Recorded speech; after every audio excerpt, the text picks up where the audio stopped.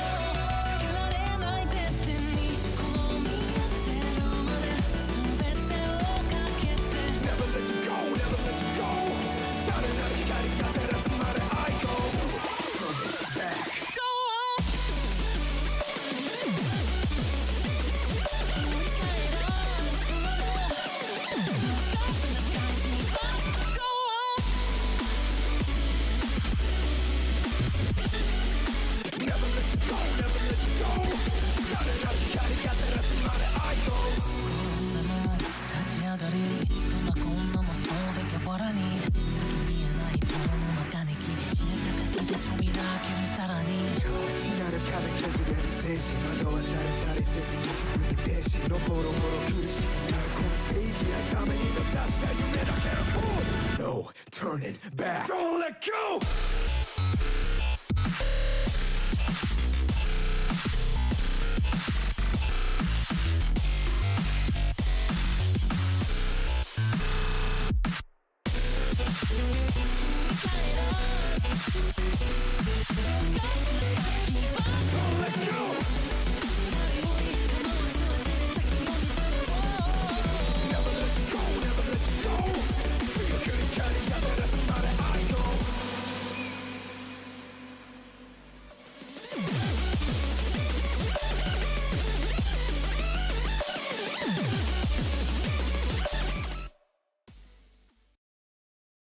羽ばたいたら戻らないと言って目指したのは青い青いあの空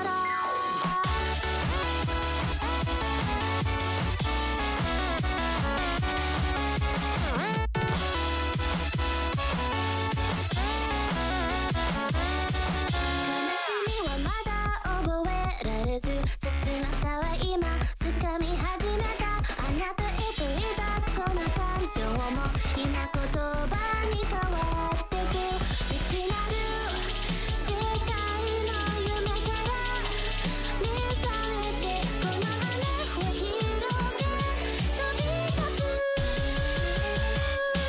羽ばたいたら戻れないと言って目指したのは白い白いあの雲進めてたら見つかると知って振り切るほど青い青いあの空青い青いあの空青い青いあの空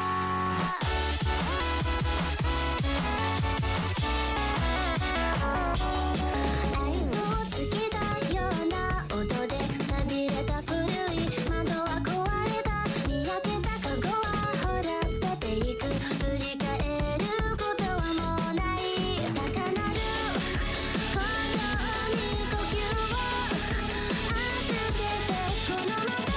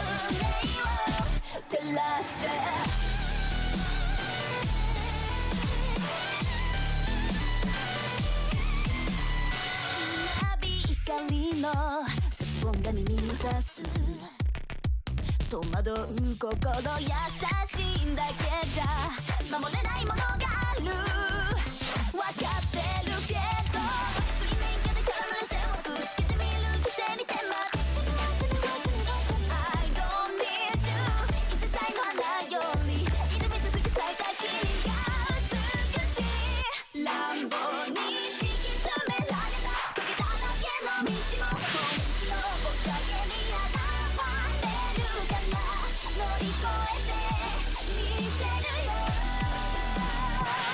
簡単に片付けられた守れなかった夢もくれるの日々に根はやしこの地に宿って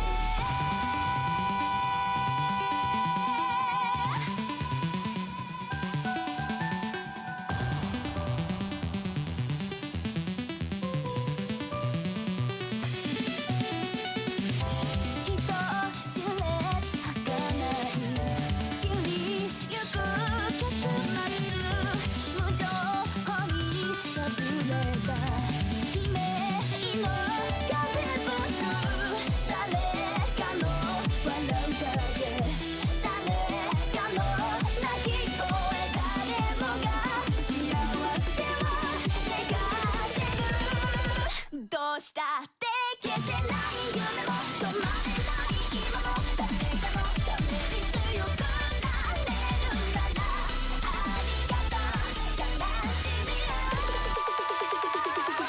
世界に包まれされて時の耳をしたグレーの花を咲き誇れ運命を照らして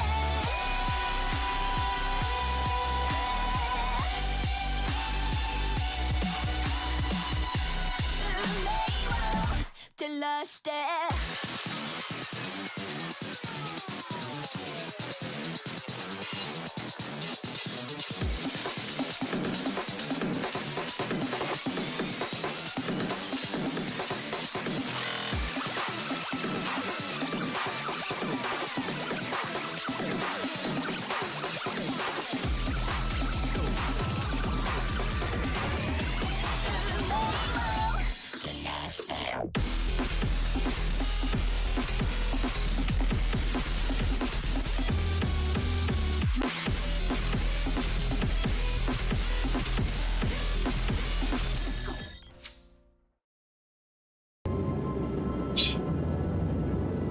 Hello, hello, hello. There we go.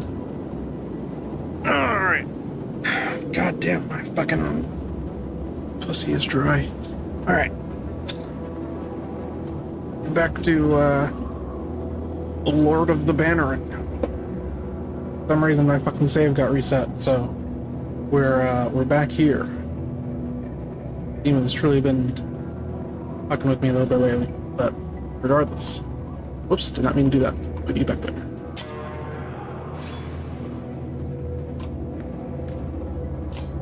How much health do you even have? Only 10?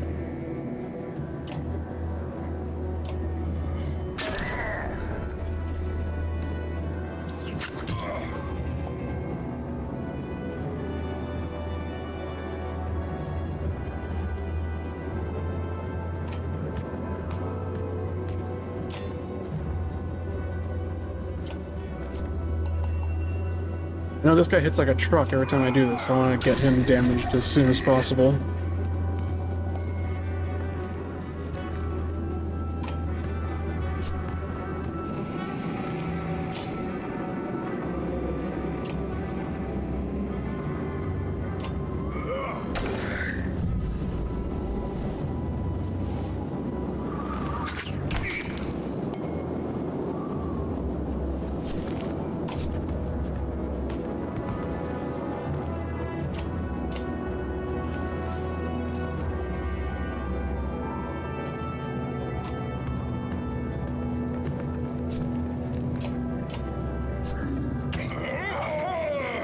There we go, that's a much better situation.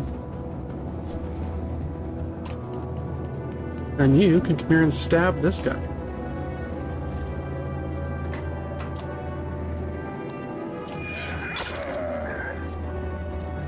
No you.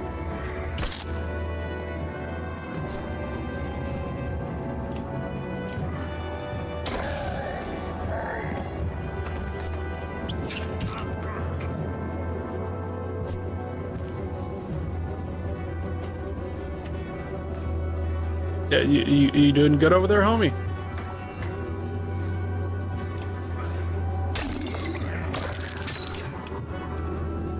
This is not Forza. You're right, this is not Forza. I fucking forgot to update the category before I went live, so now the notification said some other shit, but that's okay. We ball.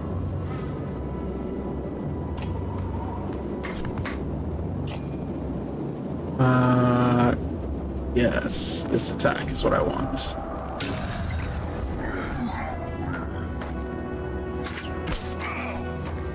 Yeah. I can tell. I don't think you could hit the right key if your fucking life depended on it right now.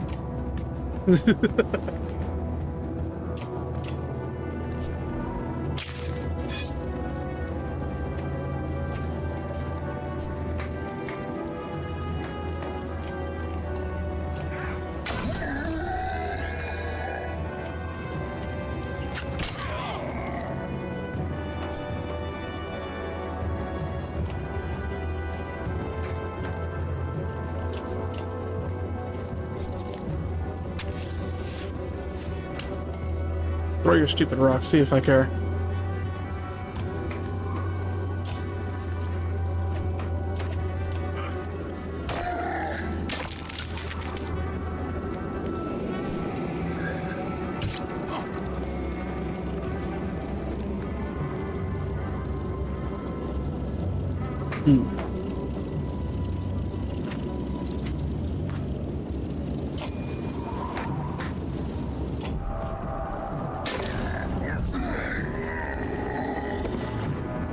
Nice. I don't know how I even killed that guy, but he's dead now.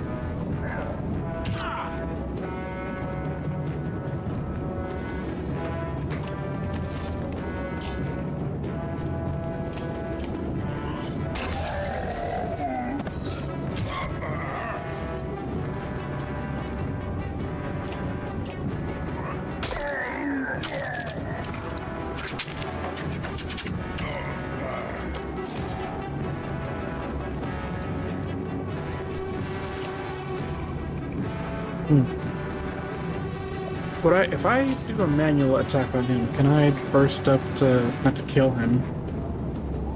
And fuck it then. I'll just keep doing this attack. Actually, what is everyone at? Yeah, no, we'll just do this.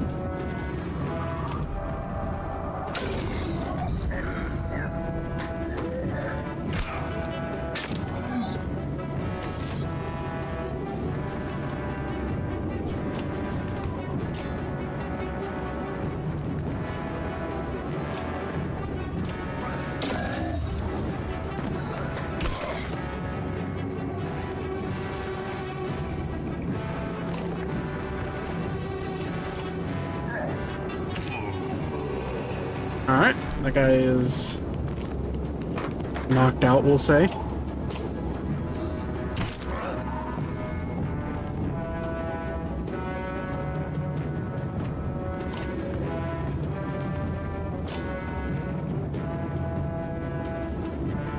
think you're the bigger problem. Can I burst you? No, I can't. I could kill you very easily.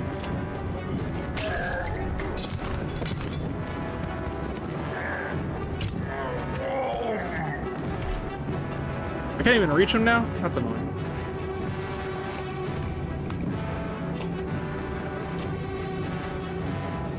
Oh my god!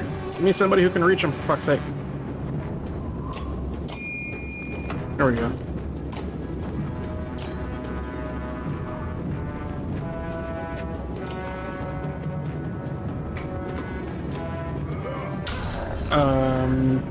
No you.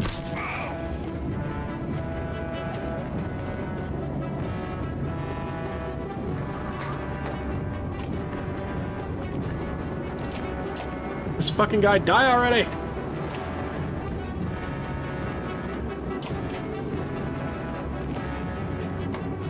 Are you drunk?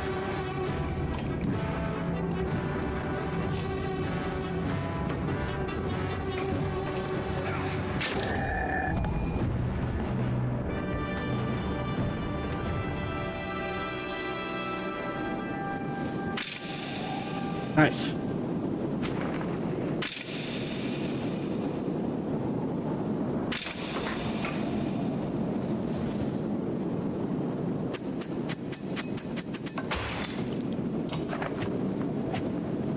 You lean on a crumpled wall, watching endless waves of dredge marching below.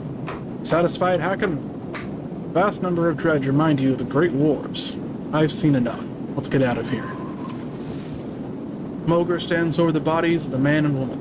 I think the slag came up here for these two, waving his bloodied weapon in their direction. Why would anyone be here?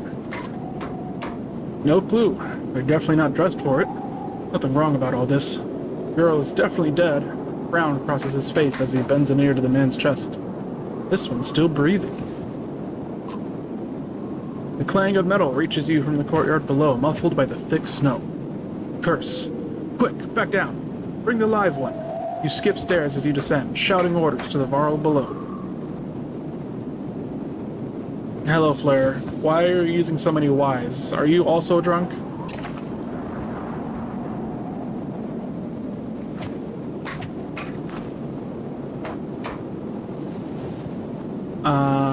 Da da da. 532, 68. Good chance to press your advantage. It might be a good chance to press my advantage. I also suck ass at this game, so I don't know if I want to press my advantage. Blair, are you doing an impression of Celestial right now? What the fuck's going on here? I want to hold them off. Because I don't want anyone to die and have to redo this whole fucking section again. I've already done this. This is the like 5th time I'm doing this part of the game. I'm so done with this shit.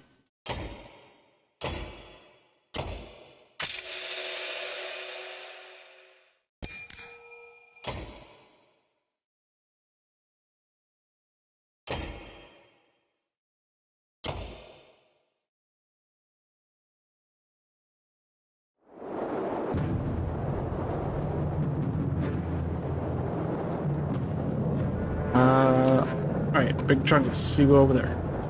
Oh wait, let me not do the stupid this time, because I always do the stupid on this. The fuck are you two on about right now?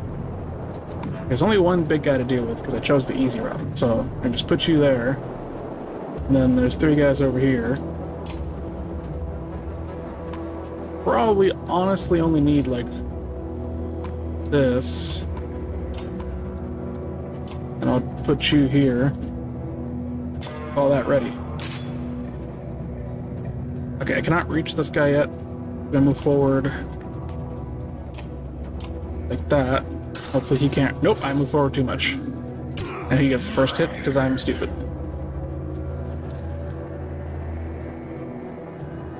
I'm going to not move. Let them move forward first. Okay, apparently they can reach me out of the way, and I should... whatever. Alright, let's move... My vast secret knowledge of films and shows? Oh, dude. Do you need me to get files for you or something? You could just... You could just come out and say that. You don't need to fucking be all weird about it.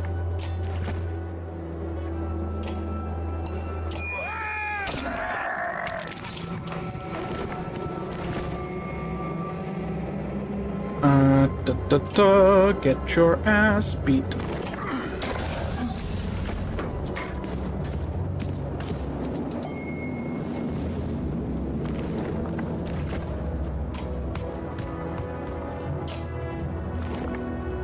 Big Chungus, take some of this.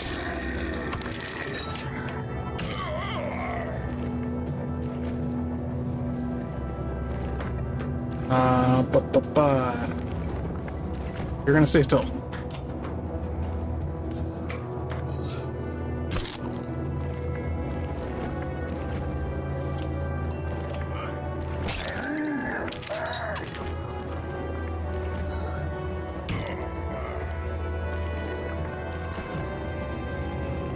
I also don't know why. Couldn't you just DM me about this as well? Why are you in my fucking chat?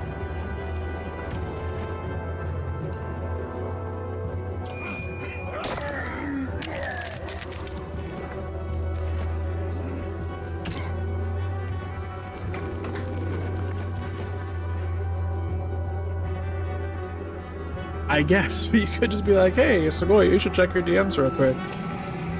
Or to ask you for something.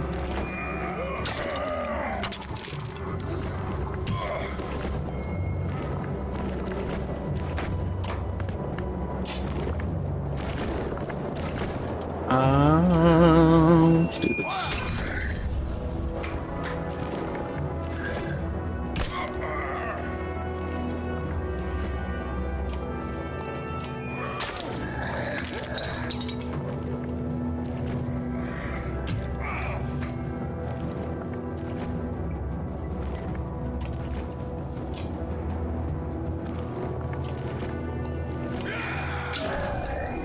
That's for you, fuckwit.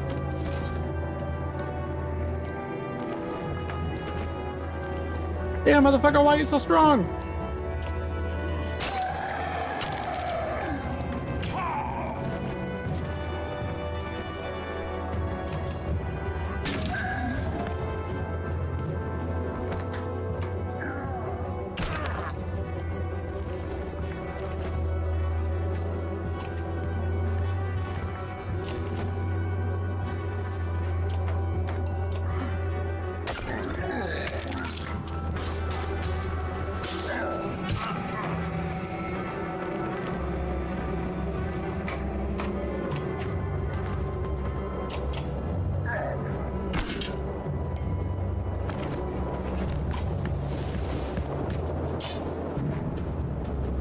Oh, finally we get some decent... Oh, yes, get mortalized.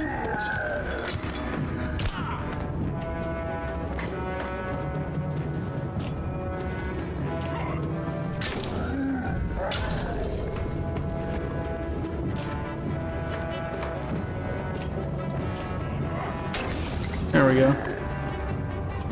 We're going to pull back before they regroup.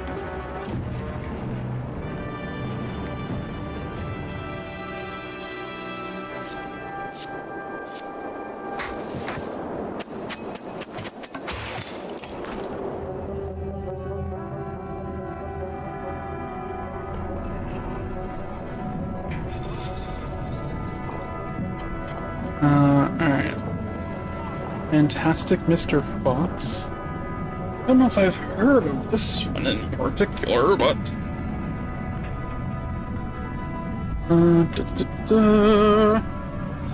I wonder, do I have... this one server set up with this or not?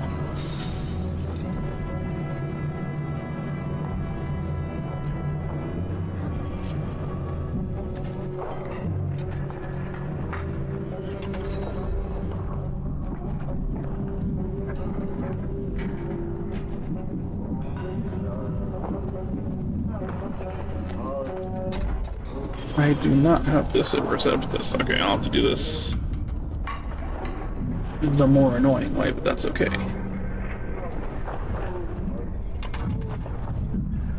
Da, da, da, da, da, da. Oh, it's an update.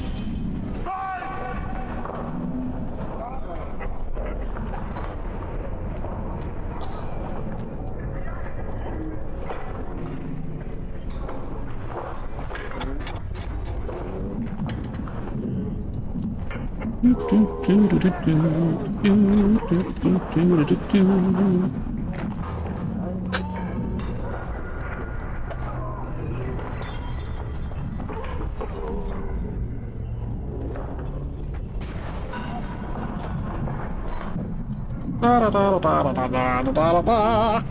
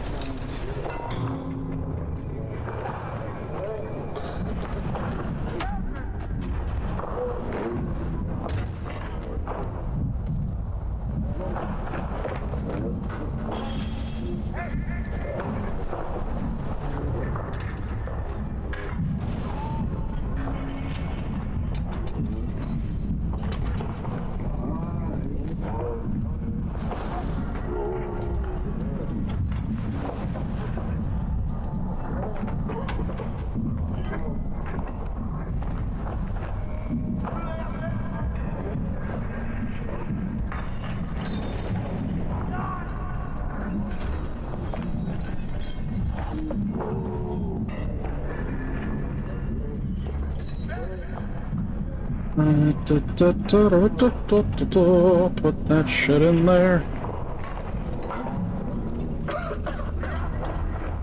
Do this to make it easier to do that too.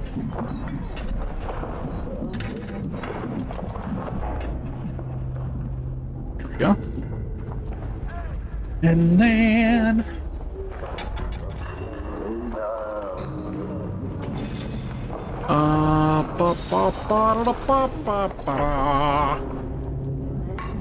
iCarly season 2, huh? That's a new one. Oh, whoops, I'm putting this in the wrong box.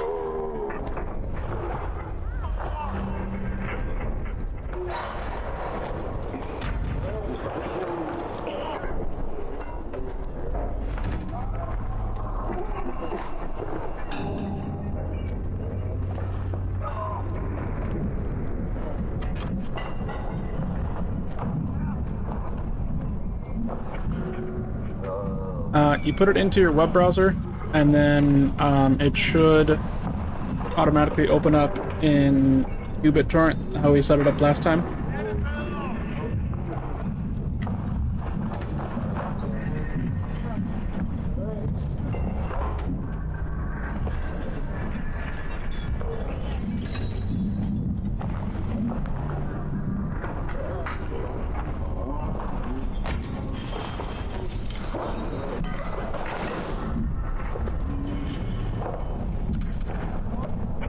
Okay, what's going on?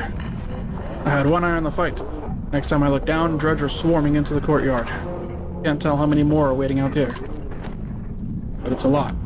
If we're getting back across the bridge, it'll be a fight. Any options?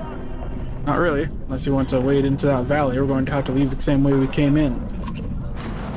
Hacken, I think you should take a look at this. Nearby, the man had been bundled and laid near a short wall protected from the wind. I think this man is a mender. That raises more questions than it answers. What of it? Spellweavers? In Ridgehorn? Why? Maybe they knew something about what's happening. If he's going to tell us anything, we need to get out of here alive. Let's go. Hold on. We've got a lot of tired and wounded, Hacken.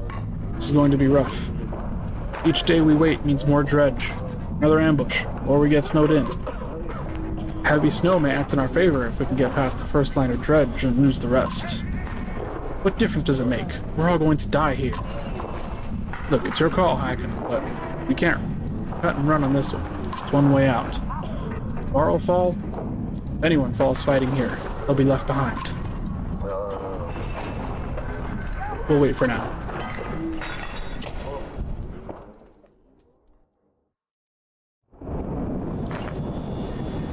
We'll set up a watch, says Moger. Who knows what the dredge will do in the meantime? Might try to starve us out or wear us down. Might try to hide their numbers. What do you want to do? Focus on getting everybody rested and ready. Will do. When you're ready to leave, give the word. Until then, I'll see to it that everyone is in fighting condition before we make our escape. I don't think... Okay, so I'll just rest.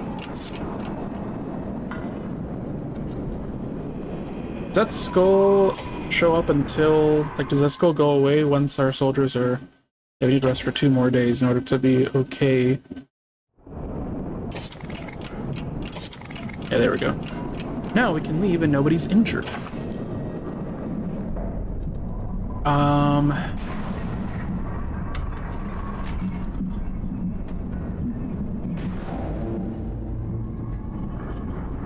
Send the shield bringers forward and fight defensively.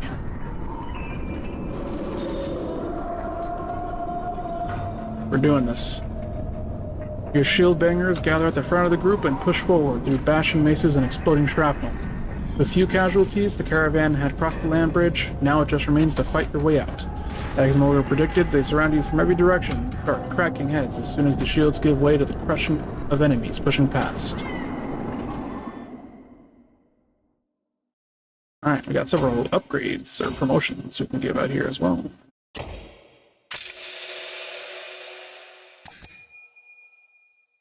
What is this stat again? I wish it, like, gave me info on what the stat is when I tool-tipped over, but... Oh. Confirm.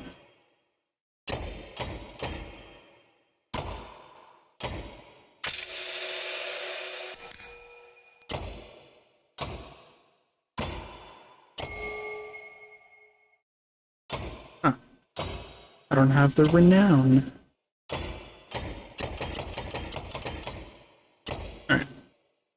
What are we all at now? 12, 10, 12, 16, 17. Let's reposition you two. Alright.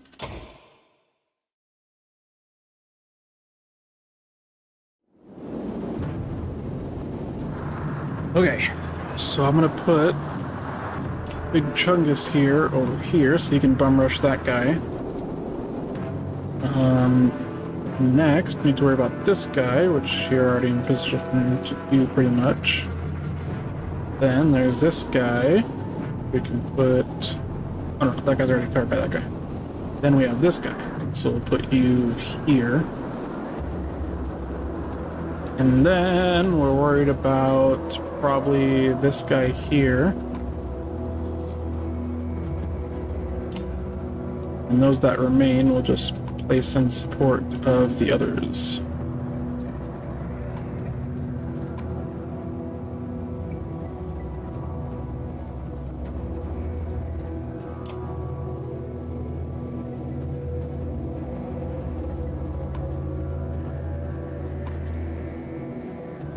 Yeah.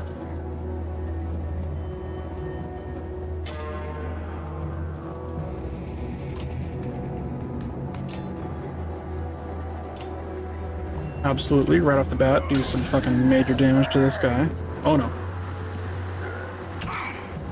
It's not wonderful for us, but it's also not the worst thing that could have happened.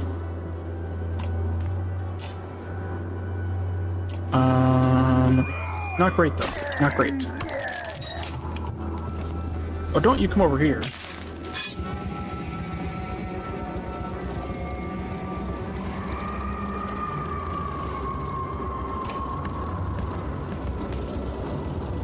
Now, why this guy's 11 and you're 12? Oh, I see. That's his armor is 16. How much health do you have? I think it's probably more important that I attack this guy. Because these little rock throwers can only do like 1 or 2 damage at a time, regardless of their health, so... Yeah, so you guys are making this a real problem for me, and I don't appreciate that.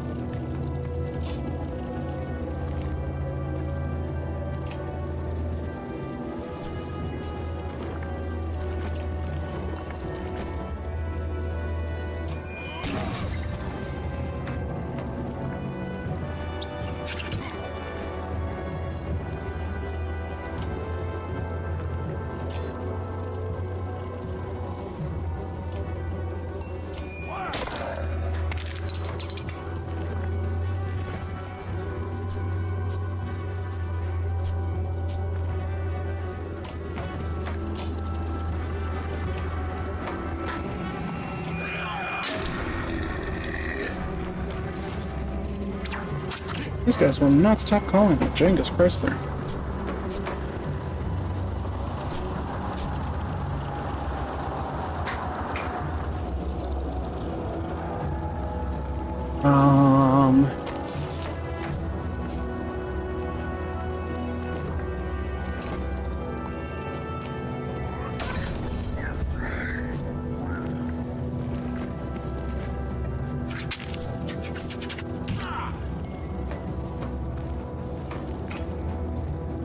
Definitely not doing the numbers we'd like to be doing right now, but that's okay.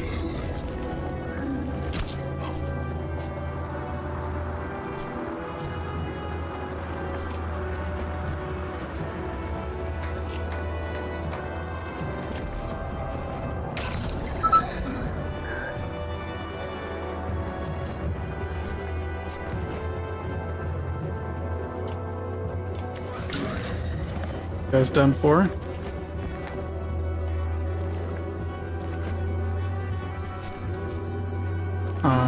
You can rest. You don't really have access to anyone to attack right now.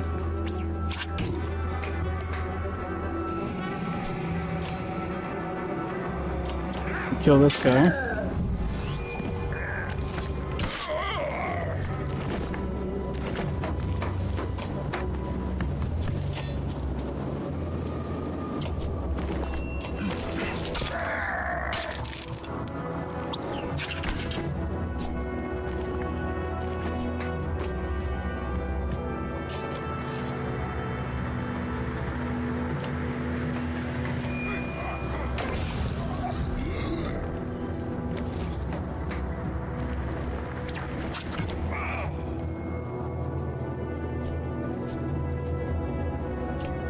Nice. That guy's dead now. No longer a problem for us.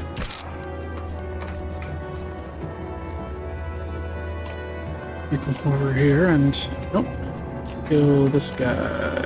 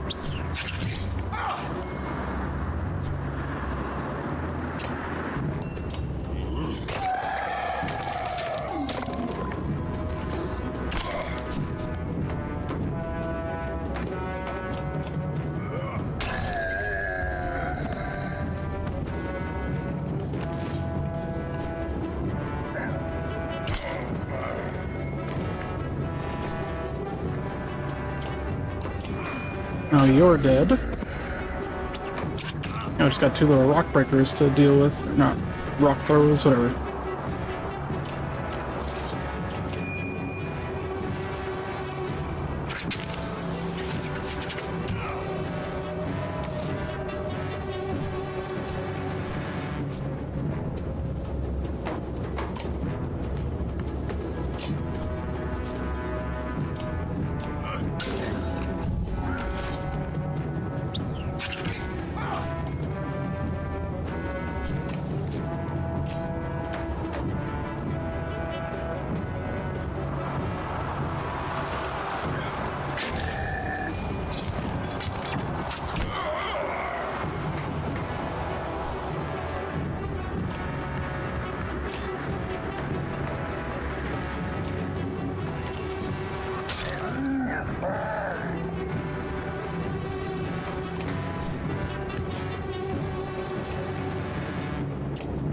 Why are you so fucking hard to kill?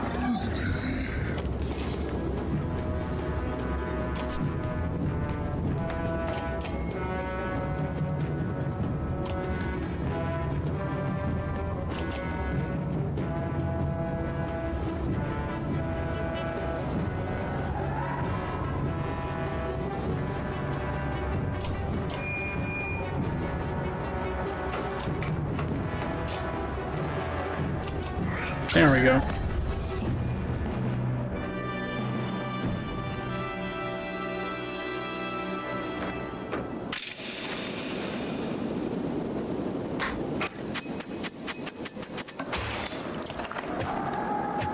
The first wave of dredge out of the picture, you stop and take stock of the battlefield. Your warriors are doing as well as you could hope. Fortunately, there were enough of them to pull it off. The dredge are furious, but falling quickly.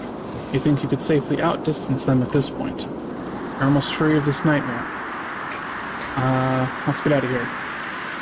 You take stock of the survivors. First, think of how many you lost to get this far, with nothing but an unconscious mender to show for it. We hope it was worth it.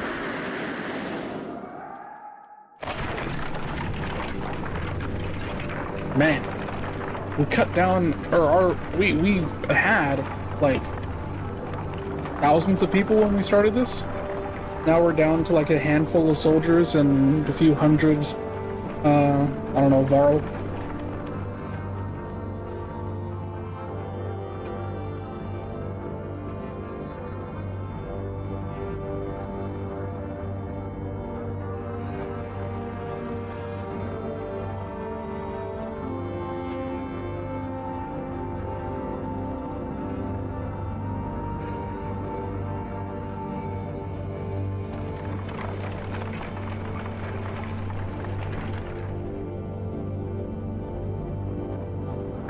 Join me a moment. There's something I thought you'd want to see. Is it a welcoming party from Graufheim bearing mead? It's about the only thing I want to see.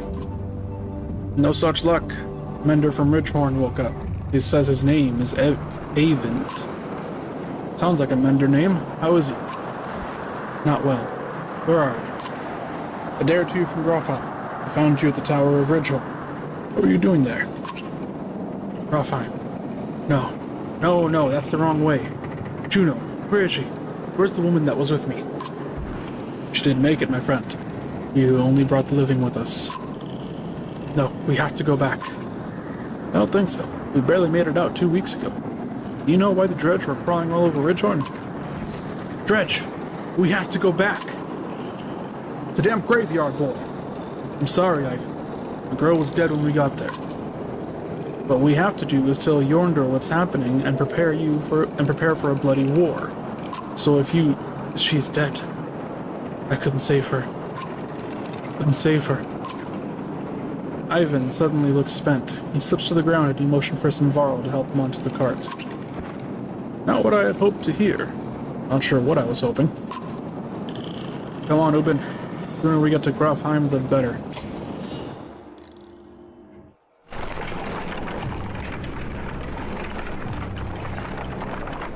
Dread grips me as we approach Graufheim. None of us expected to see a city unscathed. But what we find steals the very breath from my lungs. Oh, shit.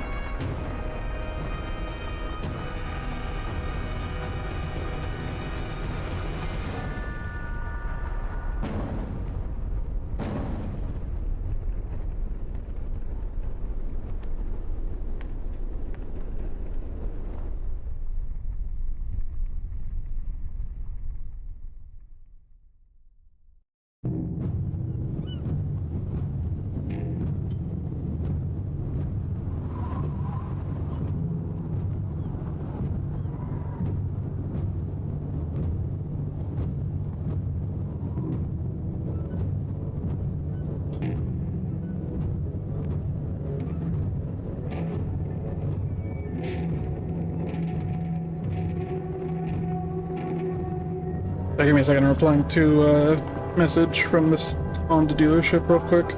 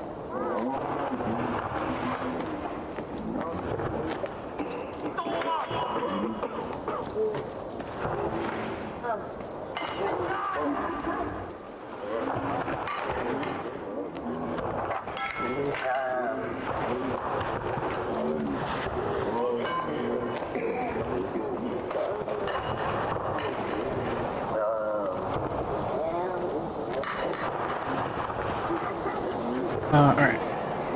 What did I tell you, Rook? The crazed man has a crazed... Oh no, the man has a crazed look about him. He stands... Oh, we switched to the other guy. I didn't realize. Axe pointed in your direction on the other side of a dozen men. Echo, you son of a bitch. Remember what I said. Think carefully about what you want. This is what you get. Echo walks away, leaving you to deal with his thugs. What the fuck? What happened? Last time we left, we had made a deal with this guy. Oh, yeah. Hogan and Logan, though. I'll take them. Or surely.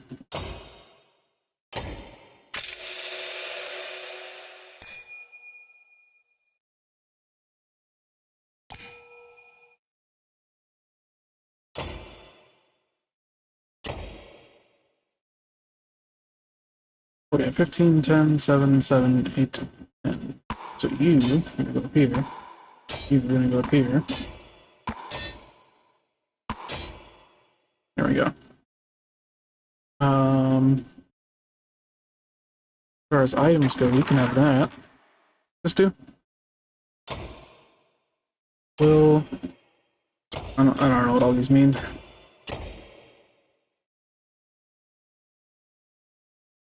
A Let's bracelet.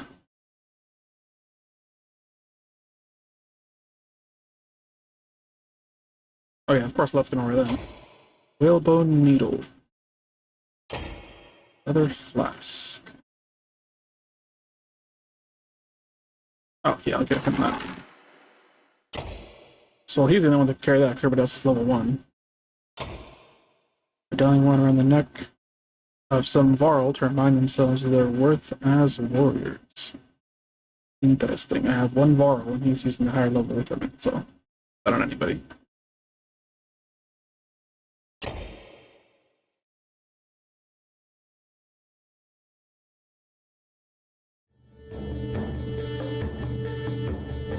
Alright, we are surrounded by this guy's thugs.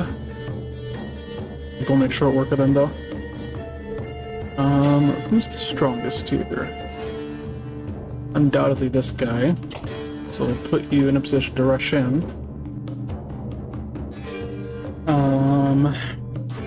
And then we have... that's an archer. And then it's mostly foot guys, but I think what we can do is line you up to fight this guy and then that girl. You can deal with that guy. You can deal with these two. And then you can support your daddy. And you can support this guy. Yeah.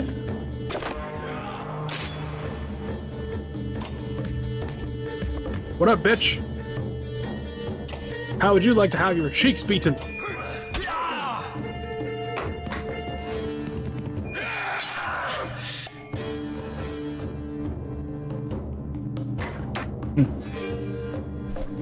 What does your thing do? Each randomly attacks strength or armor. Alright, bet.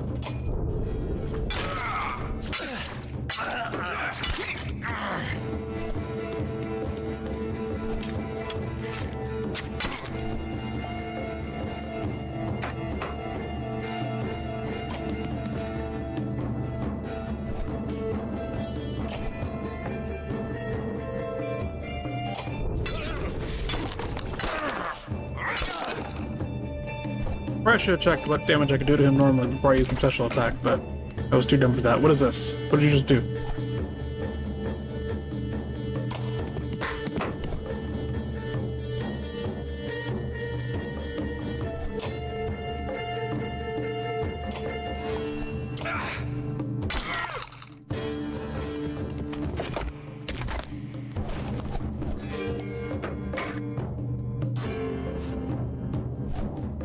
What's your special attack? Rain of arrows. Target a tile and stun any enemy who steps in it with a rain of arrows. Alright, how's your normal attack looking? Oh, he's too close for you to attack him. Got it, so you should probably move first.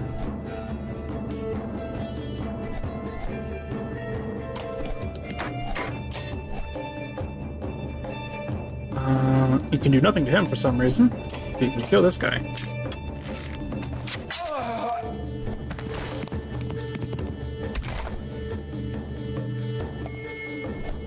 The fuck are they doing?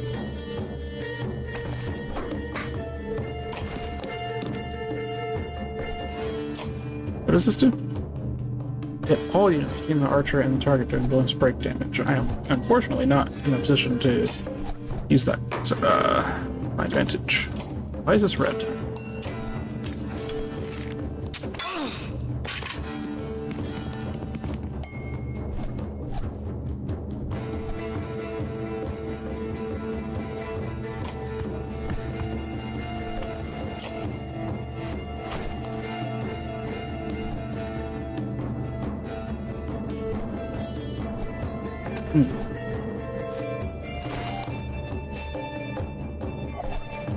I could also just kill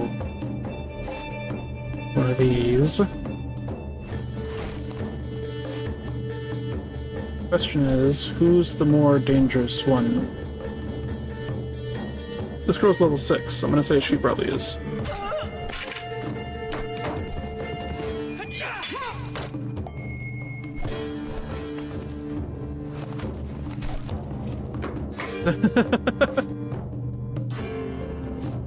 And I'm still here, fucking fighting and losing, probably.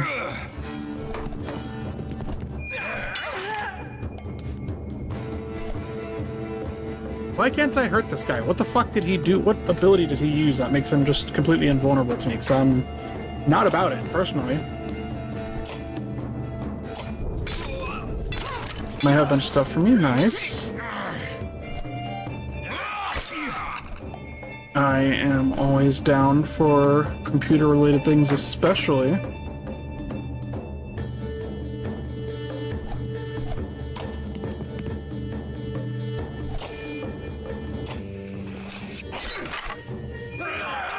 Oh, right, she's too close to him. Damn it. I keep wasting my mark breaks. I forget that archers have to be one space away in order to attack someone.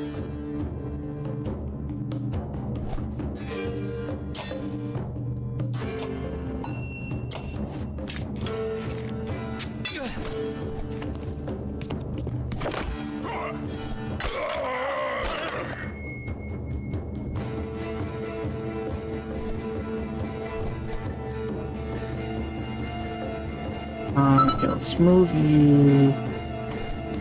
If I move you here, I can attack both of these. Oh wait, I have to thread the needle though. I definitely have the range to do something with it, but it's too late. I've already repositioned into a position that doesn't help me.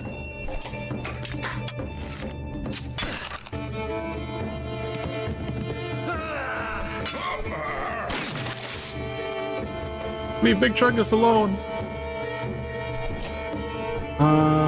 Let's kill you.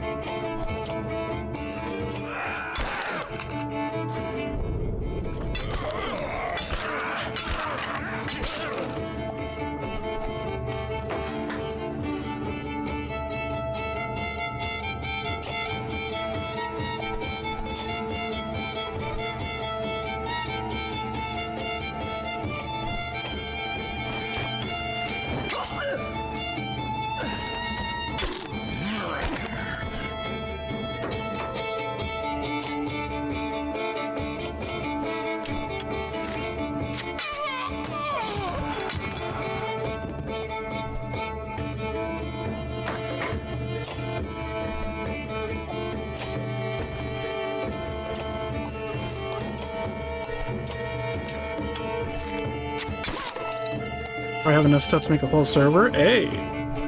That'd be pretty fucking great. Let me tell you, this old iMac Getting real fucking tired.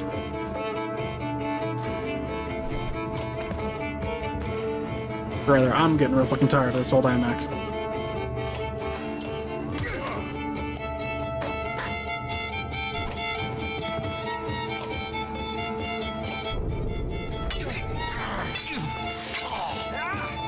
Nice. No ambush shall take us.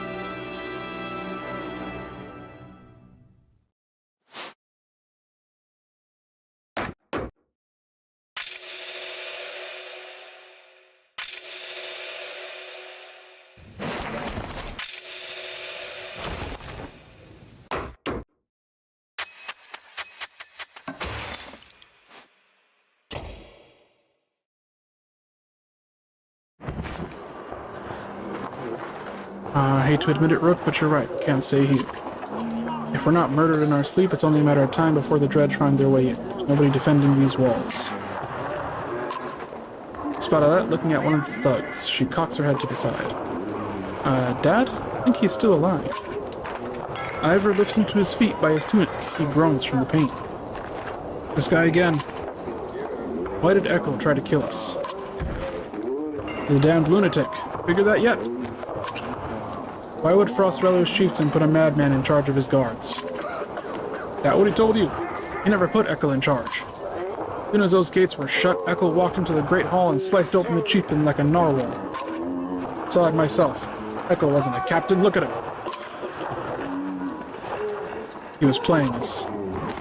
Can't say I'm too surprised. This whole place is a death trap. Where can we go? By now the Dredge have already flooded the south, I'm sure.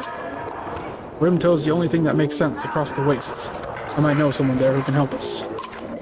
And the Dredge probably won't follow us out over into the wastes. They did in the Great Wars. You couldn't have fucking mentioned this when we were outside the city before we came in and dealt with all this bullshit and got played by some random guy who wasn't even the fucking person he said he was? I proposed this idea before we even came in here. I said, where the fuck else can we go? And you said, let's not go across the fucking wastes. Or no, I think I said let's not go across the wastes, because the humans couldn't make it.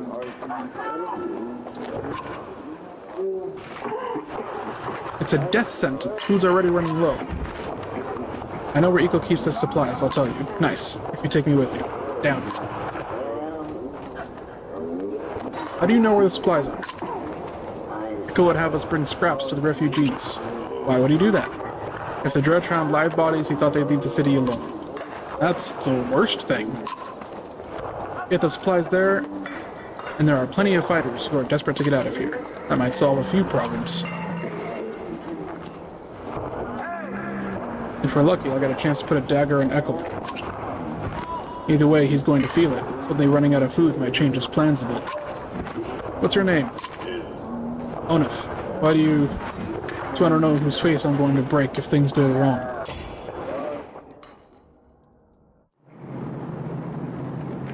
Right, give me a second, I'll put the stream on break. I just need to fill out this fucking thing, and then I will be right back. Put this on pause.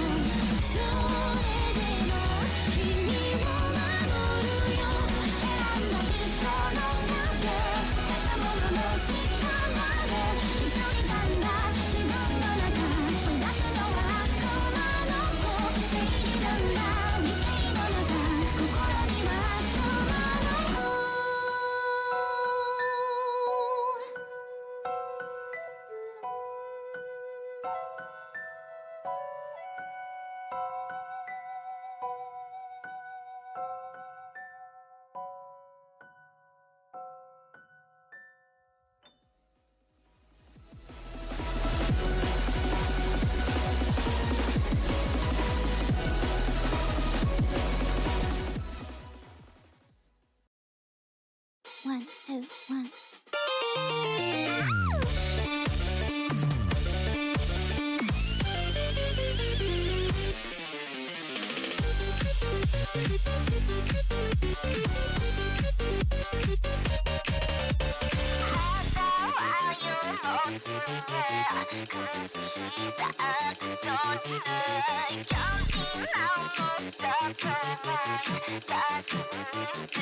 さあ行き着く先は Heaven now Hell この世界のルールただ一つ選択肢が次に女は度胸散らさせるの愛知をやれることなんだってやる私は駆けるの Queen Deal with it 手につけて私のものにするあなたの髪の一本かけてる網が出る線で作られてるわよ坊や殺すはしないわ Deal with it 手にポップたまらないわする誰にも触らせないこのまま網が出る線でさかも逆を決めて潤しがばれのハーつけるお茶目止まらないビーム誰にも負けない感じさせて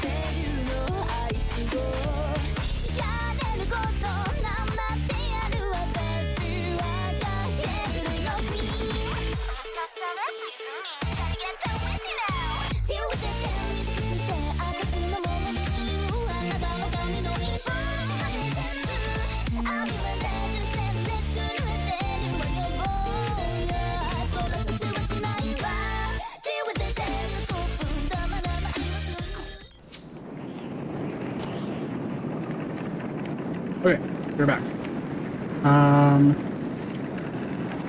Supplies, market here. Oh yes, supplies is where we're going next. Start at the market. I don't think I have anyone that's level 5, so I'm not gonna waste time on buying anything here. Supplies though.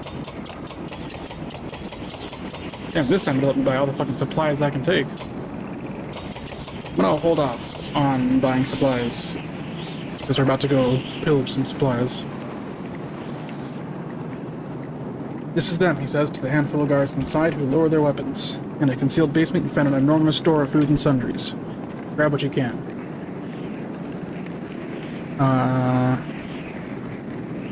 Take everything. Hauling the entire store of supplies out of a basement takes more time than you expected. Each moment you imagine Ickle's men rounding the corner. Yells in the distance mark that fear becoming a reality. You get the others out and emerge from the building in time to meet them in battle. If I get to kill Eckle, I'll take it. Fuck that guy.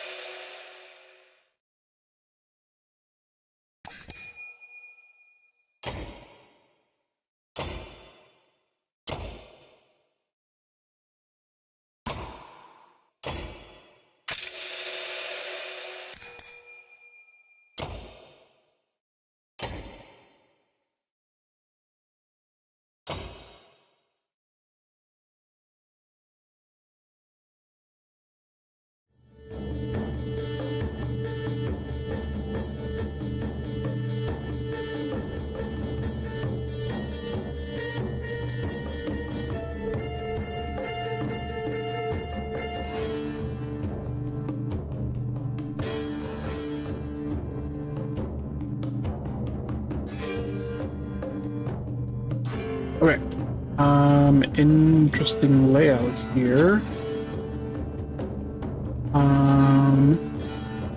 This guy's clearly the strongest, so you're gonna come fight him.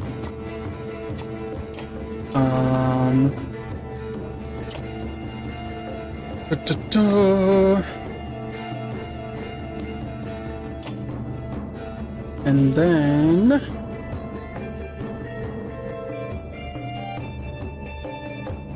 let's see, I'll just put you over here. You over here. Put you over here.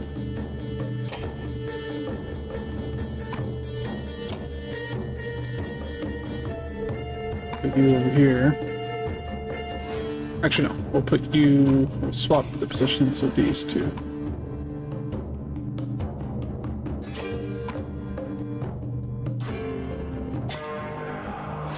Oh, I shouldn't have put her in front of him. I'm stupid. Oh well.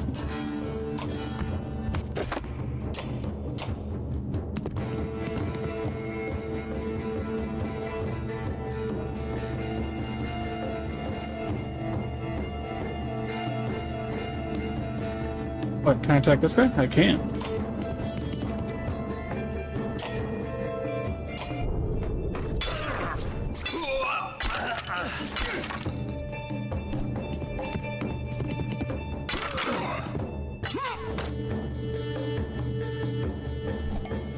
Okay, that was a strong move on their part.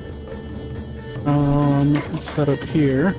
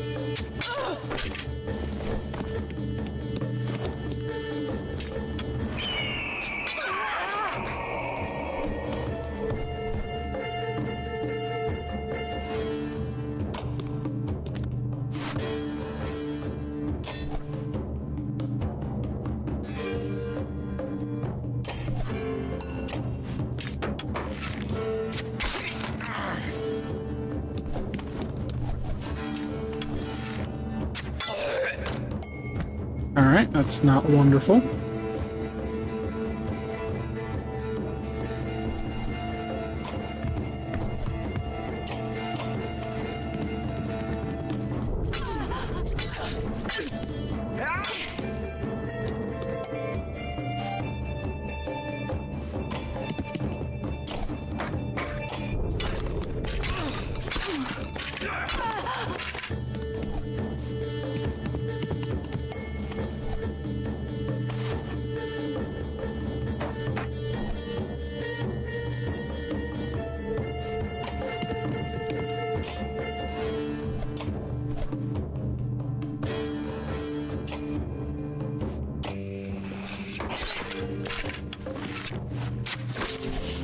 Deflect! God damn it.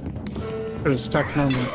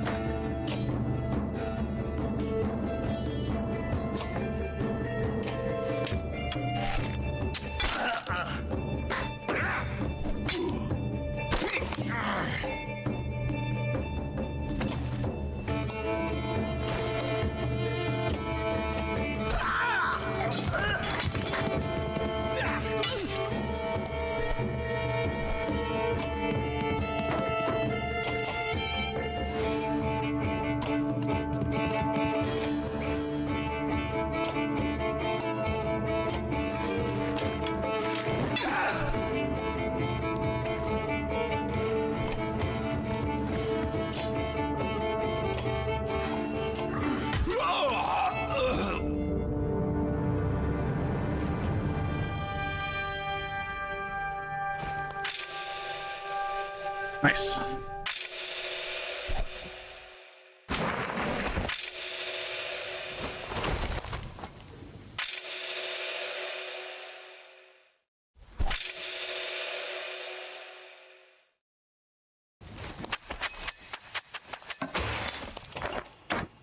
Before long, the last of the stores is cleaned out. As you're turning to leave, a valuable-looking necklace with a deep green stone catches your eye, and you decide to keep it for yourself.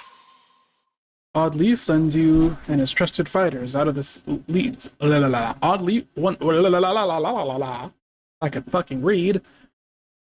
Onif leads you and his trusted fighters out of the city before more men show up. Bodies and dredge fill the fields in front of Frostfeller. You consider the best way to leave.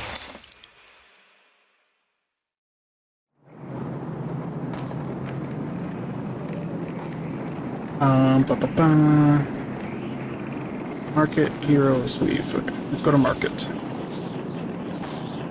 We have 40 days worth of supplies. Do we have a maximum number of supplies we can take with us this time, or is it... I think we'll save our Winnet. Let me see if any of our heroes are level 5 yet, because then it might be worth buying those items.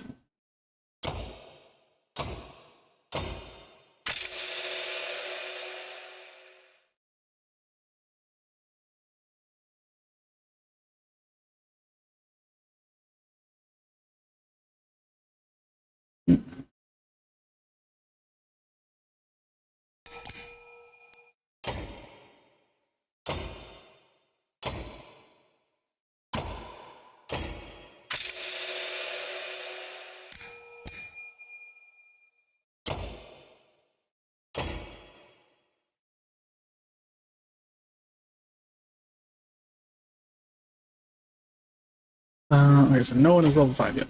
So we're not going to buy anything, we're just going to bounce. Outside the walls, things are a mess. Dredge are everywhere. Fortunately, they're going around the hill on which Frostfeller sits, leading south, and show little interest in following you as you cross them to the wastes. Finally free of Frostfeller, but find yourself facing new problems. You hope that whoever Ivor knows at Rimto is willing to help.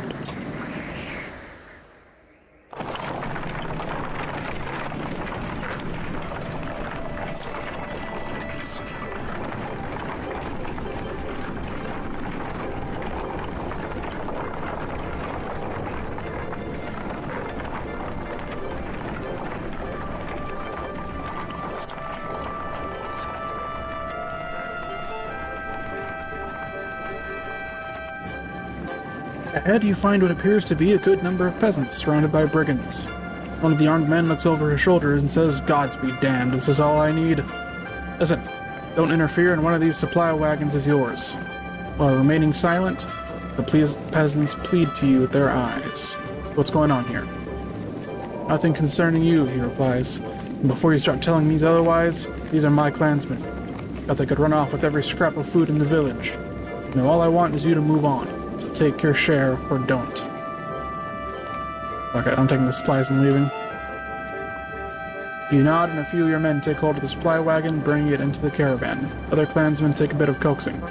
They eventually turn their backs to the scene and move on, but in lower spirits.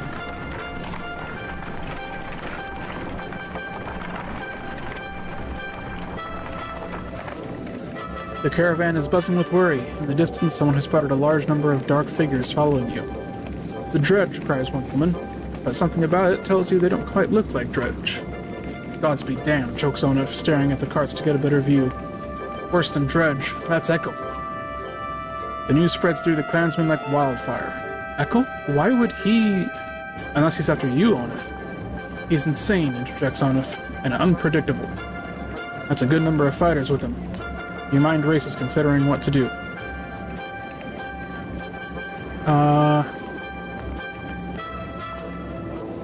Can we outpace him? I don't know if that's possible. I think we have to dig in for a fight.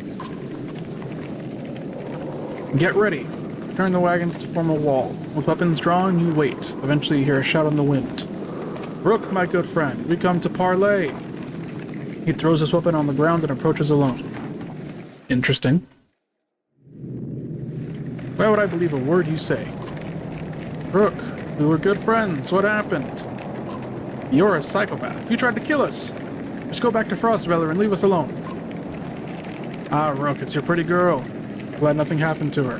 With the dredge, I mean. My friends, how could I forget everything you've done for me? Broke into my city, took my warriors, took my food, and then killed some people so you could take more food. That was a nice touch. Took one of my best men. How are you, Onif? They treat you well? Shove out your ass, Echo. You came out here to kill me, let's get it over with. Nothing like that. You must think you know me, or people like me. What Onif tell you? I'm crazy? I haven't survived because I'm crazy. I did what had to be done to make it in Frostveller. The only mistake I made was you. What kind of man are you, Rook? You look like an average man to me. A man worried about his daughter, maybe. Just making his way. But then, look behind you. How many people is that? They follow you, fight for you. Why? What kind of man are you? I protect my kin. It's more than that, isn't it? You think everyone was born to lead? Make hard decisions? Who do these people think you are? You saved them. You're a hero. Maybe that's more important than who you really are. What's your point, Echo? I'm your prisoner, Rook. Bind my hands. Frostveller is done. I can't survive there thanks to you, my good friends. You may not have cut my throat, but you sentenced us to death. I don't believe that's who you are. Is this some kind of apology? You can't trust me, I know that. Take me and my men as prisoners, if that's what it takes. Echo looks down at the ground, and the words come slowly to him. I'm not above begging.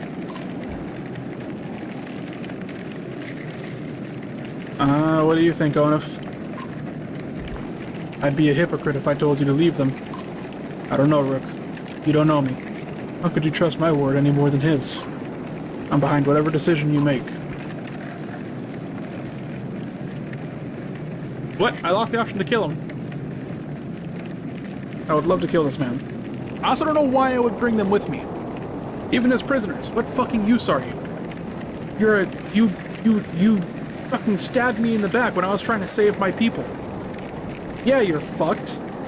That's your fucking problem. That's what you get. Leave you in the wastes. Things are hard enough as it is. You have your allies gather up the weapons from Echo's fighters. I can't take a chance like this. Don't try to follow us. Now you're taking our weapons and leaving us in the wastes. Why didn't you just put a knife in my head the second we met, Rook? Do we not even deserve a good death? Alette grips your arm tightly. Wait, Dad. We can't do this. They're people like us. What if our clansmen do start to lose hope and look at you differently? I don't want to feel that way. Don't become someone who isn't my dad. If that's what you have to do, do it. Please, for me, don't do this. Alette?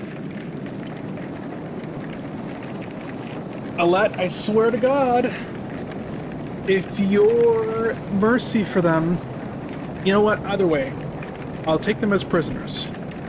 And if they turn their backs on us, Alette, this will be a lesson in life for you as to why we should have left them behind. Keep you alive, but look what? One man, woman, or child the wrong way and every last one of you gets cut down on the spot. Do you understand? I may be reckless, but I pay my debts. These people are right to follow you, Rook. You're a good man.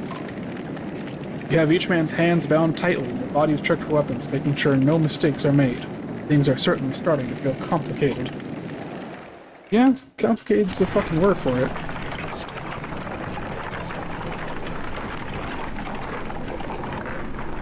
Why are there birds overhead? That means there's a corpse. Probably a lot of corpses, given what's been going on. Oh, I guess that was just unrelated.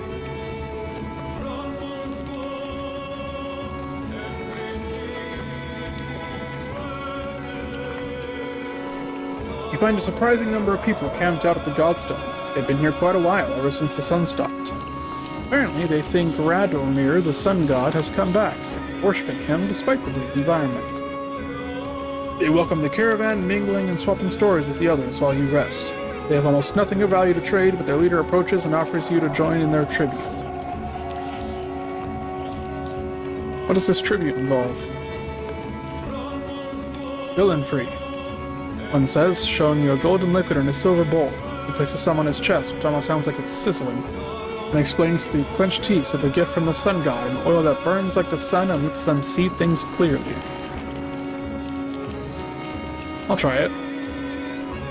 Bravely, you give the offer a chance. When you apply the oil, your skin starts to burn like a hot brand that you bear it. It doesn't reveal any secrets to the universe, but the worshippers are impressed by your courage and gift you more oil to take. Inspect the Godstone. Nobody can really agree on what Radomir looked like, as fond as he was of his own isolation. He never directly contacted humanity. Most think he was a serpent that lived in the sun, and it's not uncommon to hear speak of seeing the tail of a great creature slipping through thin clouds on a sunny day. Radomir was always one of the lucky gods, the kind who people thanked for good weather, healthy livestock, and good harvest. Despite all that, the biggest mystery has always been how his Godstone came to be found at the bottom of a dried-out lake. And after some rest, you continue on. The sun god worshippers are keen to stay, so you pack your things and return to the road. I got something, apparently.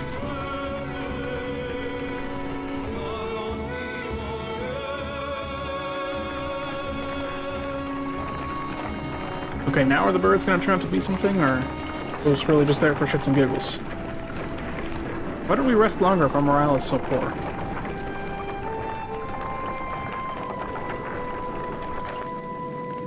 Several people have noticed black vultures circling above the caravan, taking advantage of the light snowfall. They pose no threat but have a visible impact on the mood of your clansmen. The next time you look back, Oddleaf is firing arrows into the air, which nearly tag the birds once or twice. Get lost. No dead down here. He shouts to nobody in particular. Better get out some aggression. After a couple more shots, she manages to tag one of the vultures, which falls out of the sky. She recovers it, laughing to herself, and comes to show you the black feathers. You know, says Oddleaf, scanning the caravan, a lot of these women, they could do this. You could tell from the look in her eyes she's excited about the idea. I think I'm going to start training them how to fight, she says. Sure, do it. You can always use more fighters. If lead is any proof, you know how to train someone with a bow. Oddleaf gives you a smile. She heads off to some of the women in the caravan, showing them the vulture she shot down.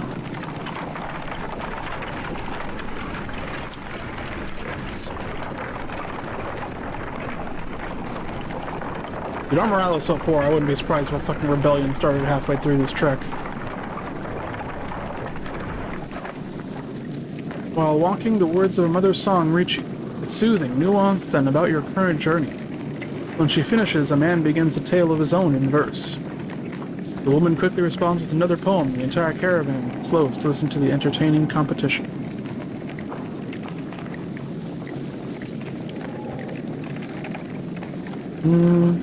Keep an ear out for danger. The laughter and cheers continue behind you as you put some space between to remain undistracted. The male contestant soon admits defeat, and the clansmen quickly march on, thankful for the light-hearted distraction.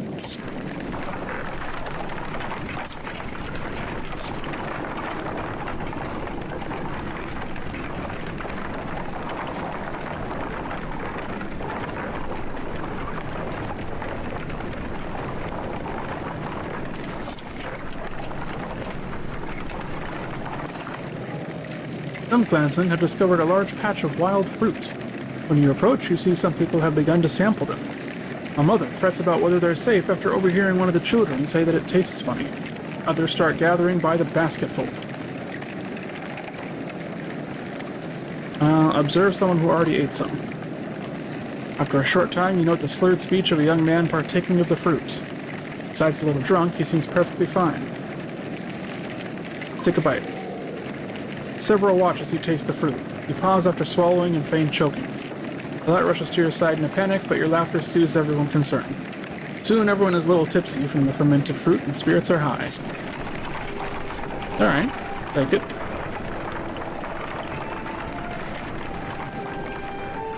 Wormtow was never the kind of place someone would build a town. Fittingly, the Varl living here aren't known for welcoming visitors with open arms.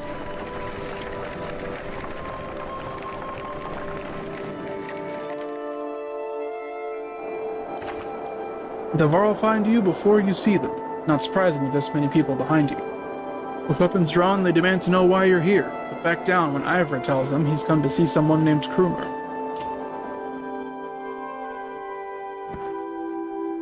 Well, I'll be damned. Krumer. Been a long time. Yeah, it has. So what brings Ingvar to Rimto with his very own village of humans? Bad news. A dredger coming down from the north, who barely made it this far. That is dire news. Come on, we have food. We'll discuss more in the mead house. As you follow the old Varl into their meager town, you catch him quietly saying, if it were anyone else.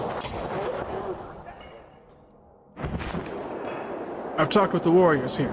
I'll be honest with you, half want to go north and find out what happened at Lotsbalker. Some think we should go to Grofheim instead. None of them are happy you're here. What do you think? If I had it my way, I'd stay here and let the dredge come. But you made this a problem, didn't you? I can't feed this many people for long, even if they don't eat much. This is a Varl town. Most of us take care of ourselves. We've got women, children. We could pitch in, make this place livable. It doesn't work like that. The Varl are here to get away from civilization, not make one. It's Krumer's call. It won't be long before the dredge are here too. No, it won't. There's one thing we should do, is tell Jornder what's going on. Who's Jornder? Varl King. Well, as close to one as we have. Ingvar, where'd you find these people? Stay here and rest. Once yours are ready to go, we do. I'm off to see those who want to head north. But I'll join you in Grofheim. More travel? We've already come so far. Stop the pouting, girlie. Even if Jornder won't listen to a tired old Varl like me, I have a feeling they'll pay attention to your friend Ingvar here. They'll listen to Ivor? Ha! He hasn't told you. Of course he hasn't. Do what you need to, but don't be long.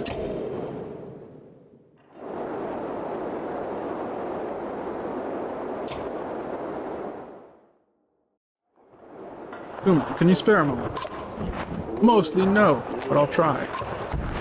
Never had a moment to thank you for your hospitality. Consider it done then. So who's Ingvar? Ah, I'm not surprised he never told you. I'm just surprised he can stand being around anyone at all. Your friend was one of us long ago. I mean the dredge basher type. He was called Ingvar then. And if you want to know why he changed his name, you best ask him yourself. I'm too old to peddle in gossip. How'd you get all these Varl to follow you? Respect, young one. After the Second Great War, wasn't much for me left to do. So I started training other Varl to fight. Got tired of that, made a place in Rimto. Still come calling, even with no wars to speak of. Seems like that might be changing though, don't it? I bet you have some incredible stories. I might. Or I could be the most boring Varl you ever met. Hints at how much you like killing dredge. Ask me again someday. I might tell you about the time we filled the dead yaks with whale teeth. And why. Any wisdom on fighting dredge? Depends on how much you know. We're all armor. Tap them hard enough though and it'll shatter. Line up a whole row of slag and they'll explode on each other all the way down. Get in a big brawl, half your time is spent setting them up for it. If you see one bang his axe like a tuning fork, try to kill him quick. Sometimes the slag he's calling won't even show up. Leave you to your business. I suppose you should. Take care, friend of Ingvar. Interesting. So that's why when I hit them and they're next to each other, the damage, like, cascades. That's good to know.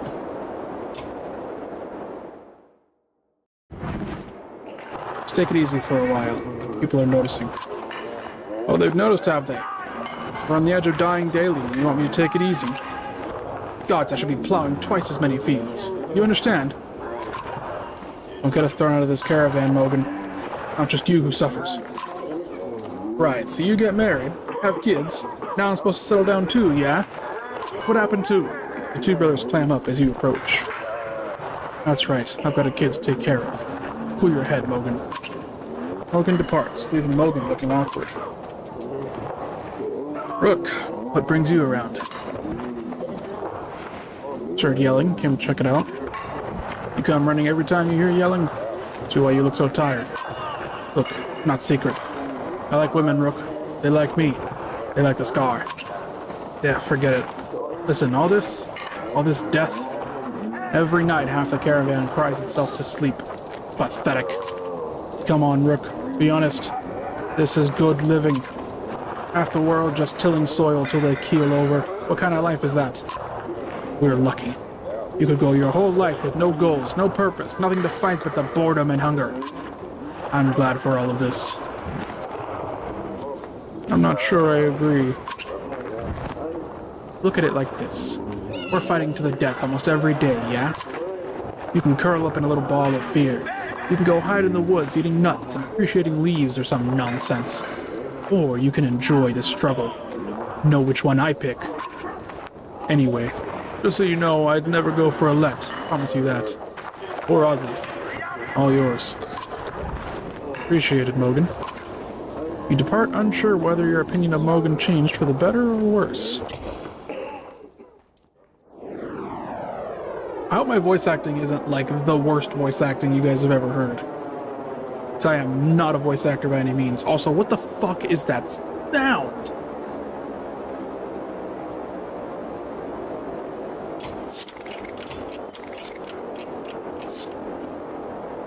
I think I'm gonna keep resting until our morale is improved. There we go. At least keep us in good morale. We have 35 days of supplies. What's available at the market over here? Nothing I want. Let's get out of here.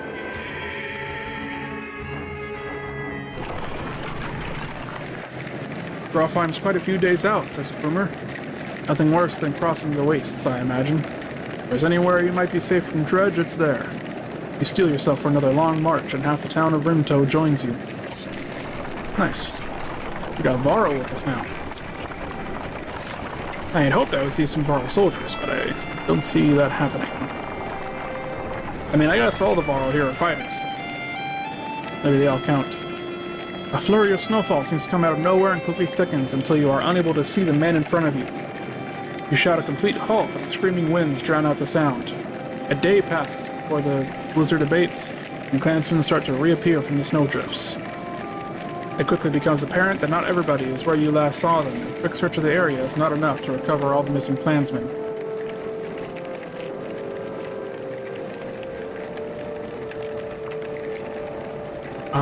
Commit an hour more. We'll make a bonfire. Touch what you can for burning. We'll wait for the lost to find our beacon. Unfortunately, there is no significant amount of dry wood, and attempts to get a fire going are unsuccessful. Eventually, you realize that nobody else is coming, and return to the trail. Sag.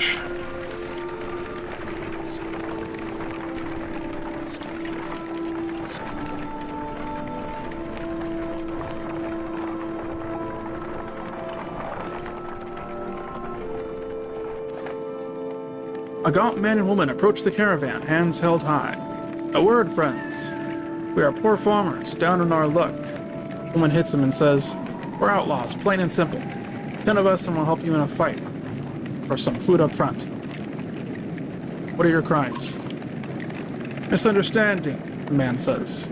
"Meat houses are confusing. You never know when you drank your share." The woman hits him again and says, "We've stolen, killed a few when we had to. Seems it might benefit you out here."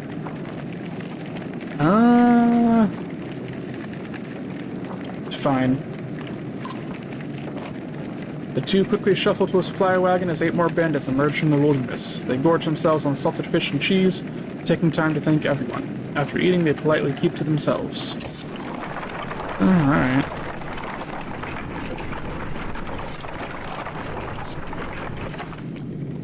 You haven't seen Alette for much of the day. When you do find her, she's returning to camp alone from a far distance away, looking rather sullen. She keeps her eyes on the ground as you approach. Sit quietly beside her. "I feel like things are changing so quickly," she eventually confides. "It's not just that. Everything is going so wrong. I'm talking to Ekel a lot." "What's he been telling you?" "He told me how he and Onuf are kin. Ekel had a sister who married Onuf. She died a long time ago. He'd been bound since, but then Olaf left without him. fault, left him behind without a word. That's why he came after us. Don't trust that man. I don't, says Alette. I'm not stupid, you know. I don't go alone. I always bring Oddleaf with me. He stalks back off to camp. At least Oddleaf there, you feel a little better about things.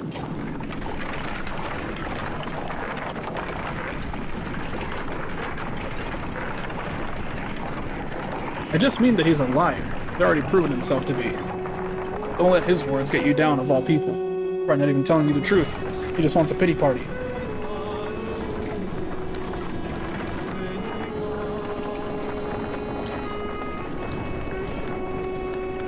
Oh, I just noticed the crowd is actually... Like, I can see all the giants that are with us. The Godstone of Marek looms into view. On it carved a great ocean beast. Jagged stones jut out of the snow like shark fins. It's hard to imagine the Nordfellan Waste being filled with water at one time, but the Godstone stands as a reminder of the vast lake it used to look across. A blessing, shouts one of the men in your caravan, holding up what looks like a silver coin. It's a fish scale, he says, pointing out the rainbow pattern that shows in the sunlight. Soon a curious child has found another hiding in the snow, and then a third is discovered. Perhaps they'll bring us luck, you hear, and before long the caravan has become obsessed with gathering the shining scales. Sure, go ahead. By the end of the second day, the scavenger hunt still continues unabated. Even you are starting to feel something in the back of your mind, like you need to have one of the scales. And I get the caravan out of here. You start to wonder if something unnatural has a hold on their minds when the call to leave is met with open aggression. Ivor helps you get them moving again, and you wonder how long they would have kept searching if you let them. That's interesting. If the gods are dead, assuming this is the influence of a god that makes us want to search through these scales so terribly, how is it possible their effects are still here? Are the effects of all the gods still present? Is that the nature of the world? That's very existence is an after effect of the gods? Oddleaf calls you over, grinning. A row of women holding bows of differing age and experience line up before a row of trees in the distance. They fire, doing an impressive job of hitting the trunks. I think they're ready to fill some dredge with feathers. One woman still hasn't shot her arrow. She stands perfectly still. The others watch. Just as the winds shift, she lets go, and her arrow flies not into one of the trees, but a snow rabbit that had scurried out from underneath. Dinner, she says, smiling. A group of men from the caravan approach. Listen here, says one. Practice all you want. My wife isn't fighting dredge. The other men agree in chorus. We don't want to see a battlefield full of dead wives and daughters. Stand by the women becoming fighters. The men argue their point, but eventually relent. Thanks, says Oddleaf. To be honest, it was harder than I expected, but the more people who can hold their own, the better. The women return to camp, not just as clansmen, but as fighters. 25 fighters, nice. And 35 clansmen are lost? What the fuck? The math ain't mathing, Chief. A group of men with broad shoulders and thick cloaks approach the caravan. Might be outlaws you hear nearby, as the idea quickly ripples through the clansmen. One of the strangers approaches, saying we've run out of food. Any help would be welcome. His hard eyes reveal nothing of his motivations. You consider how you want to approach this.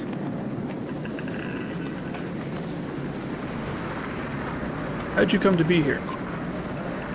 The men get nervous and reveal sturdy weapons. Your warriors step forward until their leader holds out a hand, saying loudly, "The last group to ask us questions tried to kill us. Tried. Let's keep this simple. Will you help us or not?" You consider how you want to approach this. Decline to help. We have no food to spare, you tell the stranger. The man gravely nods in understanding before raising a hand and dropping it. Arrows suddenly slice through the caravan and people scream. In the commotion, they grab what they can and run. They're gone before you can take stock of the situation, and after patching up the wounded, you have nothing to show for it but a little less food and some dead clansmen. Damn, we got taken.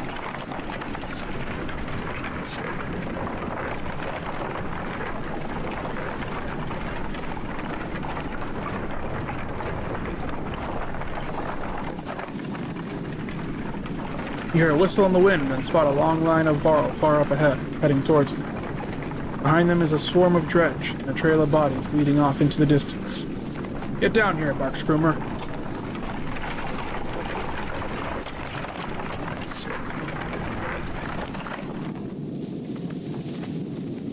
Don't let them spread out, shouts the lead Varl as you approach the battleground.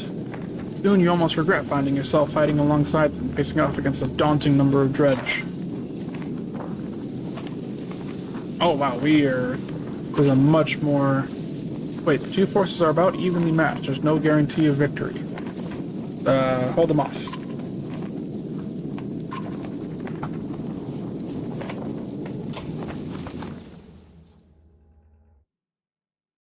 This is not what I expected to be doing right now.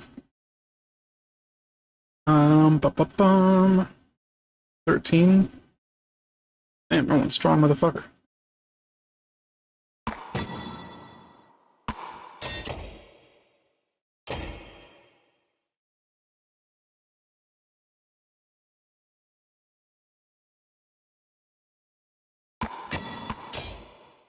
And 12. Eight.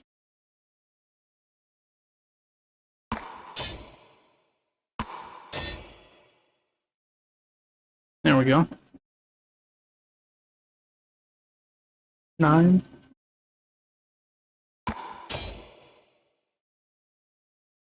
The problem with having all fighters is that you have to position them. Archers that can attack from a distance are very nice to have. Rook being one of them helps.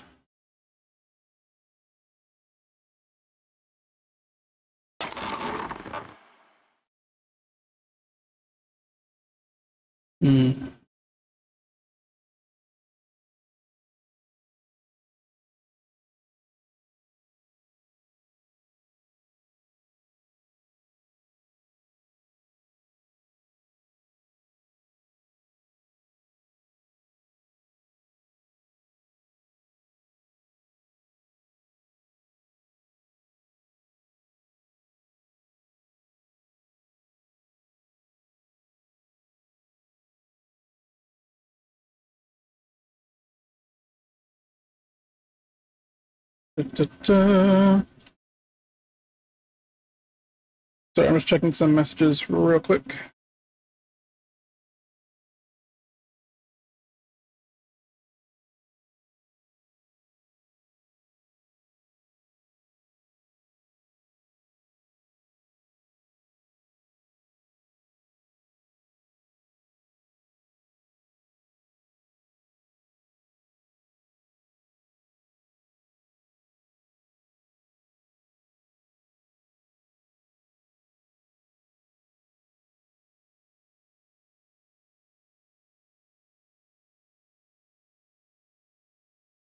Okay, I'm all good. I'm all Gucci.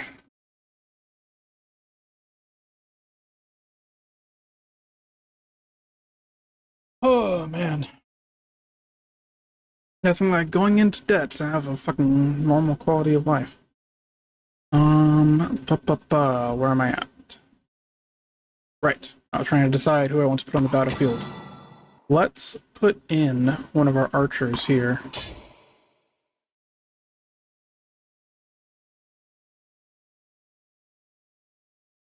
I'll have 2 archers on the field. 3 giants. Hopefully this is the play.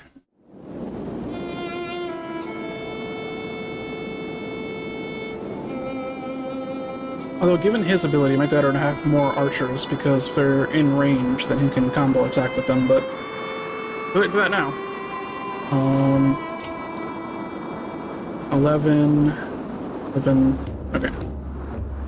So you guys need to get the fuck out of the way. You are going to run up on that guy and punch him in the face. You have to go attack that guy.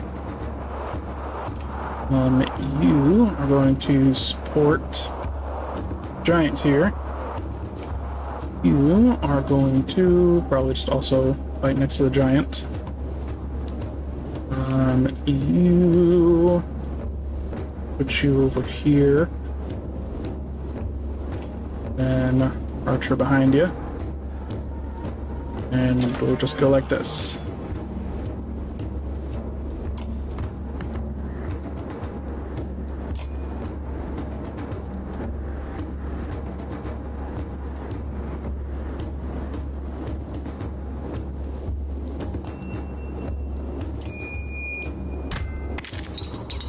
Nice.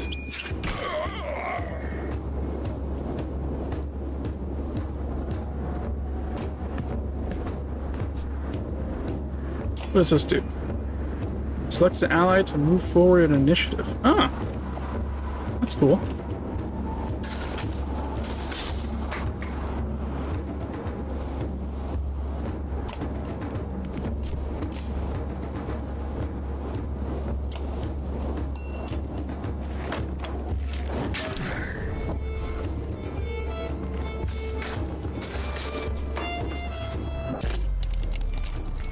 Damn, he got him back.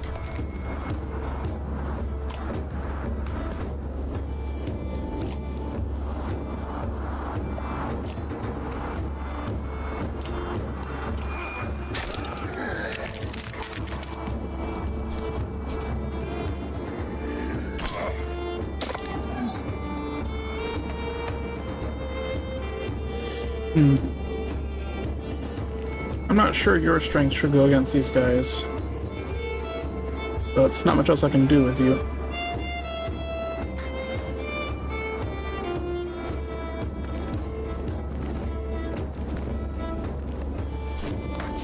I'm gonna try and get you around the back to take out that other guy. What's your run through do?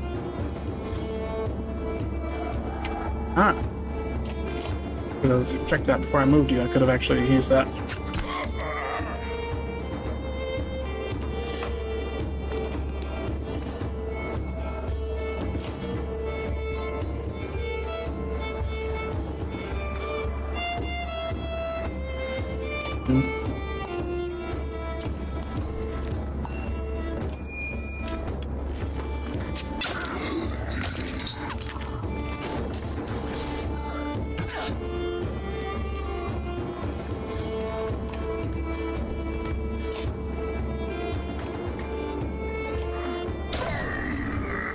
Nice.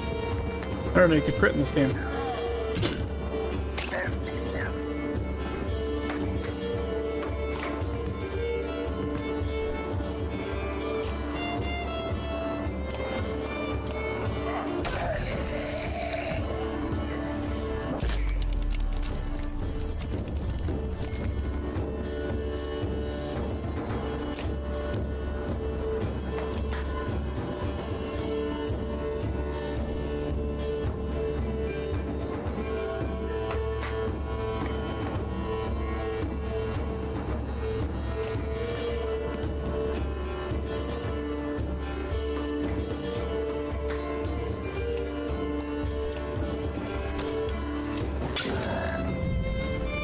Spicy food is good. Dude, I have these like top ramen single serve bowls.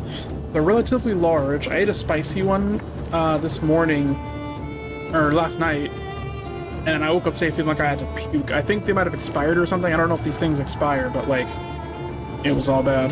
15 bathroom visits today. I know how you feel. The struggle is real. Oh no. She got fucked up. What does your thing do again? Oh yeah, you can charge through them.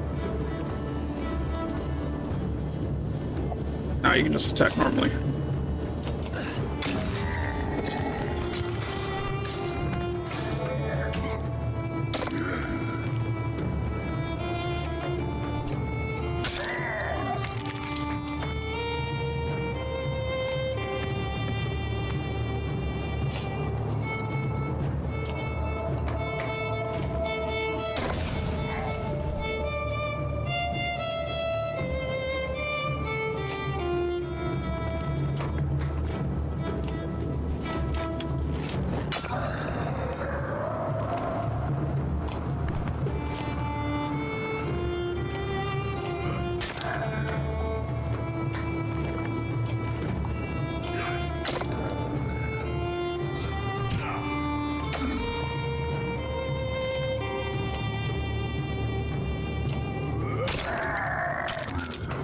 Hot chips are not my enemy. Here we go. Get fucked. Take a moment to survey the battlefield. The enemy is pushed back all the way down the line. Do I want to kill him? I think I can.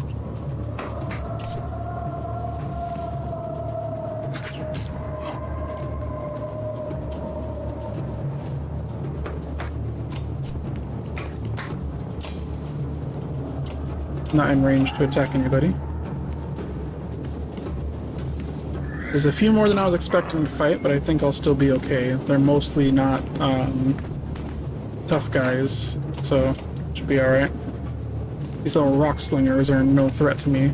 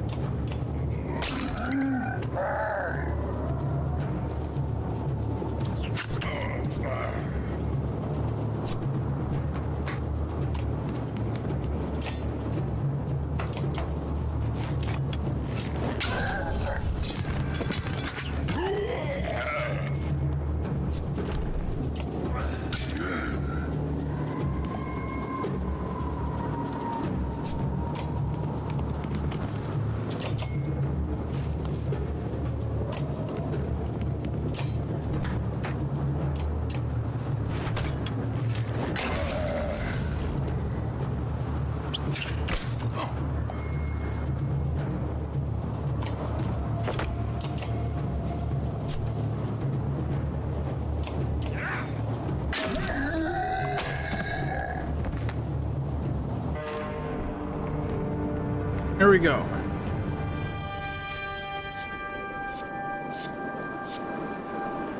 Hey, we lost no clansmen.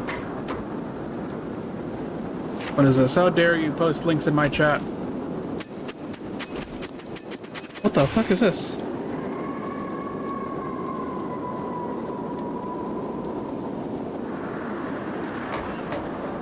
U2 E1L form factors. So it's a server blade of some kind of 15 fucking terabyte capacity. An NVMe? This is an NVMe drive? Goddamn.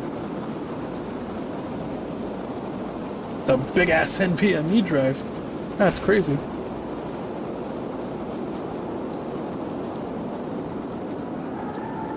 Yeah, that's absolutely some data center shit right there. Isn't this a damn curiosity? This is the second time I've been sent to find a Varl who's heading my direction with humans in tow. I'm looking forward for this stuff to hit... What? I'm looking forward for this stuff to his mainstream. Oh, you're looking forward for this stuff to hit mainstream. A 15 terabyte fucking NVMe SSD? Goddamn. What are Dredge doing up here? Gods, does nobody know what's going on around here? They leveled Grofheim to the ground.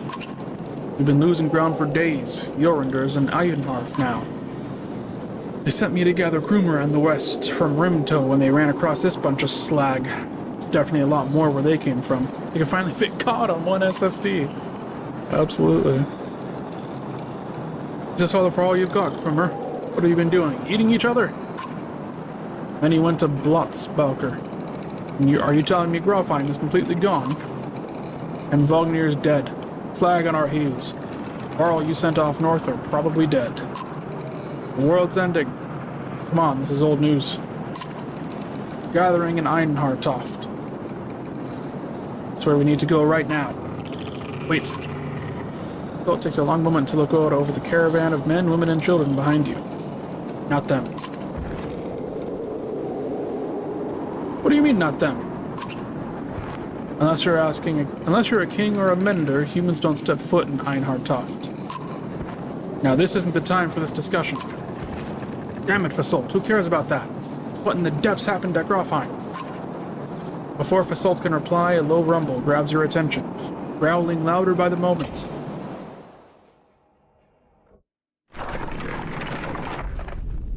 Even though it's beyond sight, all eyes turn in Grofheim's direction as the rumbling becomes deafening, transforming quickly into crackling and splintering. It's coming closer. Go, shouts Fasolt, dashing off towards Einhartoft. Don't stop until you reach Hardbrog. Something like that. I don't know how to pronounce that shit. We run! For our fucking lives!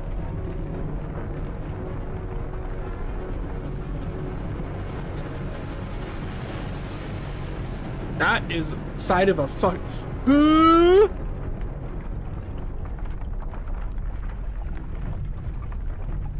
Excuse the fuck out of me? Does anybody want to explain what I'm looking at right now?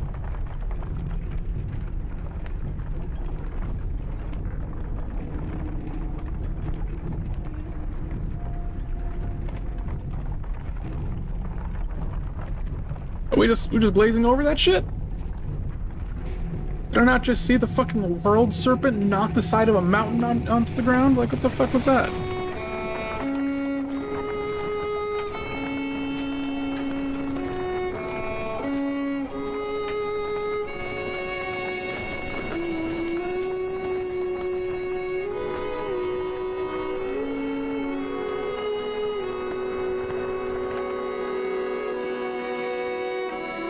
After 3 terrifying days of tremors, you reach the Godstone of Hadderborg, which is teeming with Varl who want to know what is happening.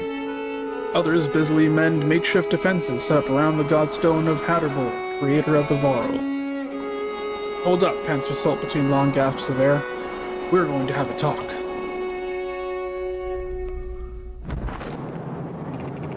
You're still standing. Well, most of you. Rest up, then move on. The mountain just sank into the earth, and something is out there. You're just going to send us away. I don't know who you are. You're not going to Einhartoft. There's a couple hundred Varl there who will back that up.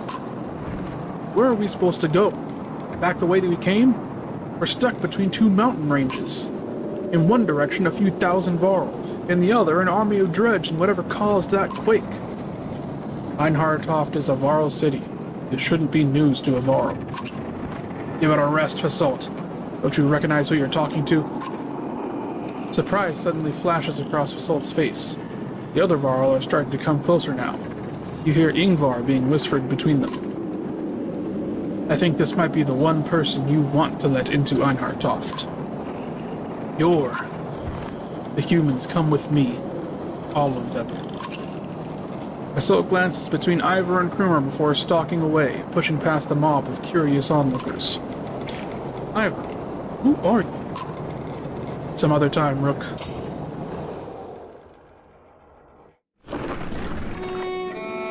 You spend the rest of the day recovering. Varl come and go in packs, and most of the chatter is about the dredge that are still on their way. You hear rumors that a massive chasm opened. Fuck. Hold on. Let me finish putting this order together real quick. Ordering some food on the Dordish. Dordussy. Dormammu.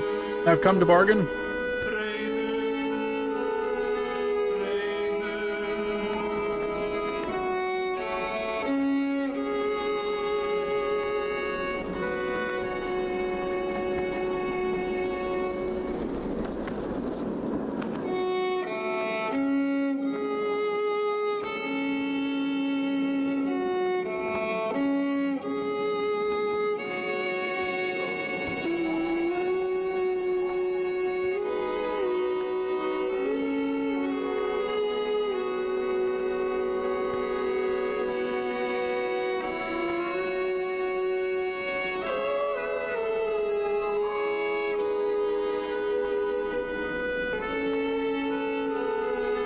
There we go.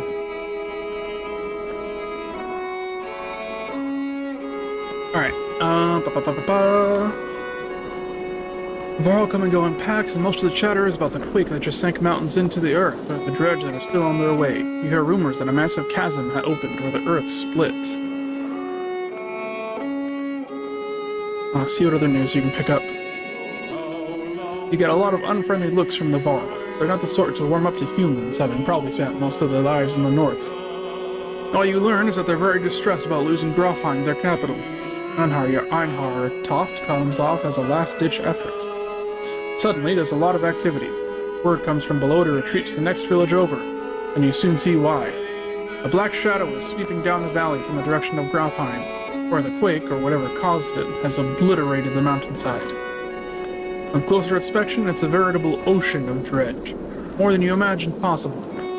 In their midst is a towering giant of a dredge, blood red from head to toe. You gather your things in short order and join a good many Varl, leaving the Godstone behind. Damn!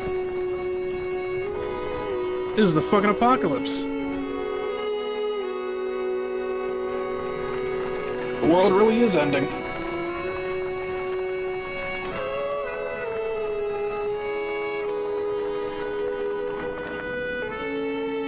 A trail of blood leads to a clearing where you find a large, wounded Varl. He is gnawing on his shield, swearing at no one in particular, and occasionally slamming his cudgel on the ground. If not for the heavy bleeding, you'd leave this one alone without a second thought. We can help you if you want it. In a heartbeat, the Varl is on his feet, swinging his massive weapon. You jump clear as the cudgel smashes through the trunk of a tree. Your party scatters to avoid the falling timber. Once you recover, the Varl is long gone, leaving only another trail of blood, which you decide against following this time.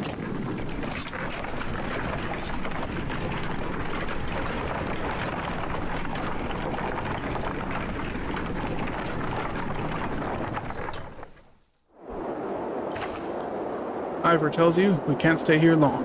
It will take 3 straight days to cross Bura Pass, so stock up. No stopping once we leave. He takes off to speak to the other Varl about setting up defenses. Dad, says Alette, appearing at your side. I liked old Ivor. Somewhere in the back of your mind you feel the same way. You focus on preparations instead, realizing that you may be one of the first humans about to set foot in Einhartoft.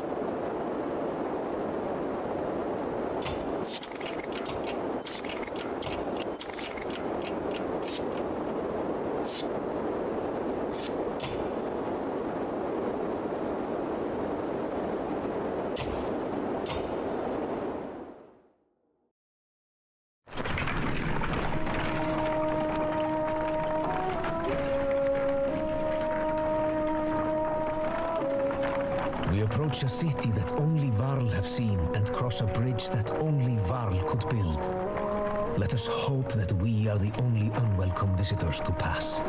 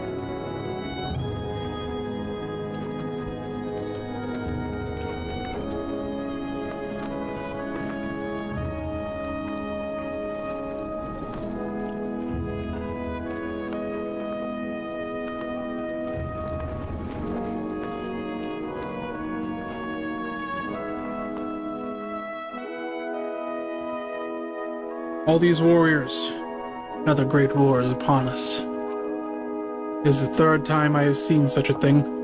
There are far fewer of us now than there once was. Grimmer heads up the stairs to go into the great hall and returns shortly after speaking to some Varl.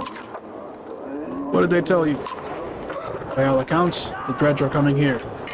Looks like they plan to end the Varl for good this time.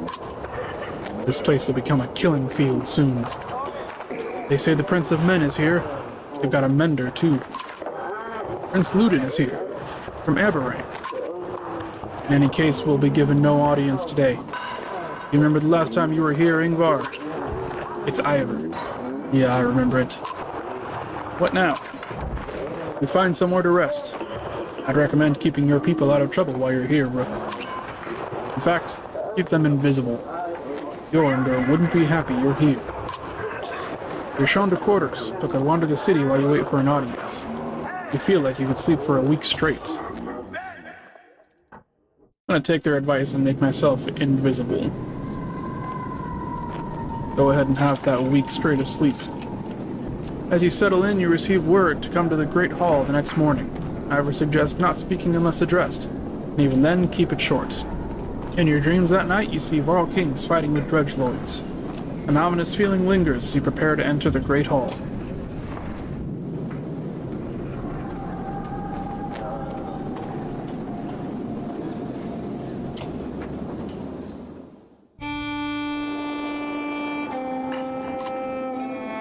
Enough, Ivan. The bridge stands. Find some other way. Greetings from Runto, Jorundr. I brought an ally. Who are these people? You don't have time for games. Wait, I know you.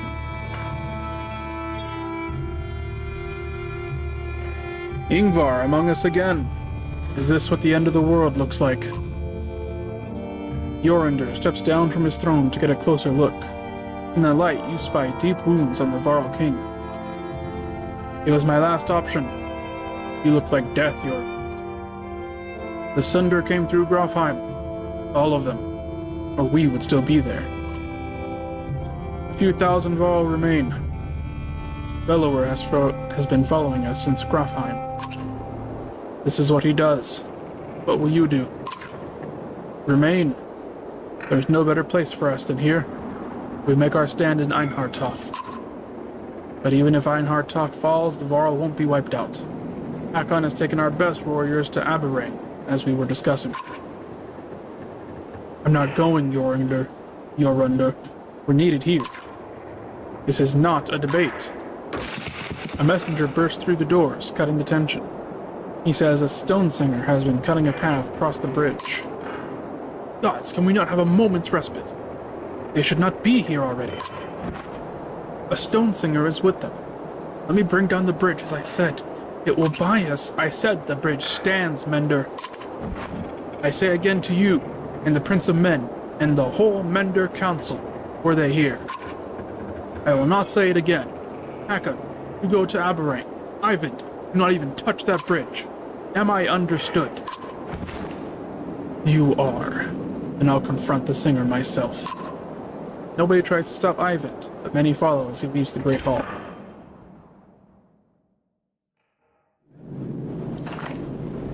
The Mender walks past great companies of Varl on the way to the bridge. A tall, thin creature stands there, 2 black spears over its shoulders, ringed by dredge. The Varl have backed away in fear. Ivan stops before the silt-legged feature. Suddenly, Ivor is beside you. I will ask what that thing is. A stone singer, mutters Ivor. As close as the dredge come to menders of their own. I've only seen one before. It didn't go well. Can Ivan win this? I don't know. I think we'll find out. We should help him. You expect Ivor to refuse, but instead he locks eyes with you. Listen to me, Rook, he says. You will probably die here. So will everyone else who steps on that bridge. Look at your daughter. Are you prepared for that? You're not doing this alone. I won't stop you, says Ivor. Fight like it's your last. You're not sure what to expect, but you draw your axe and soon find yourself standing behind Ivan on the bridge, wondering if you made the right decision.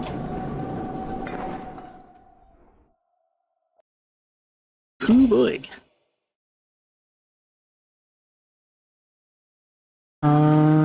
Do you not have... There's a plus on you, but I can't give you the upgrade for some reason. Maybe because he doesn't count as a party member yet.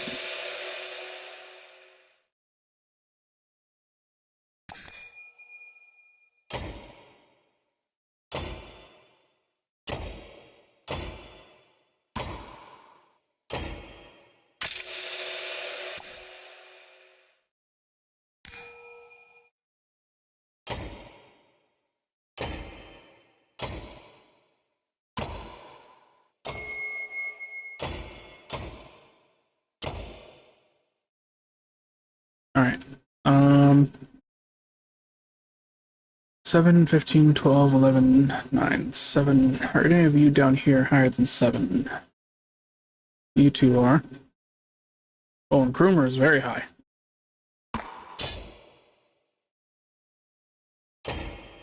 Okay, well, he certainly doesn't need to be here.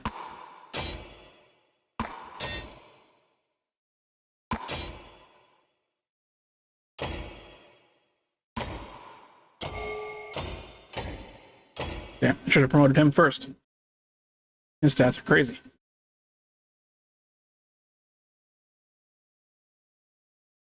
Okay.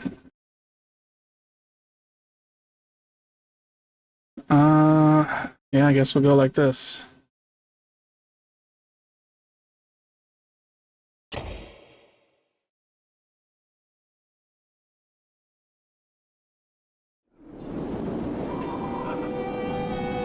That's a fucking lot of them.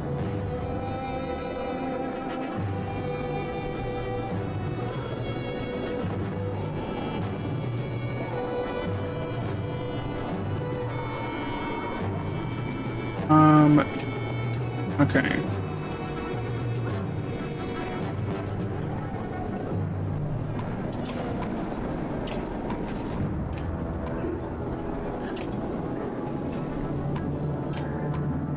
Go in like this.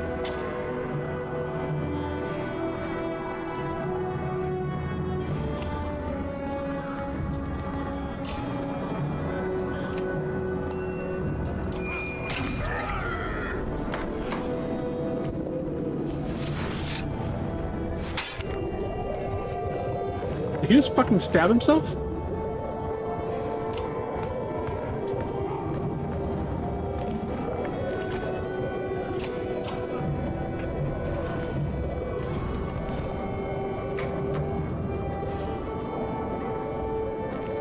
Should have considered their order when I put them behind each other.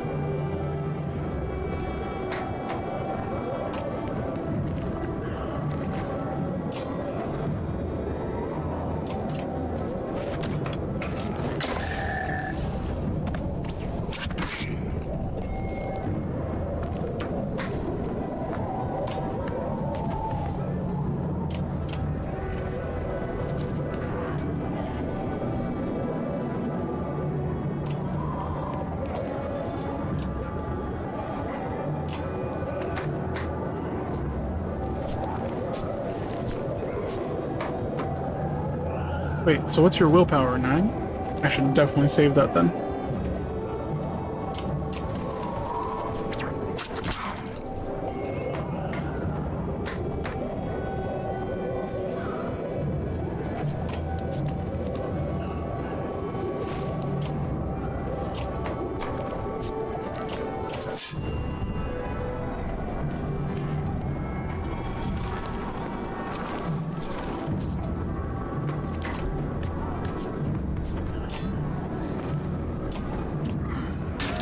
I don't know what your deal is, but I know you're supposed to be dangerous.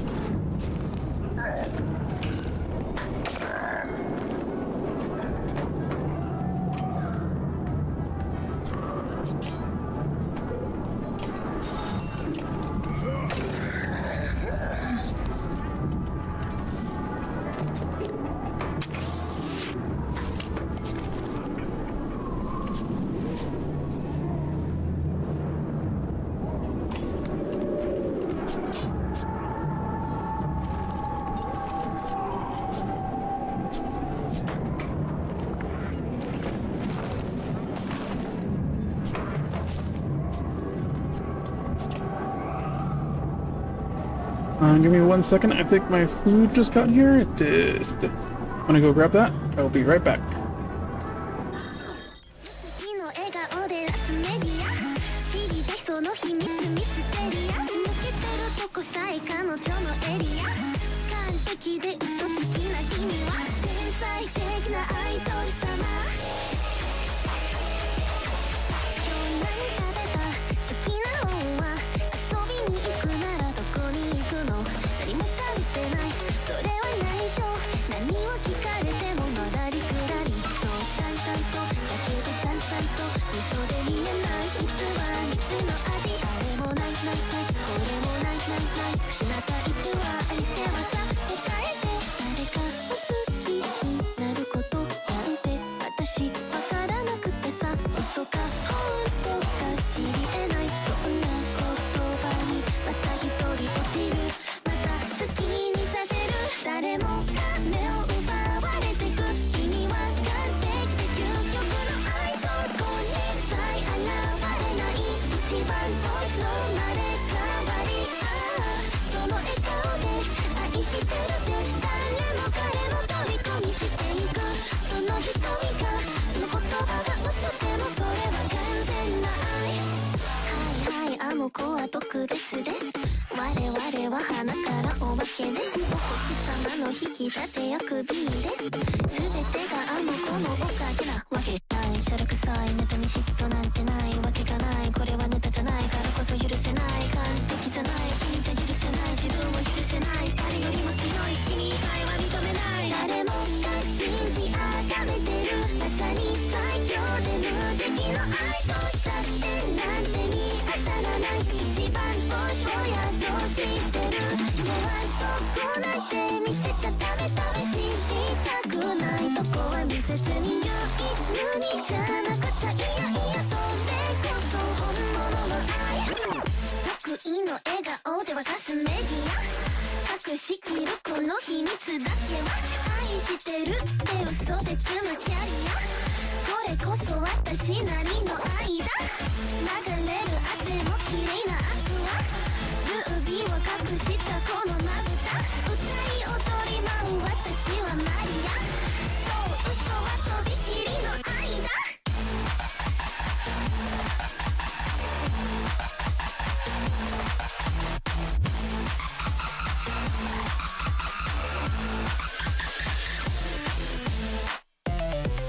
誰かに愛されたことも誰かのこと愛したこともないそんな私の嘘がいつか本当になること信じてるいつかきっと全部手に入れる私はそう欲張りなアイドルとしたいでみんなのことちゃんと愛したいから今日も嘘はつかのこの言葉がいつか本当になる日を願ってそれでもまた君と君にだけは言えずにいたけどやっと言えたこれは絶対嘘じゃない愛してる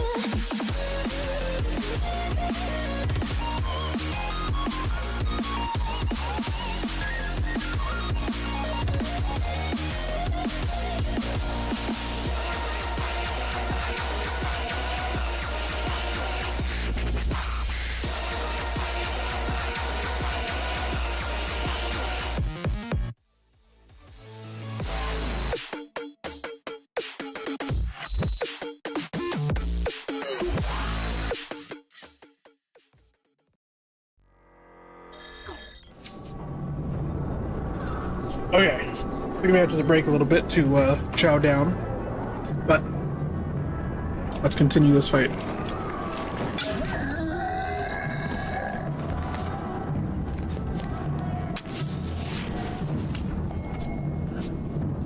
You know, you made it seem like this was gonna be some horrible thing, but it doesn't really seem that bad.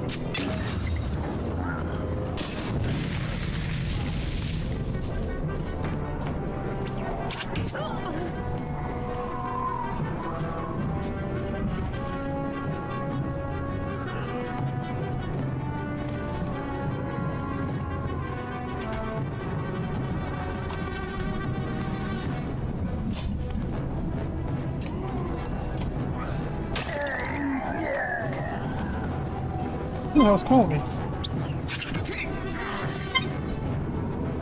You sons of bitches, don't you know how to text?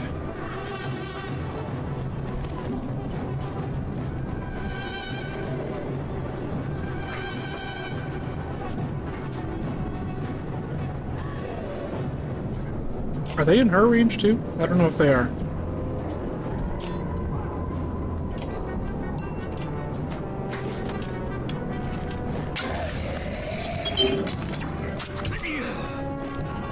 Damn, that was crazy damage.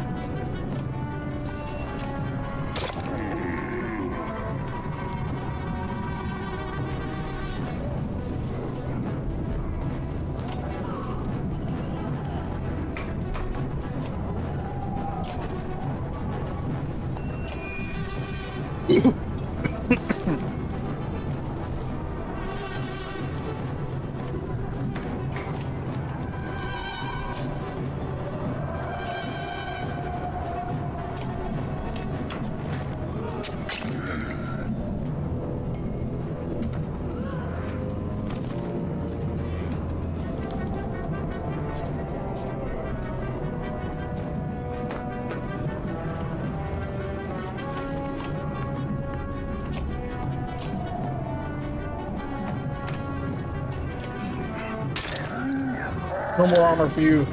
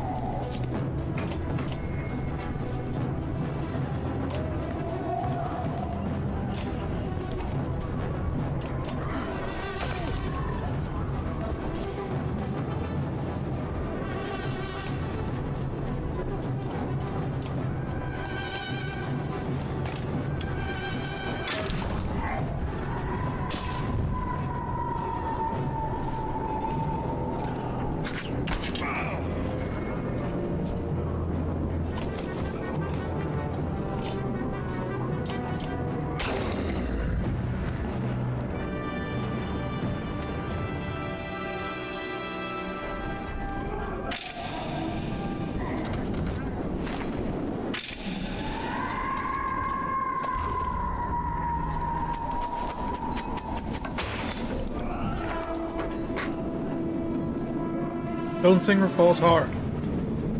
A howl like a hurricane sweeps across the bridge. Dredge part like a black sea. From their depths steps a crimson behemoth, and a wave of sheer terror hits you like you've never felt before. Bellow. The men are out of here, hisses, and run. Your legs move almost with a will of their own, but you can't pull yourself away from watching what happens next.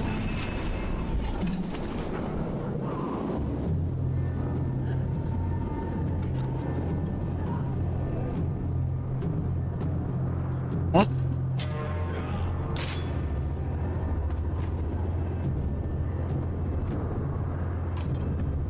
Here we go.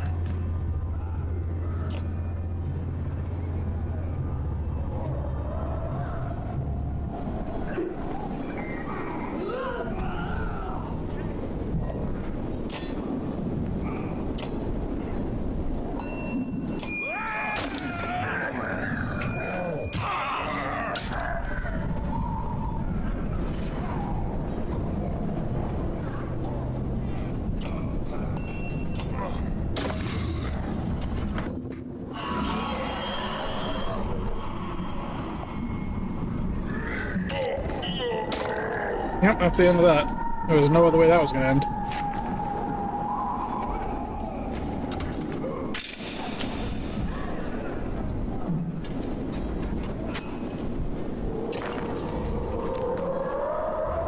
Ivor raised the Ivor writhes in agony, his arm torn clean off by the bellower's onslaught. The Sunder raises his weapon for the killing blow. Sunder! Face me! Screams an uncertain Ivan, slipping back onto the bridge, raising his staff high. Even from here you can see his arm trembling. You feel practically frozen in place, watching.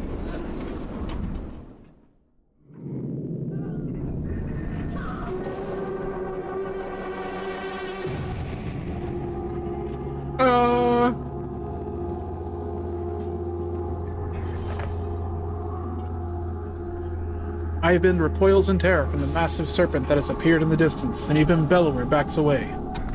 It leans in close to inspect the two armies, flicks its great tongue, and then indifferently lurches over the mountainside and out of sight.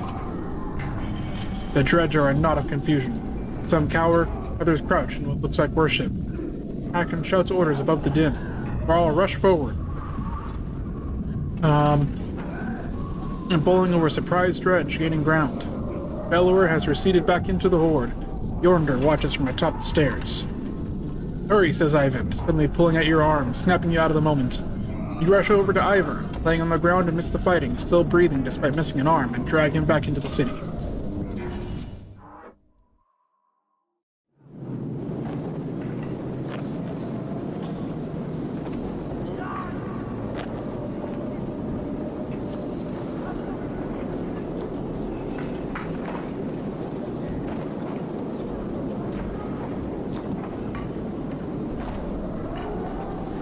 Damn.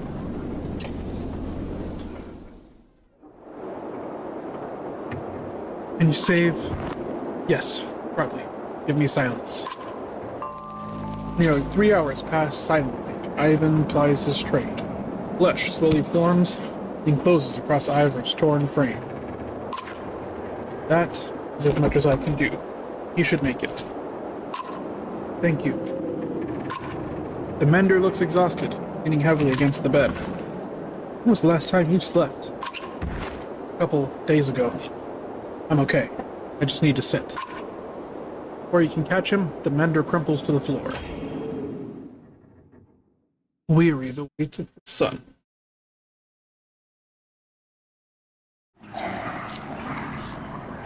Genghis? I don't... what? Your sight swims as if underwater. Memories fly away like startled ravens before you capture them. With great effort, you remember who you are. Juno. You also realize that a monumental serpent is speaking to you now. Your last certainty was that you died some time ago, and that is about to happen again.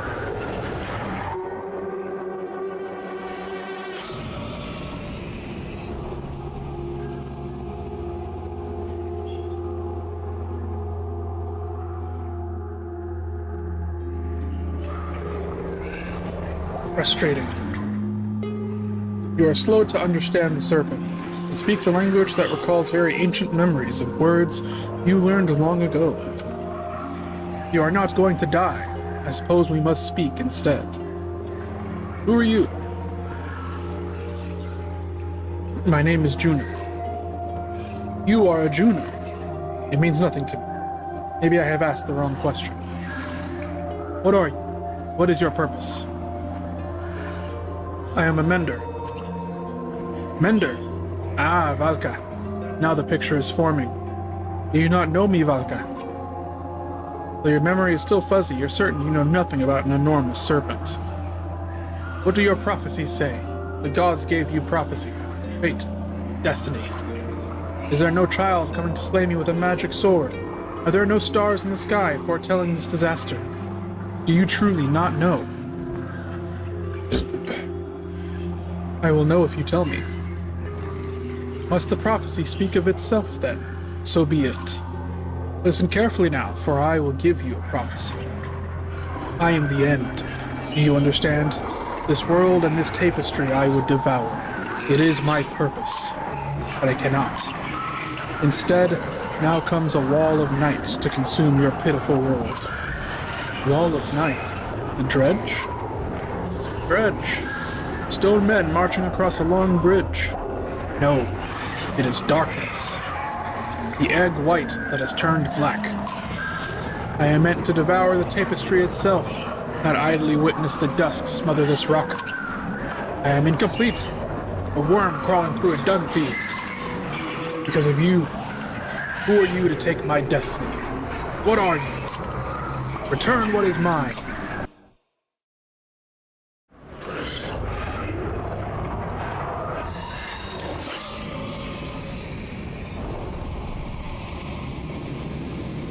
Ivan. Juno. You're alive. How? Where are you? Where am I? Asleep, I presume, or unconscious. I am in Ridgehorn, I think. The serpent was trying to kill me. Now I'm talking to you. Time is moving strangely. I've lost swaths of memories. But I found you. For a short time, at least. The serpent said something about a long bridge. So I took a guess. Came after you. We saw it at Einhartoft. Are you okay? It tried to turn me to ash after we spoke. I'd be surprised if that's the last we've seen of it. They could tear the land apart or crush cities if it wanted. What do we do? It gets worse. Prophecy of the gods that I've never heard of. There are still prophecies out there. It was vague. It sounded like that serpent was supposed to swallow the world. Instead, some kind of darkness or nothingness is seeping from the north. It devours whatever it touches. That would explain why the dredge are swarming on us like someone kicked an anthill. Ivan, are you in danger? You could say so. Bellower is here. The Varl are holding him off, but not for much longer, I think. Of all the Sunder, why the Immortal One? Bellower. That is the worst of luck. I would have you come to me, but we will have to do this the hard way. Listen closely. I will return to Strand and find passage down the Red River. You must leave Einhartoft and meet me in the Sigrol. You know, we'll never make it to Sigrom. Bellower is about to overtake us. The Varl won't listen to a thing. I find a way. Do whatever it takes. I will not be able to contact you again before Sigrom. Go. And Ivan. Yes, I love you.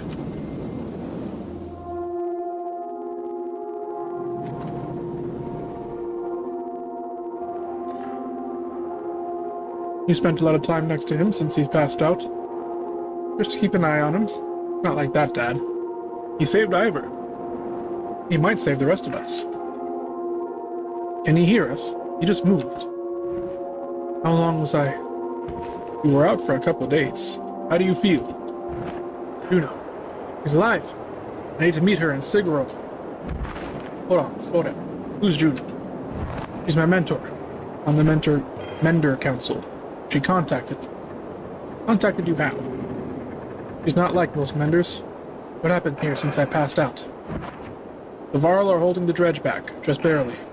Bellower has disappeared. Ivor is still out of it.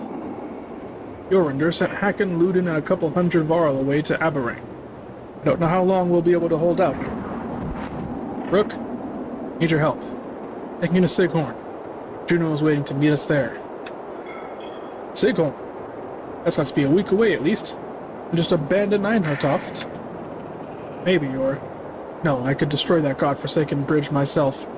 That would delay the immediate threat, but Jorundr would never agree to it. I need to understand a few things, Eyvind.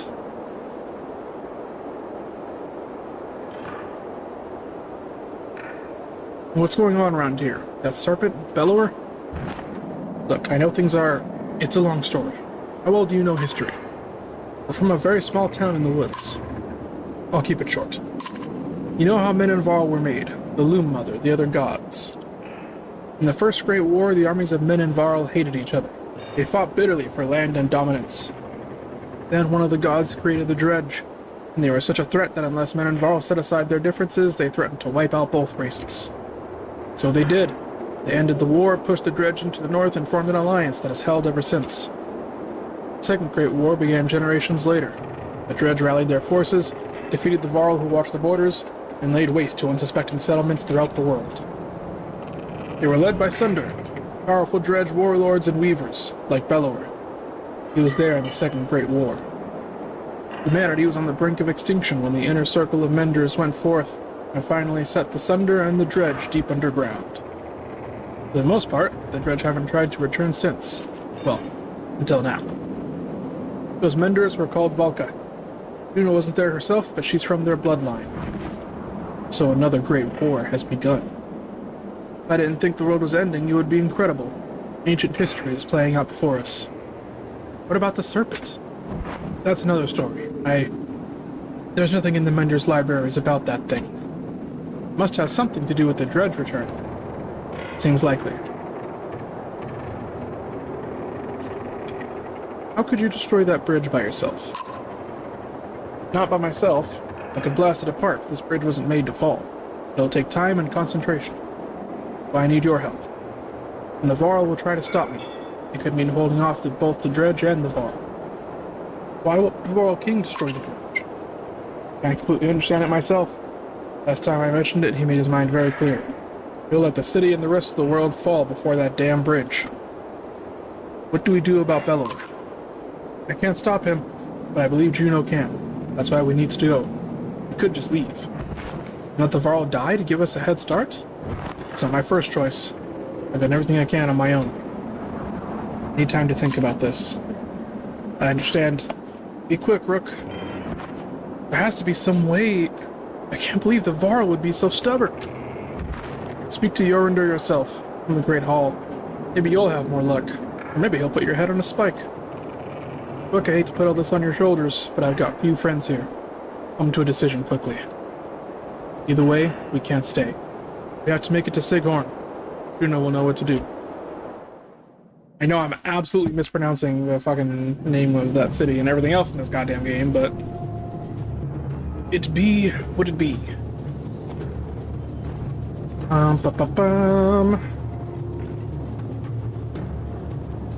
Let's go to the Great Hall, see if we can't convince him again. Can't, we're leaving. You'll do as I say. I'm not here to argue. I'm telling you that we're dying by dozens every day now. You sent our best away with Hakon. How long do you expect us to last? You asked for this command, Fasult. Don't let them across that bridge. Fasult takes his leave just as you approach. Not great timing, you think to yourself. Thank you for the audience. I forget your name. Rook. Rook, how is Ingvar? Will he survive? I think so. If I remember Ingvar well enough, he hasn't told you why he faced down Bellower, did he? No, he keeps things to himself. Yes, that sounds right. Ingvar confronted Asunder in his youth during the Great Wars. He won that fight. None other but the Menders have done that. He proved us stronger.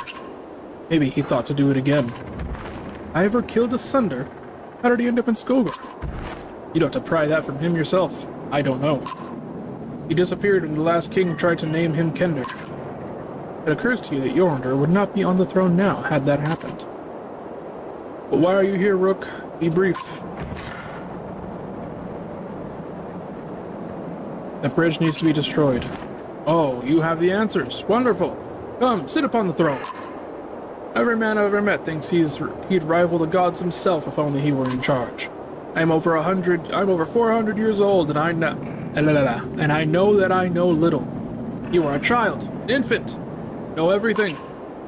Listen, human, this story is not about you. If you jumped from that bridge today, the world would not change. Now either help Soult retake it, or leave my city. I don't care which. Guards are quick to usher you from the Great Hall. You don't resist. I probably should have chosen the other option. Been a little more diplomatic about it, but oh well. Yeah, we're leaving. Ivan sighs in frustration when you agree to pack up and leave, slamming his fist against a wall.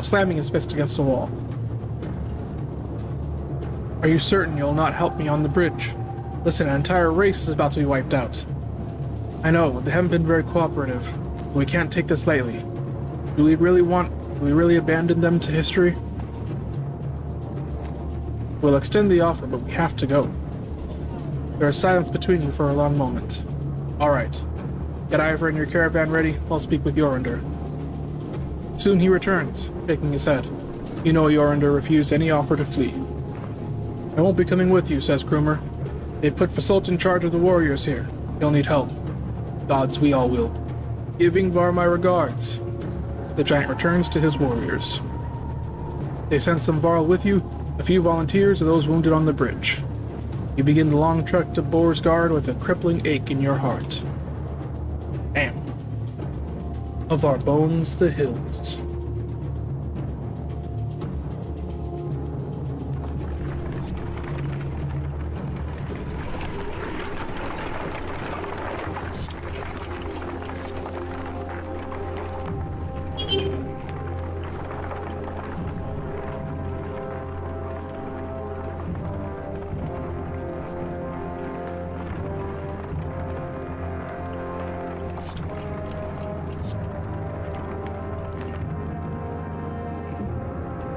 Yeah, I know that says. The camp had stopped short for a break. She pulls you by the sleeve. Ivor woke up. She leads you back to his tent. Ivor, don't get up. If this is what happens when we die, I'm very disappointed. No, you're okay. We left Einhertoft. What happened? Did anyone survive? Hard to explain exactly. Going to meet another mender. Bellower is still at the bridge. And then they're all doomed. So be it. Just rest. It's a miracle you're alive. Ivan saved you. Give the menders my regards. Ivor grimaces and stands. Try as you might, you can't convince him to relax. He intends to walk like everyone else.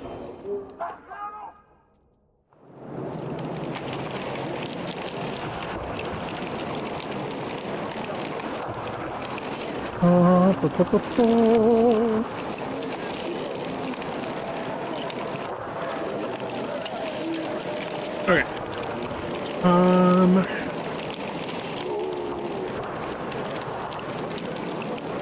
I think we'd better just leave.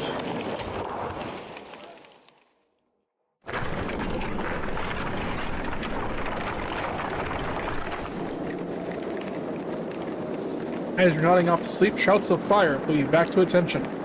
Flames quickly consume a supply wagon and a few tents. A woman cries out, "My boy," and points to a burning tent closest to the outlying Varl.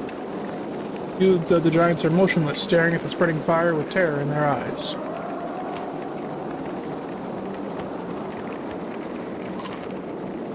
Look away from the petrified Varl and rush to help the others dip blankets into water barrels to combat the fire. When the flame seems under control, you're able to retrieve the coffin boy. The ashamed Varl retreat further from camp while peasants count the lost supplies.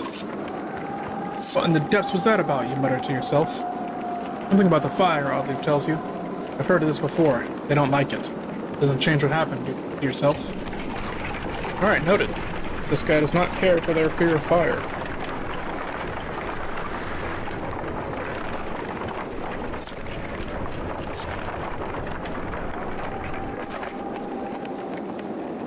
A well-tended farm with plenty of livestock draws the caravan's attention. Upon your arrival, the farmer and his workers stand defensively within plain sight, rude weapons at the ready.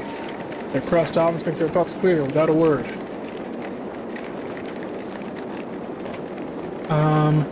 Come with us. You warn the farmer of the approaching dredge, but the man spits and says, "This land is my life. I lose that, as well be dead." The farmhands slowly nod their agreement, neither joining you nor lowering their weapons. Alright, fine. What's his is his, you say to the caravan. No sense fighting those trying to protect themselves. Grumbling bounces around through the clansmen. The caravan is once again moving. Oh, we have very little supplies. I did not realize this.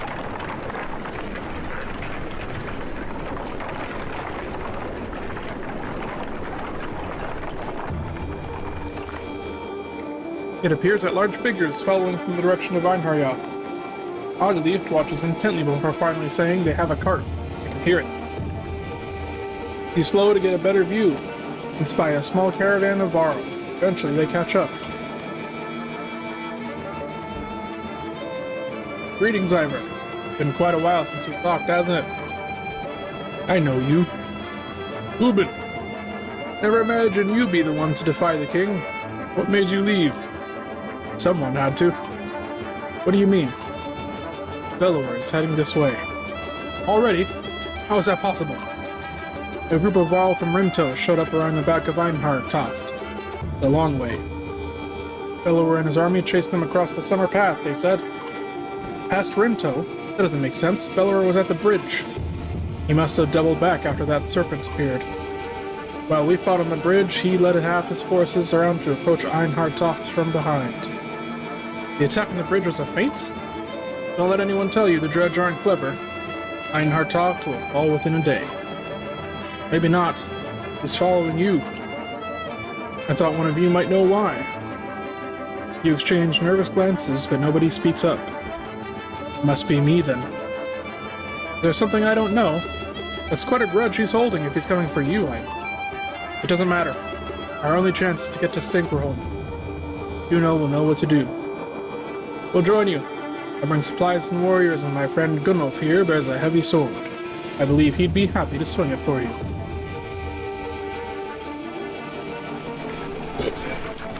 Supplies are very welcome.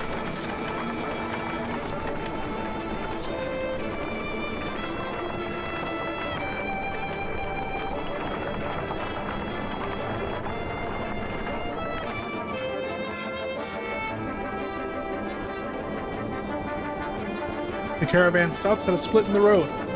Ahead, the path leading to Sigerholm veers off into the hills, which are now swimming with familiar black shapes. And dredge that way too, grimaces Eyvind. A summer path leads straight to Sigerholm. Taking the main road will add several days. They're every way by now, replies Ubin. I suggest we go around, past Hockerstorp. Go around. I hate to say it, you tell Eyvind, I'm not willing to walk into swarms of dredge anymore. Juno will have to wait. You turn towards the long round, hoping you saved lives in the process.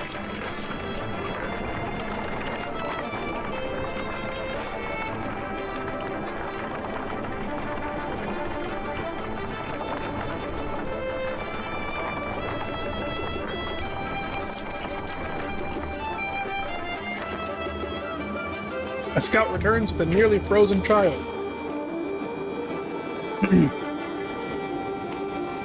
Oops. I almost stepped on her in the snow. Looks like she must have been running from something, he says. Patches of blue mottle her pale skin, and her chest rises and falls ever so slightly. Even just carrying her along could kill her in a state like this, says a woman.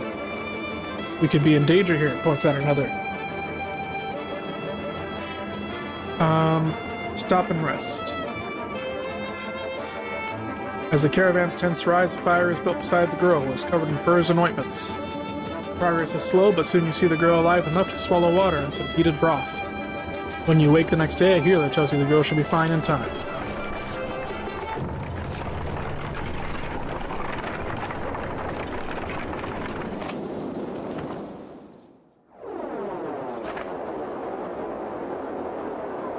You enter a village of miners who want to know what has been happening between the rumblings of the quake and sightings of the dredge in the distance. As you look around, you see a lot of elderly and children, and know these people will only be more mouths to feed. Let them make their own decision. We welcome anyone who wishes to join the caravan. Many do, while others who choose to stay in their homes and see things through. We wish them luck.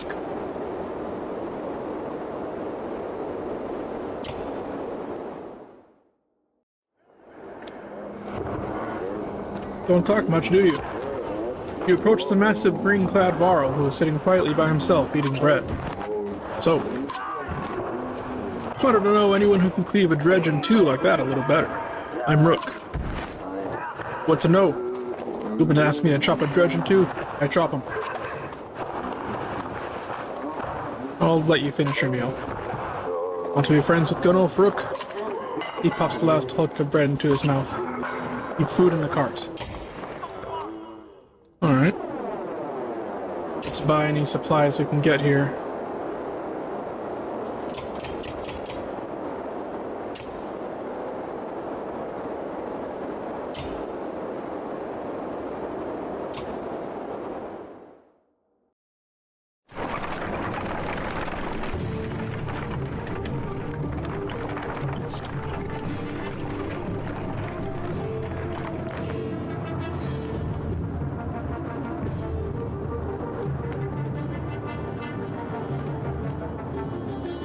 Look at that, shouts one of your clansmen.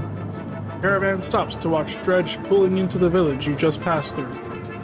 I hope anyone who stayed behind got out alive, says Let. You have your doubts.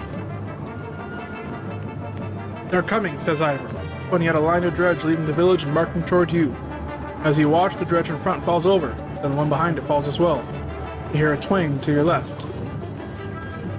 Nid, the archery student of Odd Leaves, who you recall deftly shooting a snow rabbit, is firing arrows down the hill. Another dredge topples. That's incredible, says Oddleaf, squinting. We should get out of here. Process falls to a knee. Another dredge goes down before you get moving again.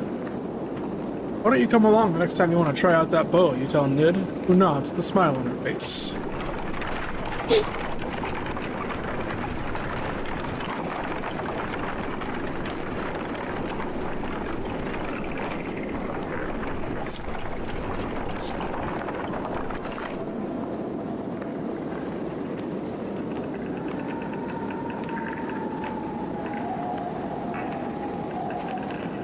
You notice most of the Varl are pacing while others sleep.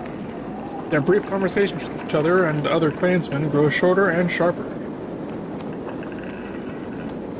Go away, one Varl roars at a young girl asking him too many questions. All the clansmen stop and stare. Make the space. You could all use a bit of space to stretch, you say to the giant. Why don't you and the other Varl take the lead, set the pace. We'll follow. He looks at you and nods, appreciating the graceful compromise. The giant explains we live in the north for its space. Endless miles of snow, ice, mountains, fields. Space to be alone. But here there is no time for such things. Understanding slowly trickles through the caravan, relieving some of the tension.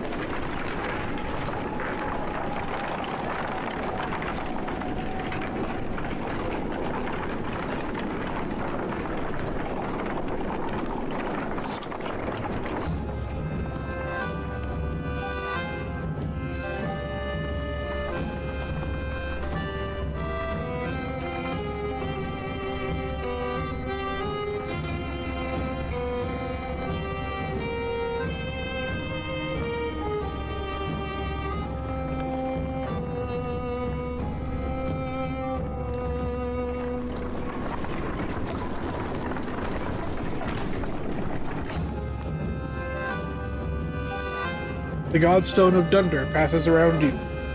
In the frozen climates here, it looks like the rock has split and is falling apart, held together only by the deep snow. Curiously, when standing between the stones, the wind drops off completely, picking up again once you've passed through. I almost wonder if we should rest here for the night, says Ivor. Seems to have noticed the same thing. With all the snow around it, Dredge might not even be able to find us. Sure. You walk around camp before settling in. Along each strand of Dunder's massive beard is carved a different part of his story, and you turn your head to and fro to read it. While the Loom Mother was the first to create, we soon found a counterpart in Dunder. who embodied her ideals in a masculine form. Thunder took some of her creations, gave them beards, and showed them the secrets of smithing, though many remember him just as fondly for teaching them games and songs of mirth. As the camp settles in, you notice a group of boys huddled around something. They show you an offering box carved into the godstone itself. The box is an elaborate construction of interlocking pieces which slide around when touched. We can't get it open, they tell you. It's like a puzzle. Try to open it. The boys take turns working out the puzzle and give you tips when it's your turn. But you don't seem to make much progress. Eventually, they leave to sleep until it's just you and a couple of other determined youngsters. Keep working on the box. It's hard to know how long you spend sliding around the smooth puzzle pieces. When people begin emerging from their tents, you know you're in trouble. Exhausted from a long, sleepless night. Worse still, the box remains closed as you shuffle wearily along with the leaving caravan.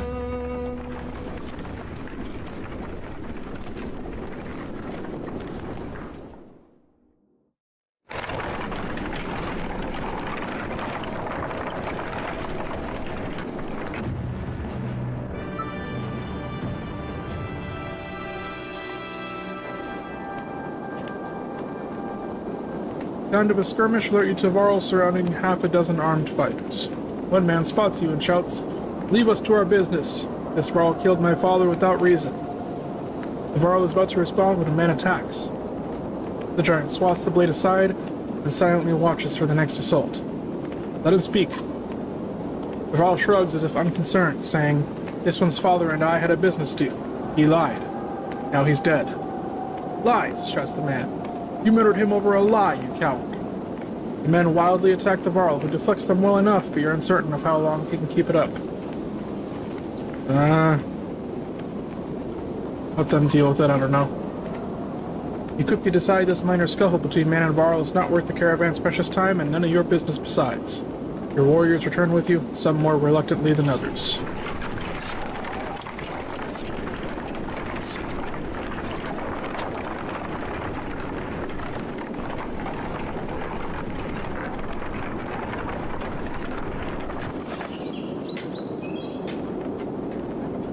In the distance, Hawkstorp smolders like an old campfire. Even from here, you can see black figures shambling through it. "It looks like a dead town," remarks Ivor, confirming your impressions. "There's usually survivors," Aldith reminds you. Check it out just in case. I hope others would do the same for me. Dredge are nothing we haven't faced before. Ivor grunts, but otherwise says nothing. Besides, they might throw Bellower off the scent a bit. Get a day's march out towards Hawkstorp.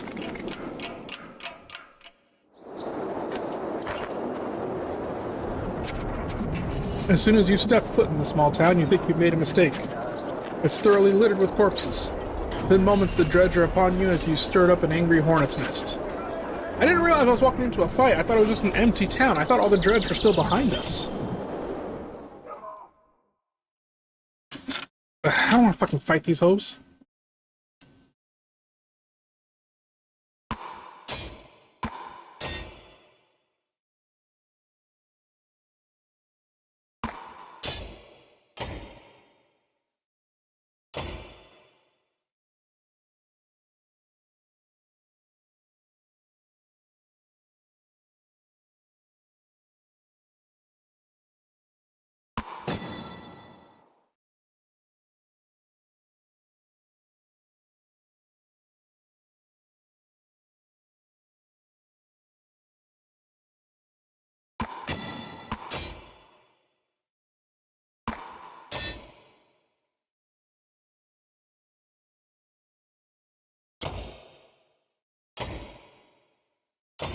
Can't I upgrade you guys anymore?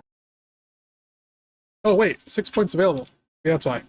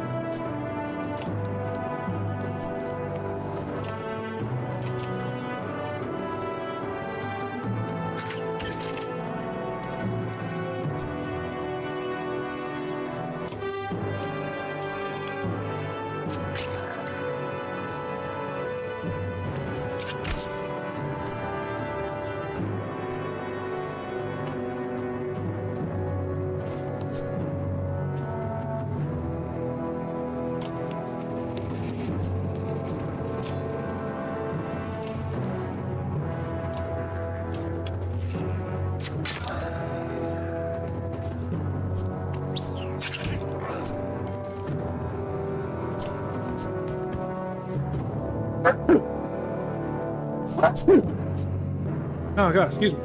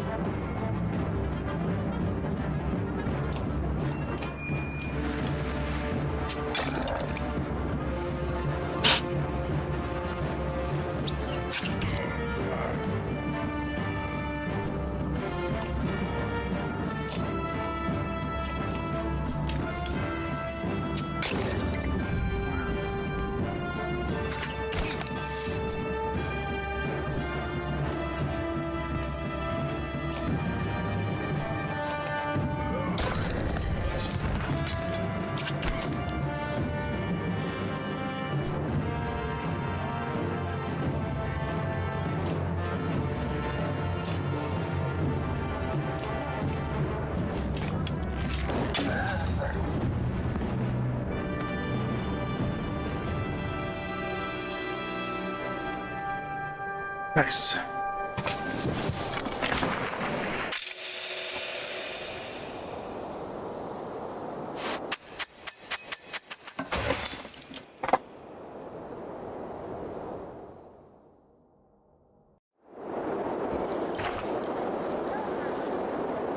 This town is nothing but ghosts and now covered in more dredged bodies, too. Remarkably, as you're about to leave, you find an old man sitting quietly in a tattered market stall, a couple of items in front of him. He hums to himself as if nothing were wrong and seems to be in shock. Our clansmen gather him into the caravan before you leave.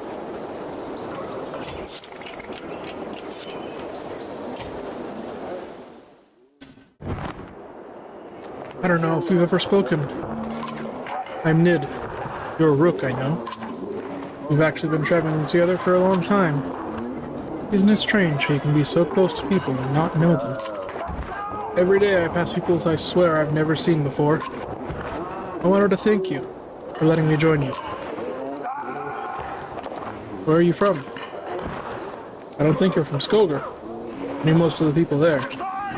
No, I had a house in Frostfellow. We were driven out when the dredge started to show up. My husband died trying to protect our home.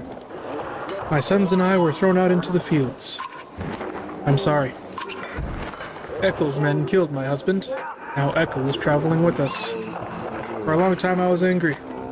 Why did he get to live? Why did you decide for the rest of us? You look away momentarily, not sure what to say.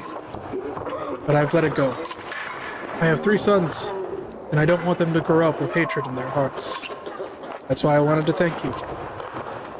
Have you always been such a good shot?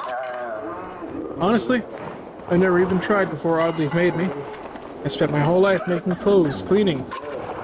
Oddleif's good, but I don't think it was all hurting me. Feels right. I just looked where I wanted to go. Anyway, I feel better. The caravan, the people worrying all day and making problems. Sometimes they really stew in their misery. I'm glad I can do something helpful. You're welcome. I should be going. Don't think anything of it. We all have our own problems to deal with. Let me know if you need me to put an arrow in something. She returns to her tent where her boys are waiting for her.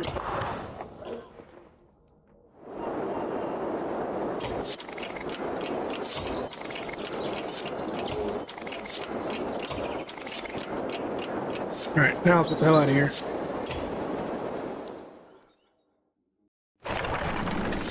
Oh, I just realized I should check if there's a market for supplies. We don't have enough supplies. I didn't think about that when I rested so much. Thieving bastard, you awakened to hear. A small band of outlaws who had previously joined the caravan made off with a substantial number of supplies while everyone slept, a watchman tells you. Why in the depths were they allowed to join us to begin with? Fuck. That's everything. It's the last of what we had. Once.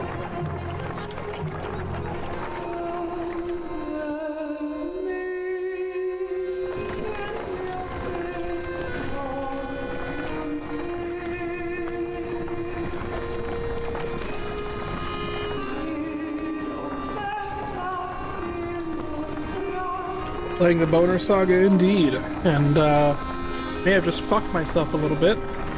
I rested for too long and now we have no supplies, and also, the decision I made earlier bit me in the ass. The Godstone for Ingrid, goddess of knowledge, looks on as the caravan takes a much needed rest. Ivor shoos some children away from a solitary dredge slinger lying dead beneath the stone. Should we be worried about that, you ask Ivor, pointing to the dredge body. I don't think so, he replies. Still, it wouldn't hurt to have a few guards look around. The hours pass without warning. Inspect the Godstone. Ingrid's Godstone is carved with ancient runes which don't make much sense to you, though Ivan tells you some of the menders have deciphered them. It's how the menders learn the language of the gods. Past the largest stone, a long series of slabs contain more writing all the way down the hill. The odd thing, he tells you, is that the writing occasionally changes depending on who's reading it. Usually it describes the history of the gods, but it can be about nearly any topic. Sadly, Ivan doesn't know how to read it himself. Juno could, he says. Pack up and move on. Thought you were gonna have to fight a group of old ladies ranging from 50 to 90, excuse me? As you're ready to depart, you hear screams from near the main Godstone. The same boys so curious about the dredge before are shrieking and pointing. For a moment, you think it must not have been dead. Then you see they have opened a wrapping that was in the dredge's hands. Wait, says Ivor, his arm across her chest. This shouldn't be seen. Get everyone away. A chill sweeps over you. Alette pushes past and gasps. Stop, shout Ivor, but the curious onlookers have already seen it. What are we all saying? They kept putting down my daughter for keeping her hair short. Ah. Understandable. Leave it. On the ground beneath the dead slinger is a small stony figure, its hands searching for something it can't find. That's a baby. That dredge is a woman? You've been killing women.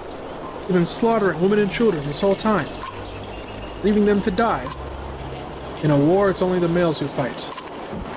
We've been fighting these dredge the whole way. Why are women with their children on their backs attacking us? They're not invading. They're running. Everyone stops dead in their tracks. The entire caravan is gathered around aghast. When I spoke to Juno, she told me something was coming. She didn't know what. A darkness. Something black is covering the world, and the dredge are running from it just as we're running from them. Serpent, Quake, it's all the beginning of the end. You knew! Why? Why didn't you say anything? This isn't the time. When I was young, I killed one of the Sunder during the Second Great War. We called it raids. Every time we would build our defenses, it would flatten them, push us back again. I became separated from the rest of the Varl and stumbled upon Rays deep in a snowstorm, alone. She was nursing. I threw my axe, it twisted in the wind. Her son died in her arms. She was so pathetic and kneeling in the snow. She didn't even try to stop me when I took her head. That's how I killed a Sunder. When I found my way to Grofheim, the Varl wanted to make me Kender, next to be king. I left, walked until I ended up in Skagen, where no one knew what I had done. The only sound is the wind blowing through the trees. Hey, that's some heavy shit. For a long time, nobody said a thing until a child breaks the silence. What do we do with the baby, she asks. A lump forms in your throat, looking at the small obsidian creature squirming before you. I'll let you guys decide. After much passionate debate, some women in the convoy offer to take care of the infant and are shunned by others in the group. You leave the Codstone of Ingrid with the caravan divided. I mean, I think I would also choose to raise it just because, can you imagine if we could have peaceful relations with these fucking things instead of fighting them while something else even more terrible is coming from far away?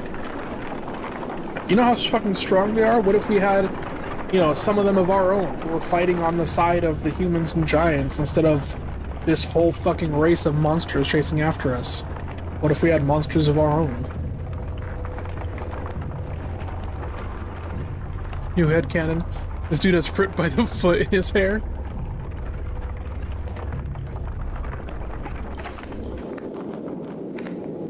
The caravan consists of more clansmen than you ever expected.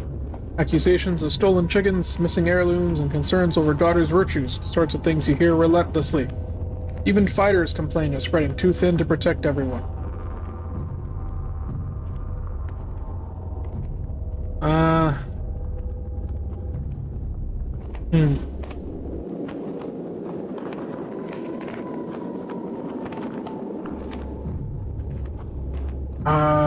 Form a council, fuck it. You select a few older members to solve everyday issues, but the infighting neuters their progress. Other members feel they could do a better job. Ultimately, while it buys some time, council dissolves, tired of the thankless and demanding work. Well, glad I solved fuck all.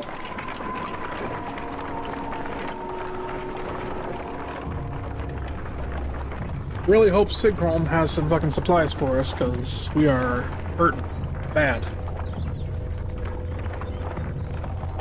As Sigurholm approaches, we fear the worst. The once calm lake surrounding it now looks like a bowl that has been flipped. Proud homes sinking into muddy water. A side effect of the quake.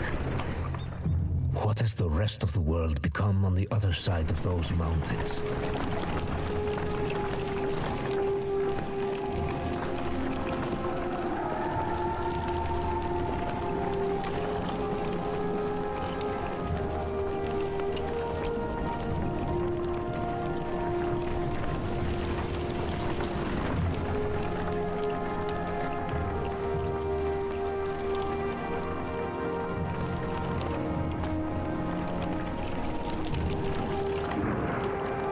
One catastrophe to another, says Oddleaf as you pull into Sigholm.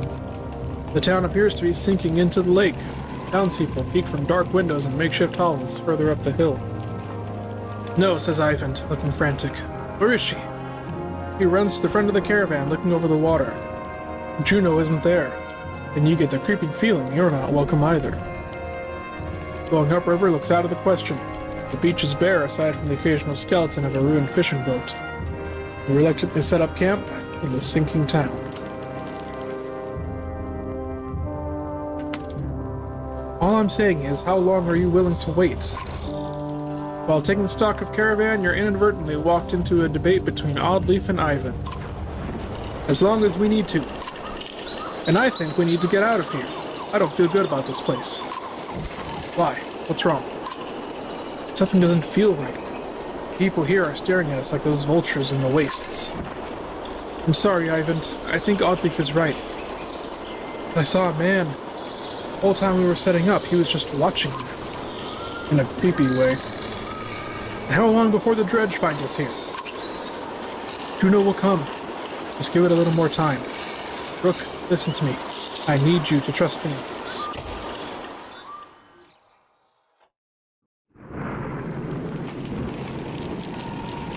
Ooh boy. First of all, supplies. Give me everything you got.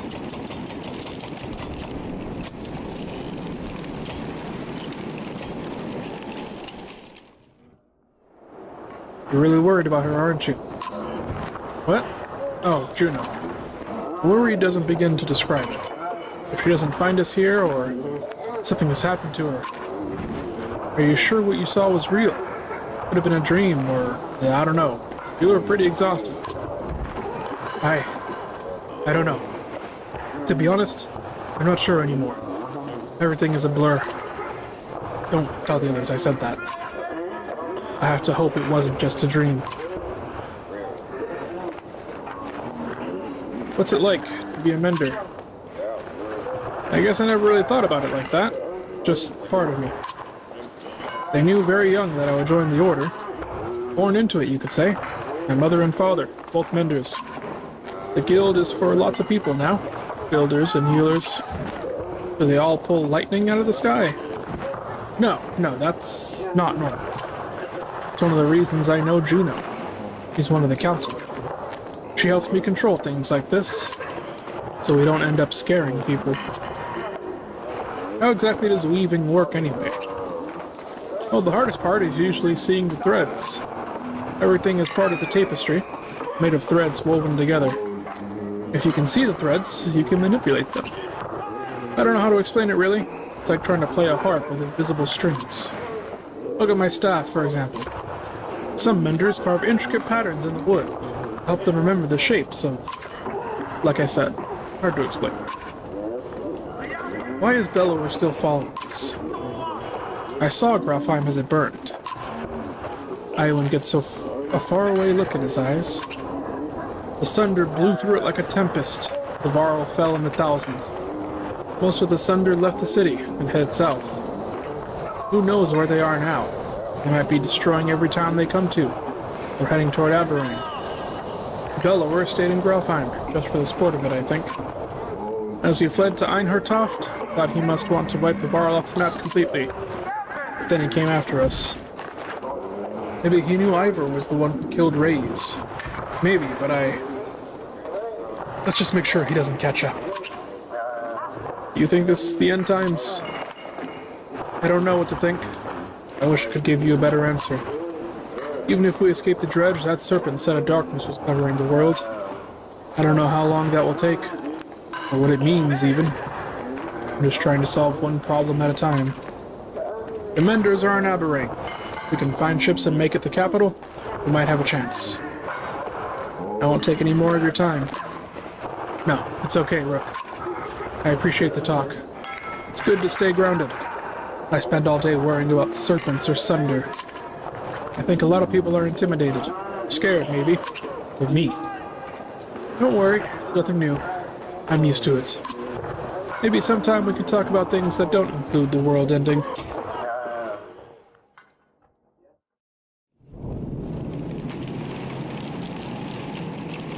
Well, I guess there's nothing to it but leaving. We could rest, but I don't see the point. Rook, Wait, please, Ivan begs. She said she'd be here. We need her.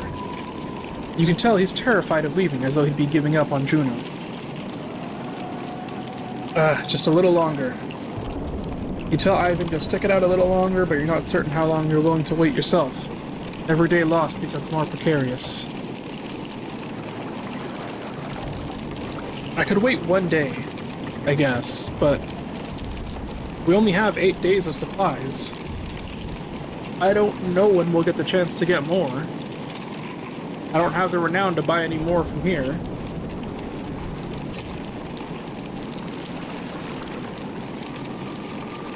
Fine, 1 day. A scuffle has broken out in front of the houses. Thief shots one of your people as a group of strangers flee from your camp. Oddleaf is already running in their direction. They took our supplies, you hear, from nearby. Chase the thieves. You wander onto a beach where some men have been waiting for you. Terse words are exchanged about whether anything had been stolen or not. You don't see who draws the first weapon, but it ends the conversation dead.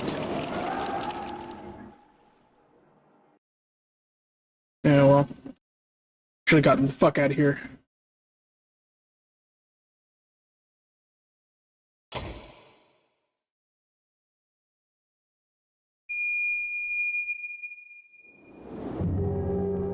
All right.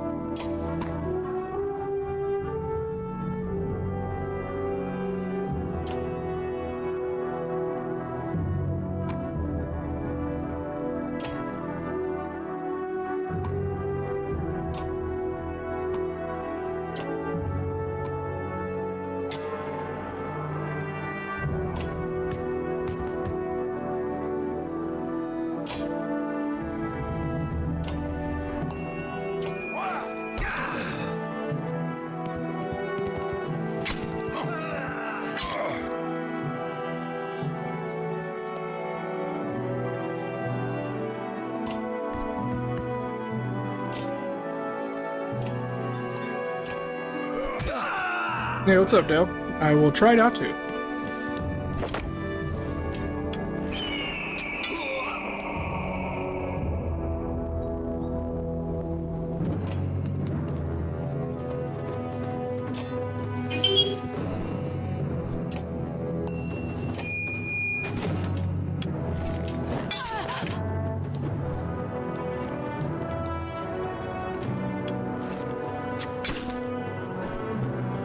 Let me also give some shoutouts.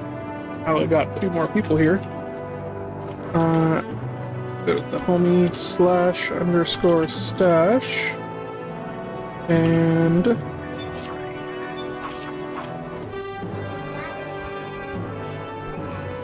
yeah, you just gotta get good. just gotta get good. So I was playing Dark Souls, but thank you. I'd like to let everyone know that I suck and that and that I'm a girl. I like ribbons in my hair, and I want to kiss all the boys. Well, you heard it here first, folks. Rizzo sucks, likes to kiss all the boys, and I think he said he's a girl. There you go. Facts. Next time you see Rizzo, you can remind him that those are words that he said and therefore are factual and true.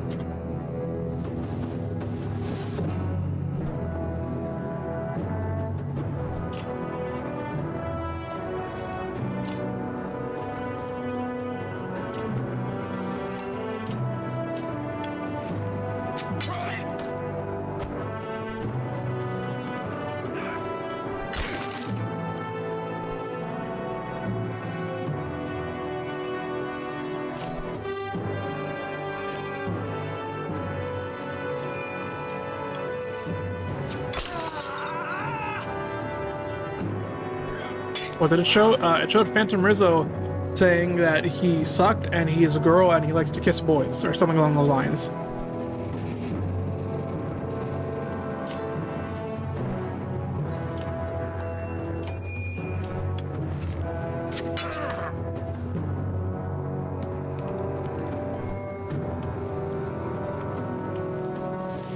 Still? What do you mean still?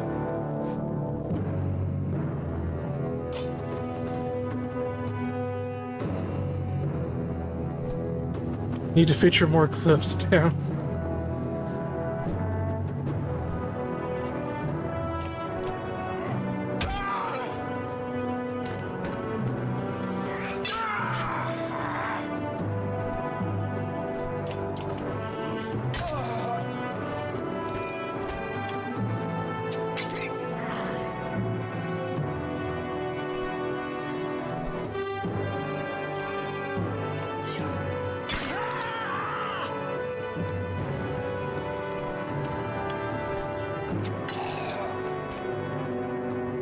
I think I underestimated the number of fighters over here.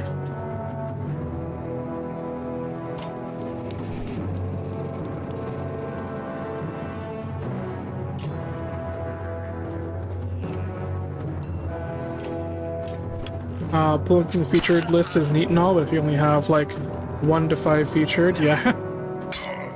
Running in a class teaching kids how to build computers soon. Getting used Debian with KDE. Nice.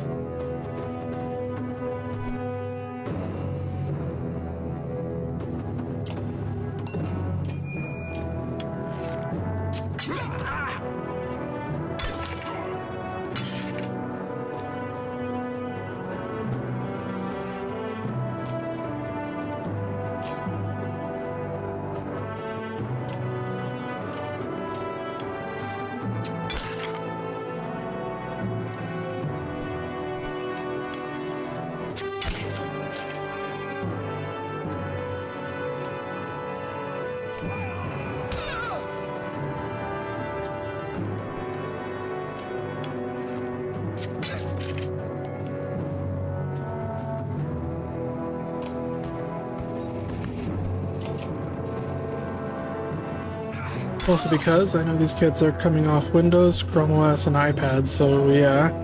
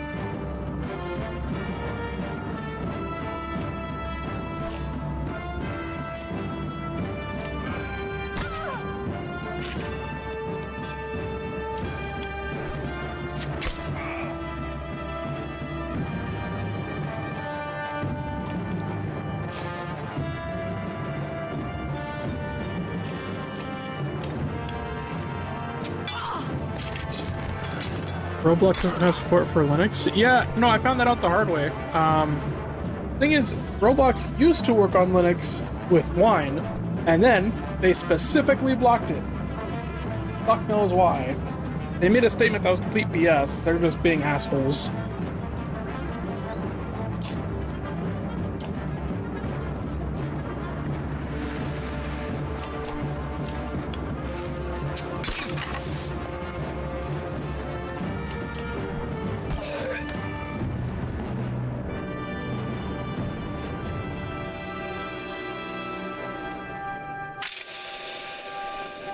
Nice. Nice. Brooke is injured. That's... Ned has been injured.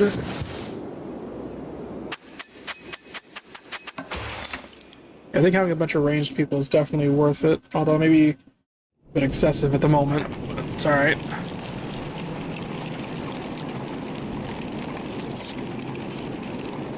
Damn it.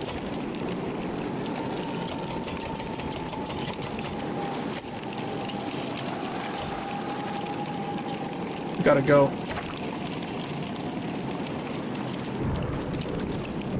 Oh my god!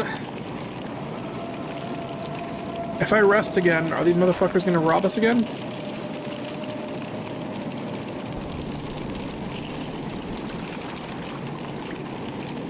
Alright, fine, we're leaving.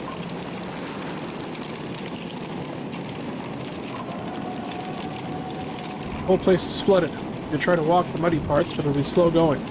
We could try to float the caravan over the lake, but we might tip or get stuck. Or we could go around the whole thing, but no idea how long that'll take.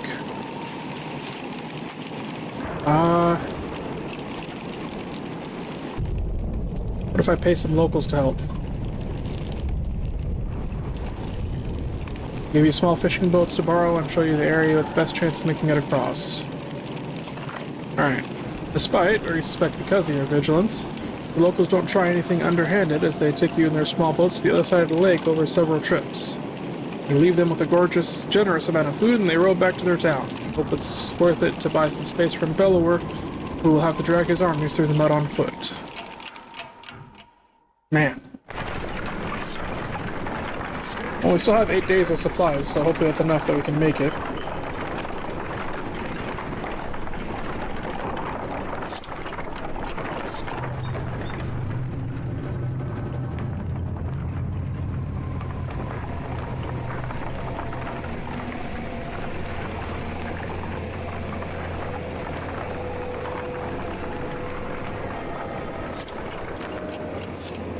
Several women are talking expressively about the young girl found nearly frozen to death, now called Akfrosta. The quiet child's face expresses quiet terror, aggressively jabbing at the dirt with a stick which she clearly used to draw on the ground. Study the drawings. The markings are somewhat intricate. The squares and circles could be wagons, including a depiction of yaks in front. A line from the yaks leads deeper gouges where you grab the stick repeatedly. Depending on how you look at it, though, it could be almost anything. Talk to her. You're safe, Akfrosta, saying, looking into the girl's blue eyes. She calms a bit before stepping towards you. Using her stick to point at the deep gouges in the ground she previously made, she whispers, edge, edge, edge. It doesn't mean anything to you. I feel like you connected with her for a bit. What's up, Slash?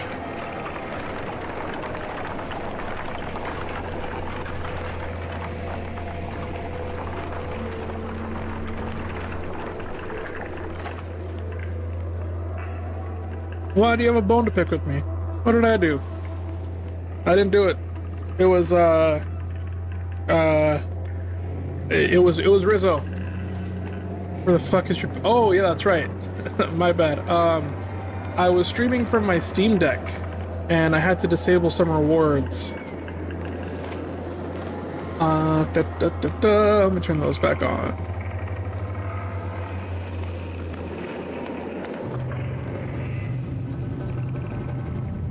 You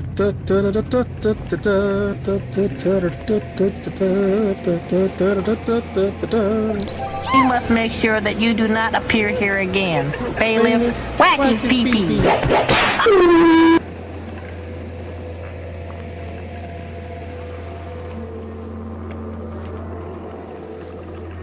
Alright, there you go. All the redeems are back. That's my bad. I forgot to turn those back on after I stopped, because I realized, over from Thanksgiving until, like, yesterday, there was nobody at my work. It was just me by myself in an empty factory. So I started streaming from my Steam Deck, and I played a little bit of this, but obviously I didn't have my regular setup on my Steam Deck. It was just, like, the most basic shit. So, yeah, that's why all that was disabled. As you're about to head off to sleep for the night, Onef pulls you aside. I have a couple of concerns I wanted to speak to you about in private. Find a quiet place to talk.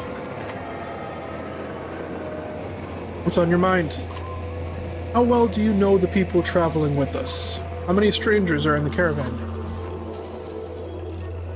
Who are you worried about? I've been watching folks since I joined you. Your companions from Skoger, they're loyal. I mean, it seems pretty clear they'd die to protect you. Suppose I'd do the same. What about the Varl? You don't even know half those warriors. You telling me they have no problem following a man's orders now? After everything that happened at Einhertoft? I trust Ivor to handle it. Crazy? I was crazy, once. They locked me in a room. A rubber room. A rubber room with rats. The rats made me crazy. The rats made me crazy. He's fearless, I'll give you that. But look at him, he's run ragged. He can't be there all the time. What happens the first time the Varl don't want to do what you tell them? Let's be honest, they could take this caravan by force at any time if they wanted to. What do you suggest? I suggest growing some balls instead of hoping it all works out, Rook. They're not the biggest problem, though. There's a mender with us. Mender who pulls lightning out of the sky and tells us what to do and where to go. Myself, I think we lucked out when his mentor didn't show up in Sigholm. Ivan's just the apprentice? What in the depths is his master capable of? Think about it, Rook. What do you really know about Ivan? I heard they were found practically dead in the middle of nowhere when Dredge started showing up. Then an enormous serpent shows up at Einhertoft after tearing the world in half. Takes one look at Ivan and bolts. Suddenly they need our help instead of the Mender Council. How does that make any damn sense?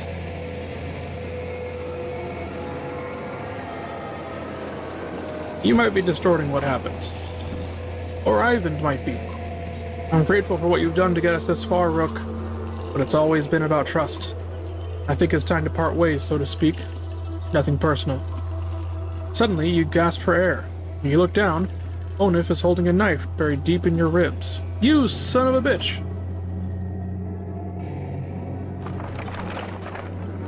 Your vision blurs and blood fills your sight.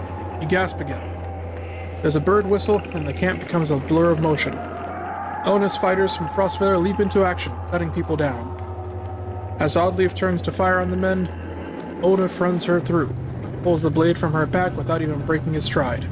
She drops like a sack of flour.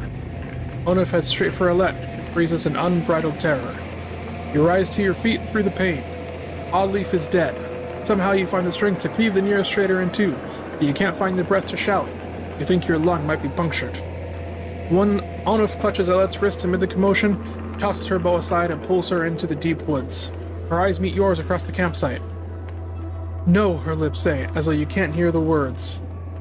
A dozen men appear between you as Ivor steps into view, as fearsome as you've ever seen him. I am going to kill this motherfucker.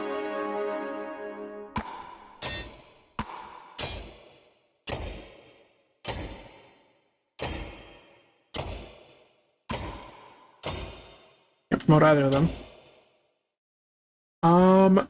Lovely. This is just what I wanted.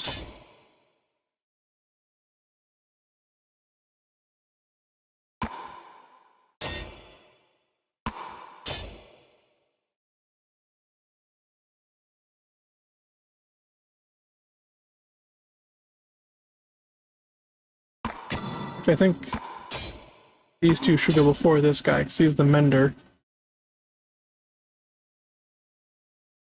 I'll have her go here.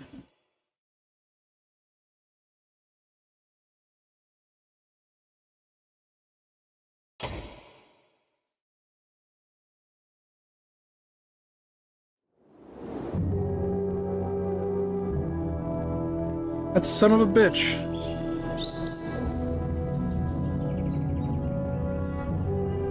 Ivor von Fruit by the Foothead.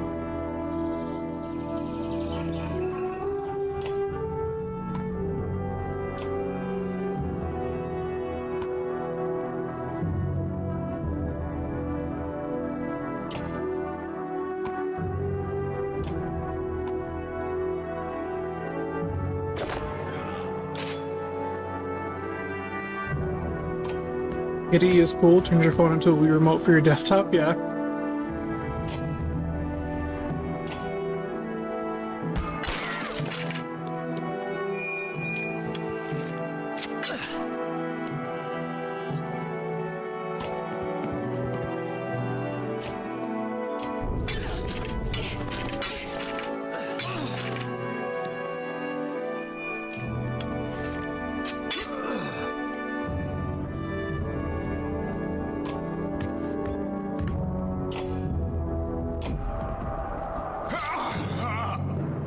Hey, motherfucker, strong as hell.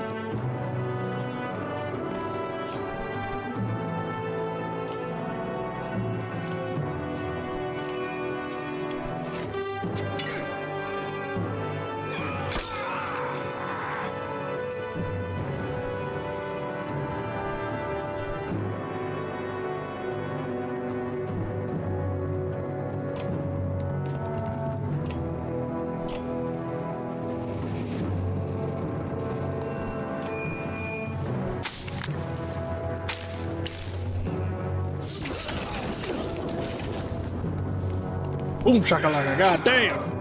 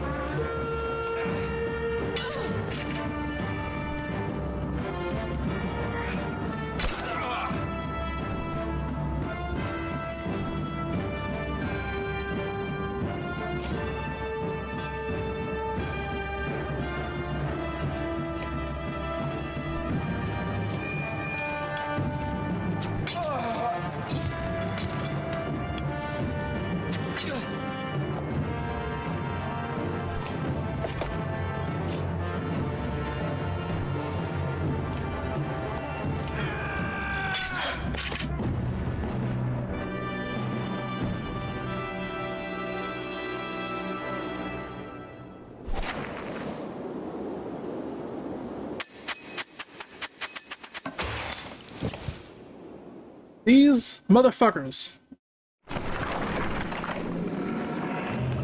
Where's Alette? Shouts Ivor, tearing through the nearest bandit. But you're already hobbling into the deep woods where they disappeared, ignoring the battle raging behind you. In a haze of pain, you start to think you've lost their tracks. Then you hear Alette screaming in the distance, followed by silence. You tear through the trees. In a small clearing, Alette lies with her back against a tree. Her hands and her clothes are covered in blood. She stares vacantly ahead, unblinking. Beside her is the body of Onif, an arrow buried in his right eye as if placed there by hand. She looks your direction and then at Onif. I killed him, she says. Good job, girl. God damn. You alright? You cringe as much from the pain as the appearance of Alette after her bloody struggle with Onif. No, I'm not hurt. I had no choice. Dad, your chest. You're bleeding. Suddenly, she's at your side, putting pressure on the wound.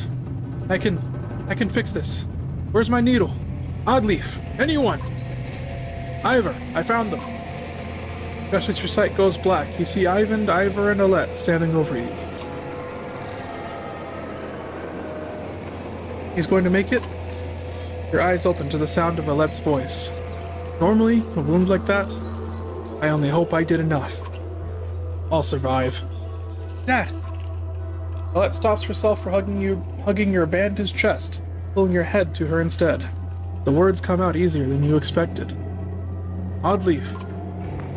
It's a good thing Ivan was here. He's going to pull through. You must make sure that you do not appear here again. Bailiff, whack his pee-pee. Oh, thank God. So everyone survived. We're injured, but we're all alive.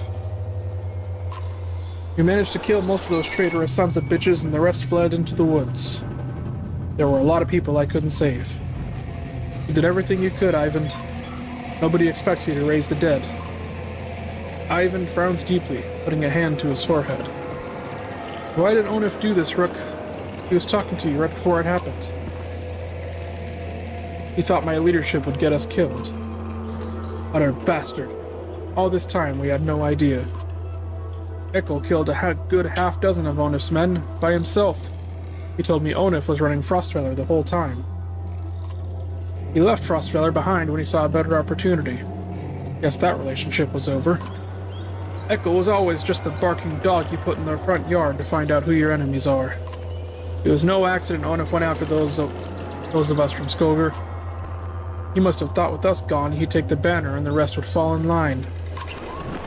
Or at worst, they'd take all the supplies for themselves and leave the rest as dredge bait. We had to be more careful. Can't just let anyone join the caravan anymore.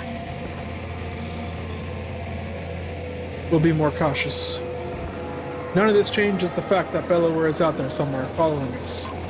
That swamp around Sigrom might buy us some time. We've got to keep moving. Your body aches all over, but Ivor's right. The road calls. The caravan is already starting to pack up camp. That son of a bitch.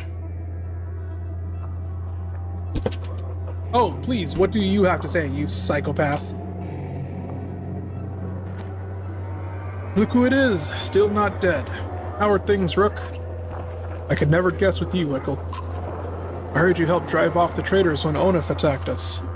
It always leaves me wondering, what's your deal? I'm not so hard to understand. Why don't you try asking instead of telling? Why didn't you warn us about one? Didn't I? How many times did I have to call him a traitor before you got the message? What did you want me to say? Watch out, Onif's gonna murder your whole family. He didn't fill me in on the details. He was always like that. In fact, I wouldn't be surprised if he tried to convince you to off me. Listen, I don't need to know. Keep it to yourself. Why'd you stick with him? I don't know, Rook. Family makes you do weird things. You know what the worst part is? We became kin when he married my sister. She died of a fever one night. But she didn't. She wasn't sick. He killed her. I don't know why he did it. Maybe he just felt like it. I was so furious. I got so angry that I wanted him to beg. I could kill him without a second thought. That wasn't enough. I wanted him to feel sick about it. Puke his guts out. Somehow that turned into... Over time, he never cared. And I gave up. Did what he wanted. Don't know how it happened. When I attacked you in Frostfeller, guess I'll just say it wasn't my idea. I need to get going. And I need to take a piss. I'm not the only busy man around here, you know? You shake your head as Ekkel steps away from camp.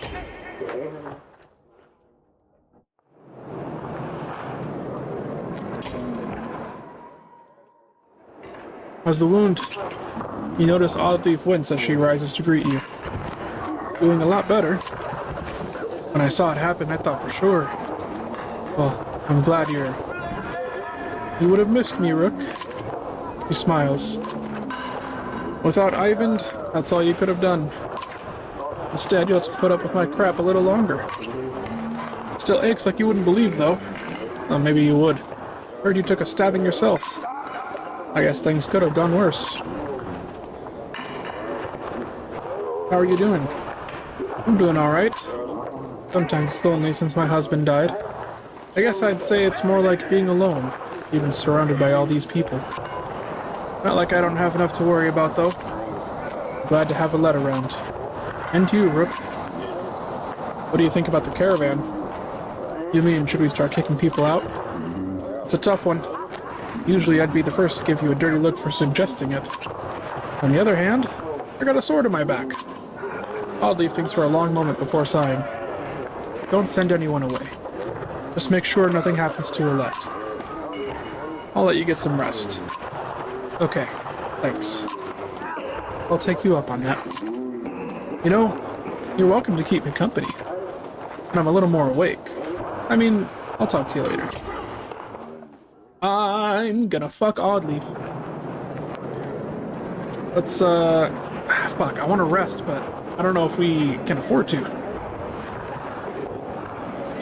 We'll just have to walk with our injuries.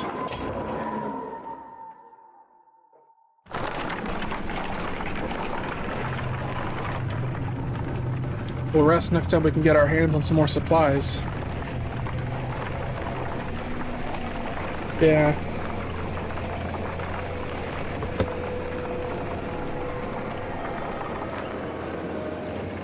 No encouragement or tales of glory will lift the spirits of the caravan. In the north, we have times like this, says one of the Varl. The other giants grin, raising tankards and horns of mead. Skull, they shout, and make short work of their drinks, explaining that each person takes a drink when someone tells a story that is more miserable than the last. Others join them for the second round, and mead is passed your way. I am about to buy it. I have a collab coming up on Thursday and on Friday. We're going to be playing Lethal Company with Man on Night mode / Gallagher and Isordin. I know that we are going to be using a lobby increasing mod so that Mav can also join us. I invited him to fill in on Thursday because Isordin isn't going to be available on Thursday. He was just already in the group chat that we were talking about this in. And then he decided, I guess, he was going to play both days. So we're going to do that on Thursday and Friday and see how that goes. Although if you want, we could, I also have, I'm supposed to be doing, or I need to do another subathon because I got my last Twitch pay. I got paid by Twitch again. So it's another subathon, it's another giveaway. I have to work tonight, but then tomorrow I don't have work on Tuesday and Wednesday. So I could do the subathon then, and then we could play some Lethal Company, and then have the collab on Thursday and Friday. It would be a lot of fucking streaming all in 1 week for me. But you know what? We ball. Mama didn't raise no bitch. So maybe we'll see. We'll see how I'm feeling tomorrow when I wake up in the morning. Although I guess if I am going to do a subathon, I should probably make an announcement about it today. But it's fine. We'll figure it out. No one... Oh, la la la la. Mead is passed your way.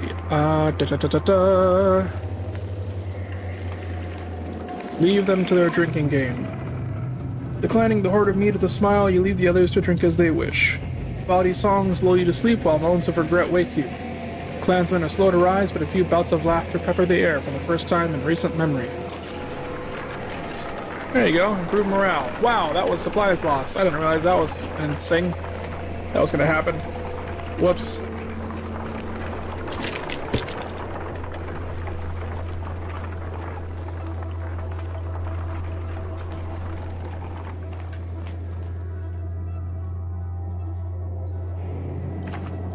The villagers here are completely oblivious to the destruction that is coming. All we've seen is some dark figures far off, they tell you. Aside from a few young families, they're reluctant to pick up their things and join you. Well, whatever, I got no problem with that. I need all your fucking supplies. Give me that shit.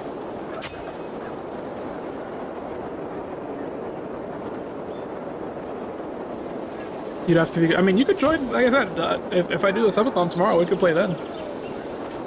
Tomorrow or the next day, on Tuesday and Wednesday. Today's Monday, right? Today should be Monday. Today is Monday.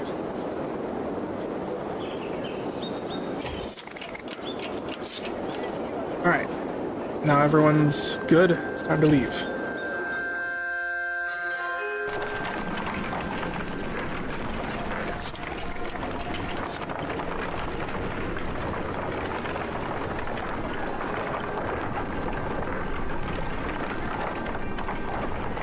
You work Tuesday and Wednesday? Down.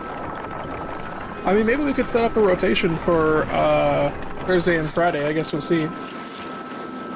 There's also no reason that I couldn't just keep going into Saturday and Sunday as well, if you want to play then.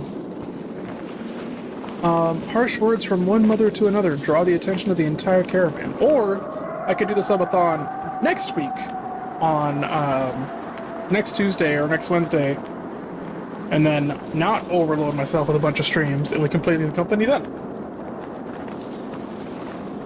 Assuming you don't work every Tuesday and Wednesday. I don't know what your schedule is like. Heard words from one mother to another draw the attention of the entire caravan. My mother marries Ragni or no one. That breed-thin tramp you call a daughter won't provide sons. The insulted mother bares her teeth, ready to attack.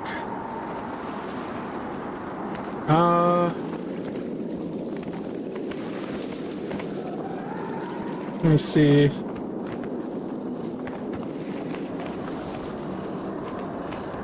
Keep the women separated. There's no time for this, you say, and signal to another man. The two women are moved to opposite sides of the camp, kicking and swearing. They might have handled it more deftly. Most of the caravan finds it entertaining. Yeah, I was not about to step into the middle of that shit.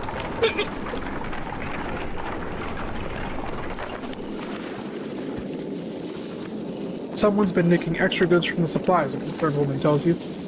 Counted these myself yesterday, no mistake. If this keeps up, we'll all be starving before long.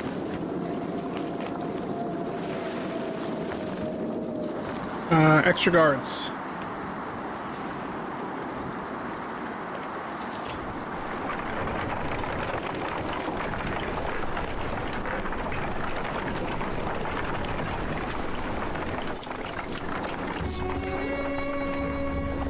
Looks like we're coming up on another godstone.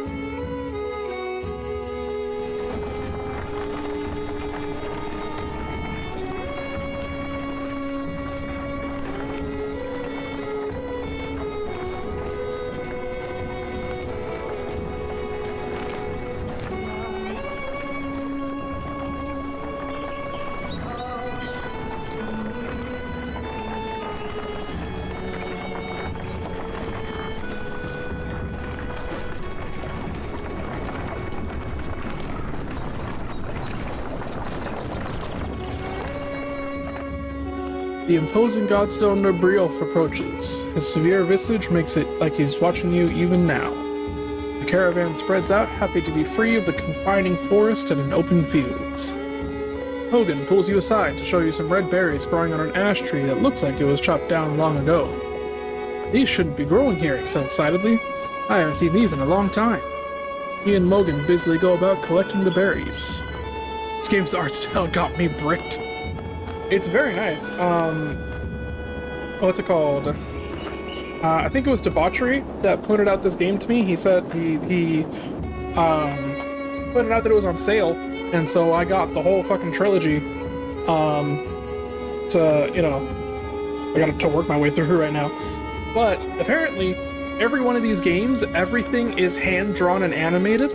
So yeah, it's a whole thing. It's a very unique art style.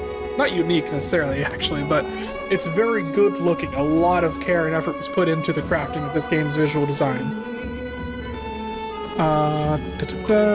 In fact, in honor of BJ, in honor of Wolf Job, some of the caravan crack kegs of meat and wine before anyone can stop them. To the only god that matters, they shout. Everyone drinks, and you're glad for the merriment that has swept over the caravan. Inspect the godstone. You look up at the godstone, Briof's head surrounded by images of casks and drinking horns. Though he was always depicted as being stern, what the fuck was it called? Wolfjaw was one of the most popular gods of men and Varl, the one who taught them how to brew. It seemed like more than coincidence that the long fields around Wolfjaw Stone have always been excellent for growing anything you could need for a good drink. And collect the berries. What exactly are these, you ask Hogan? When I would travel to Bozardard with my father, sometimes he'd buy us a few of these, Hogan replies. Couldn't be a luckier find. See for yourself.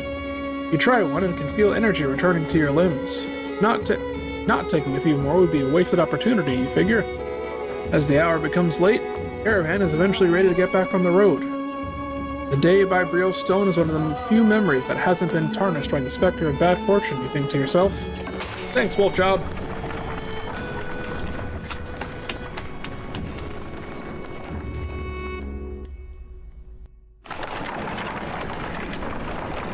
In case you're wondering why I keep calling him Wolf Job, I feel like his name looks like BJ Wolf. And, Wolf Job is a Game Grumps reference.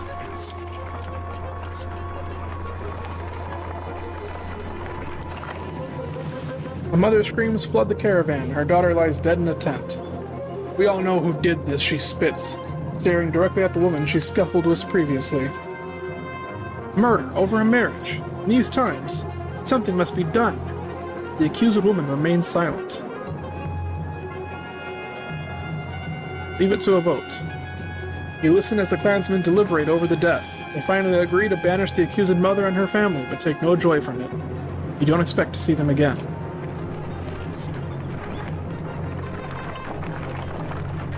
Reinvik is more of a smattering of farmhouses than a proper town. Though judging by stray dredge stalking through empty fields, it is barely even that anymore. Sure, yeah.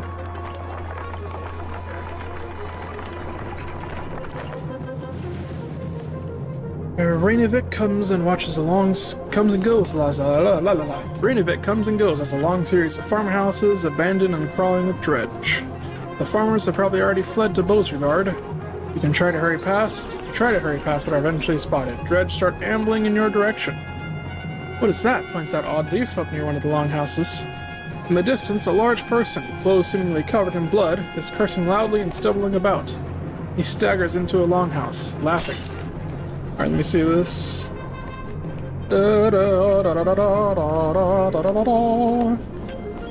Ah, you're having them, like, build a PC. I see. Nice little $300 build.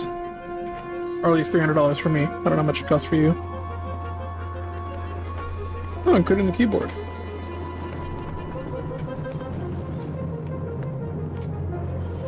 Nice. You know, I think that power supply might be overkill, given that the estimated wattage here is only like 100. I think 600 might be a bit much.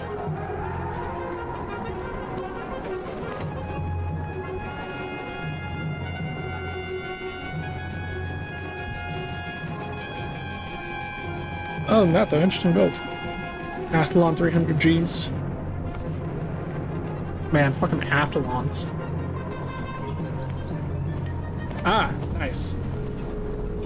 The dredge heading in your direction turn back, roaring, and begin to pound on the longhouse door. They seem to be holding a grudge against this particular person. You doubt the door will hold long. Let's leave. Whoever that was just bought us an escape, you tell the caravan. He survived this long, he knows what he's doing. Let's not waste it. You pick up the pace until the longhouse is long behind you. I don't feel like getting into another fight that I don't need to.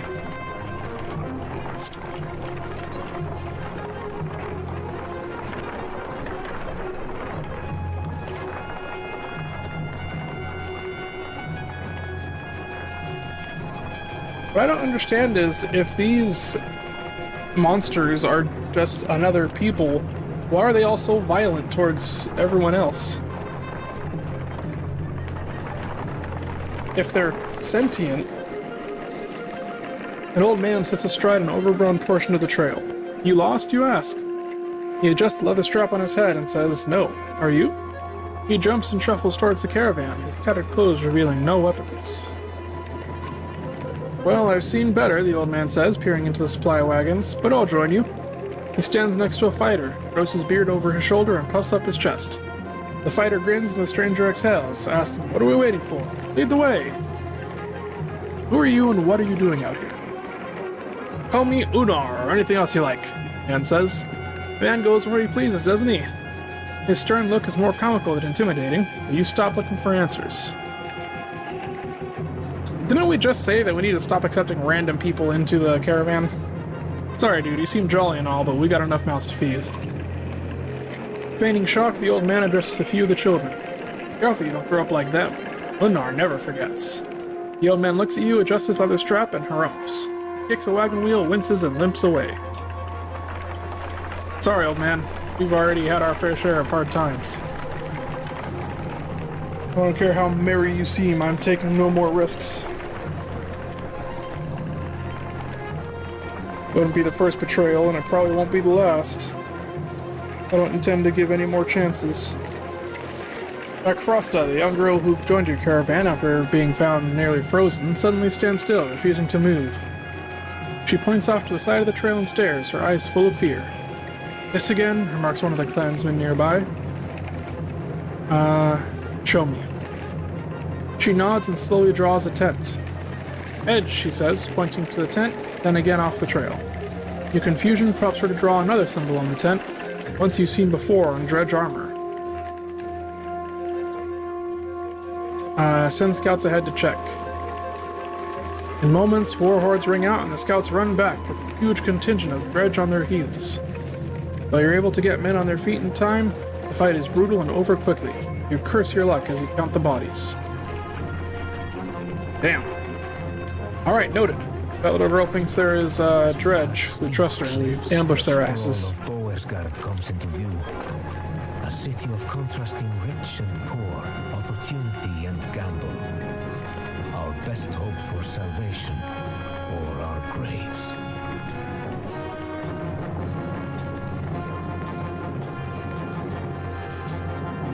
Chapter 7, Slayer and the Slain. Okay, I'm gonna take a break here because I really need to go to the bathroom. So I will be right back. Let's all take this opportunity to stretch, get some food, get some water, fucking blow a load into a sock, whatever you need to do. We'll be back in a little bit.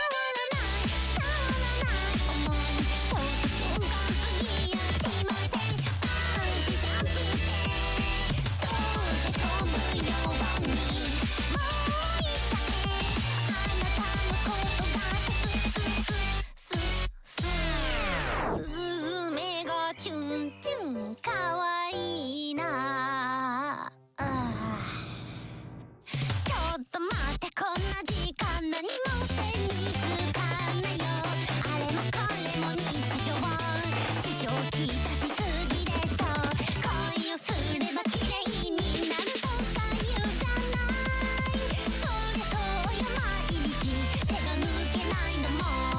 なのに君はなんでかないつもには切らない自分なんかって言うけれどそのまま行くこと気になったでしょねえ白黒つけない恋模様どうなるのどうなりたいんだろう君の名前教えてどう考えても友達じゃないこの距離感普通じゃないってばやっぱ鈍感すぎやしませんこんなもんはねバーって言いたいんだ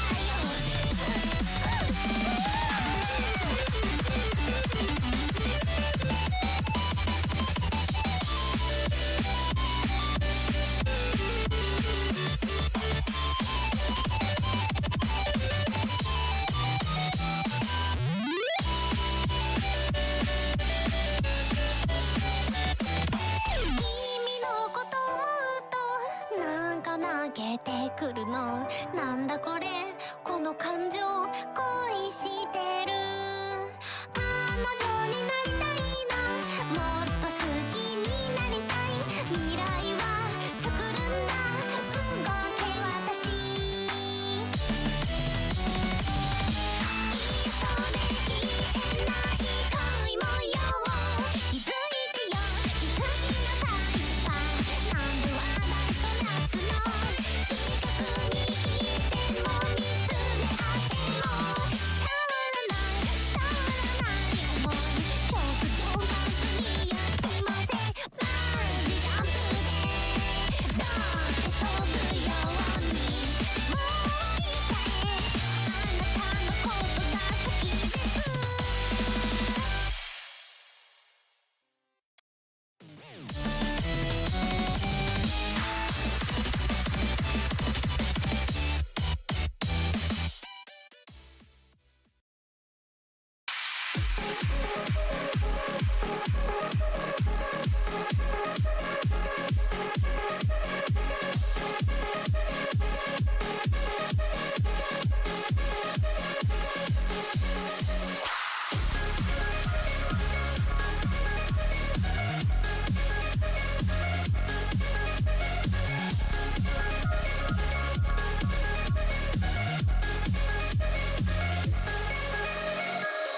見渡せる場所に今朝はたどり着く遠く線路が伸びる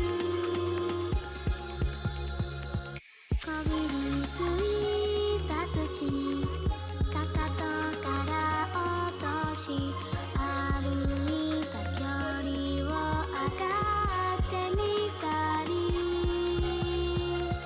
前髪を揺らすように風が強く吹いたらもう何も迷わない世界の果てさえ僕らは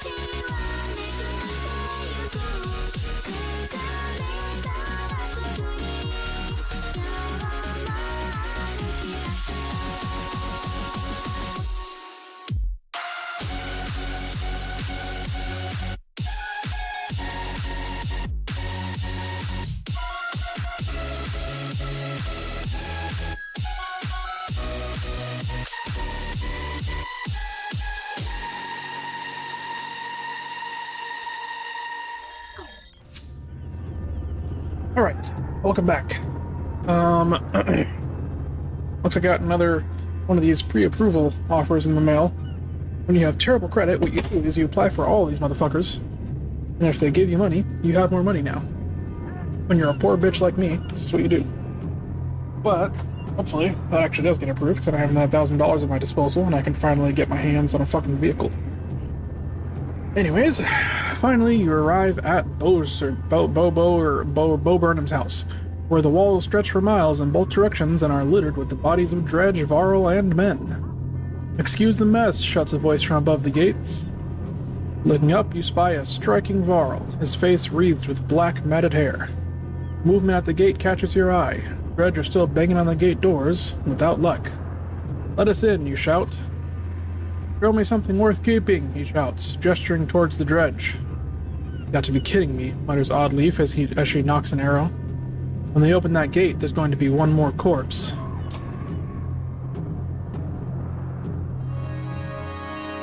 Alright. Ekkel is one of our fighters now. I didn't choose to free him. Whatever. I guess he freed himself in that battle. So. Let's put back our archers here.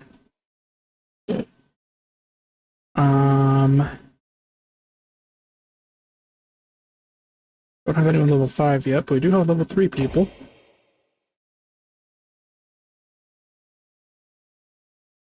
Give that to you. You must make sure that you do not appear here again. Bailiff, whack his pee-pee. A crude medallion made from the branch of a tree found above the godstone. Blah blah blah. Carved with a curious rune. Alright, well, what do we have with level 2? We have you two. You don't have a thing yet, so you can carry that. Oh yeah, these berries. Didn't Mogan and Hogan find these? Appropriate, they should carry them. It's a level 5 item. We don't have any level 5 people. I guess that's all of our items assigned. Oh no, we do have one level 5 person, actually. What is this? +2 aggro. Ugh. You can have that. No, given that he's not in the fight, actually, I don't know if he should carry that. Then what can we give Mr. Level 4 over there?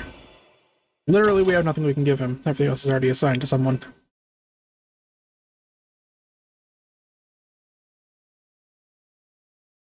Although, what does Rook carry?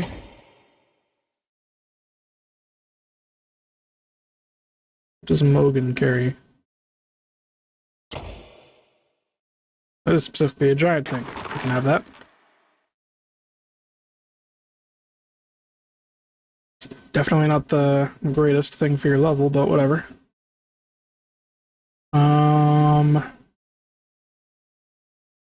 It's ready for battle, I suppose. Oh wait, we should change their order. So the way this is gonna work... Do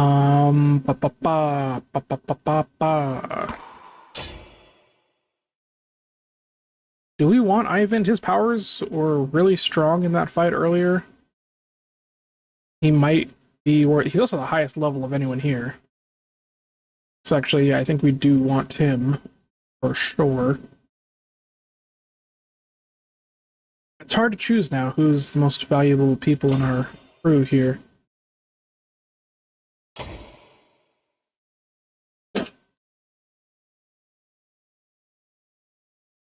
This guy is a crazy, like, powerful.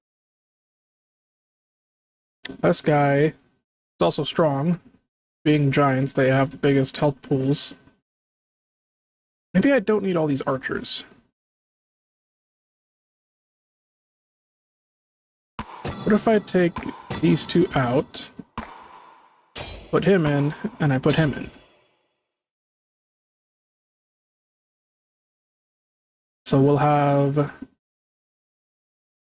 this guy supported by someone.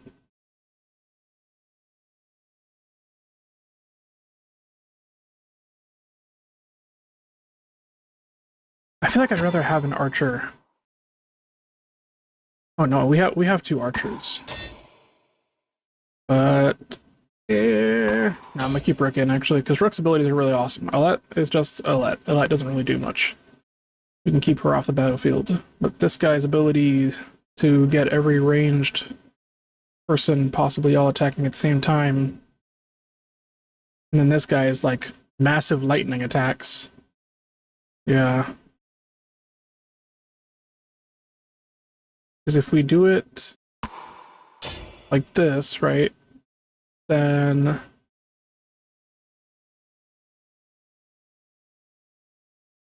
feel like if these 3 move as a unit, and then this guy and the 2 giants, and we'll figure it out. Still think this order is probably the right choice. Because the Mender is essentially our healer type, so he can cast his support spells after everybody else goes and possibly takes their hits.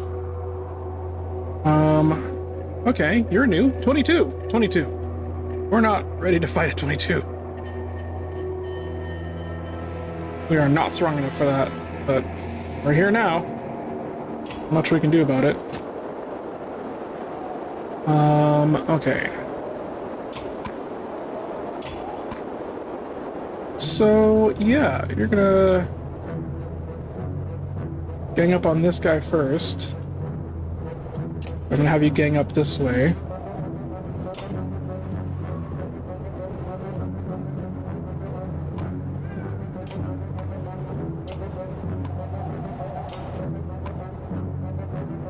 Tight formation. Let's do it.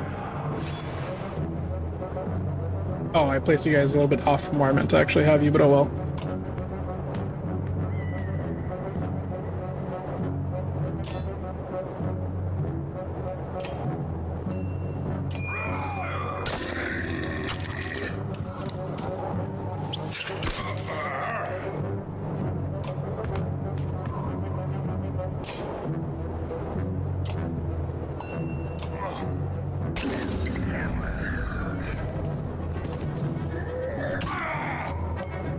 Yep, that guy hits like a fucking truck.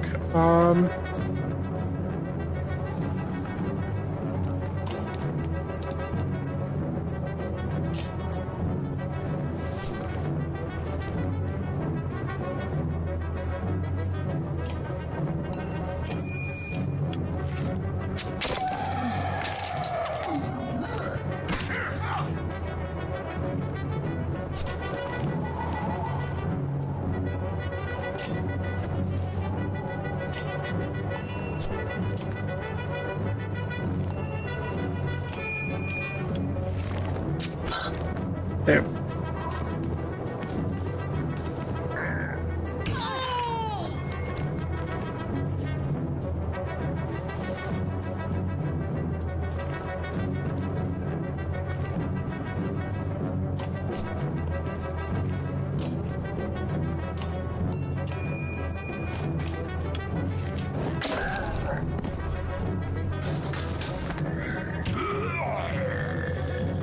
Yeah, him going down that fast is not part of the plan, but let's do some mending, shall we?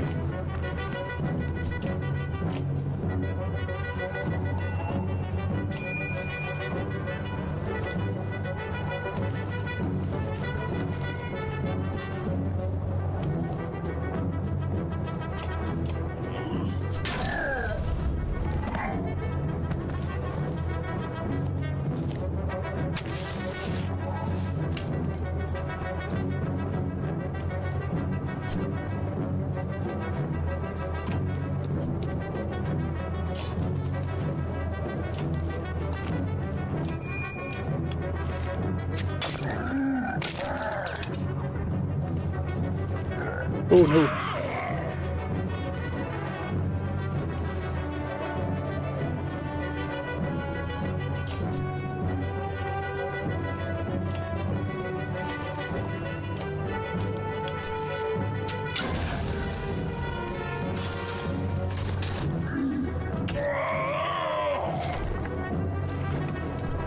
Yeah, we're in a bad way here.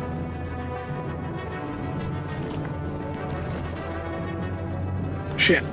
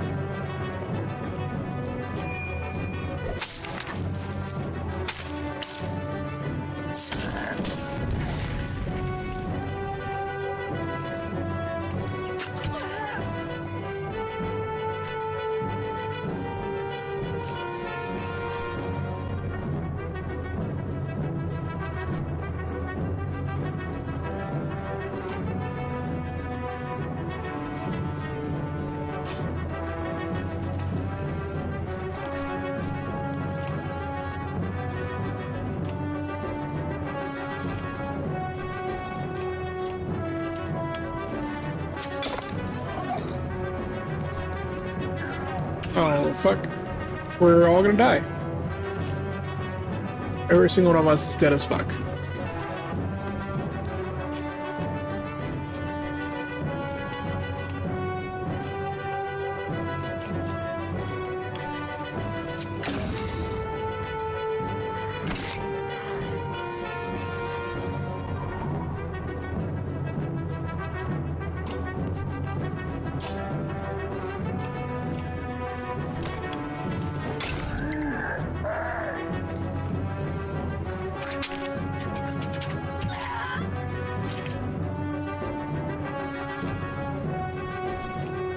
Oops.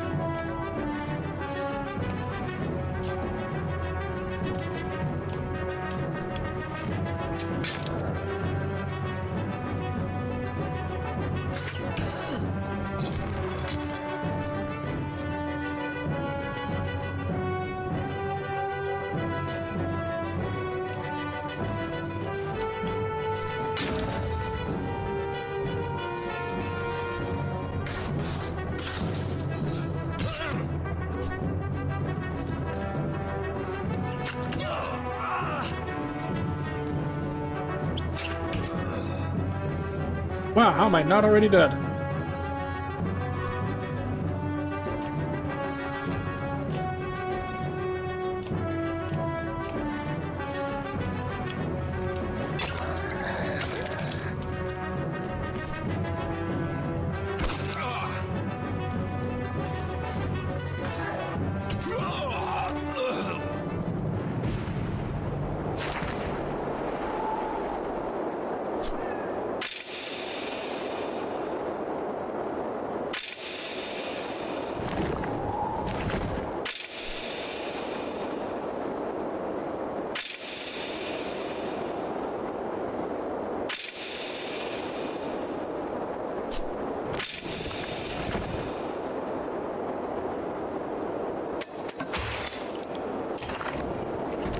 Can't believe you made it this far just to fall in front of the gates of Beauregard. Suddenly they fly open and fighters drag you inside. Why didn't you say you had a mender? Asked the bearskin Varl. Unfortunately, the dredge pushed their advantage. Not everybody makes it behind the gates. Their dying screams ring in your ears. Well, that's nice.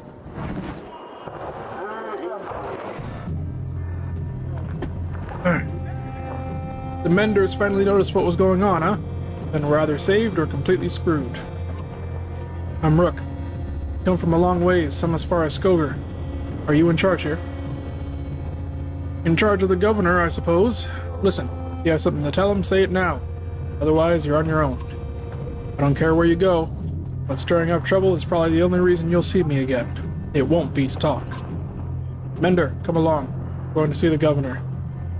Ulverk leaves with Ivant, who goes willingly, signaling that he's fine. Bane, this is just like Frostfeller all over again. This is nothing like Frostfeller. The one in Bearskin is probably leading the Ravens. Ravens? Is that good or bad? Depends on who they're working for. Hopefully it really is the governor, and not someone trying to strong-arm their way into his seat. I guess we wait for Ivant to tell us, if he comes back. I'm not worried about Ivant. Worried about the army of refugees we brought, who don't belong here. Probably right. Nobody ever uttered a nice thing about Beauregard, so what now? We ought to go to the docks and see what our options are, in case we need to leave quickly. Did you notice the city guards when we came in? What guards? I have a feeling the Ravens are all they've got left. Something serious went down.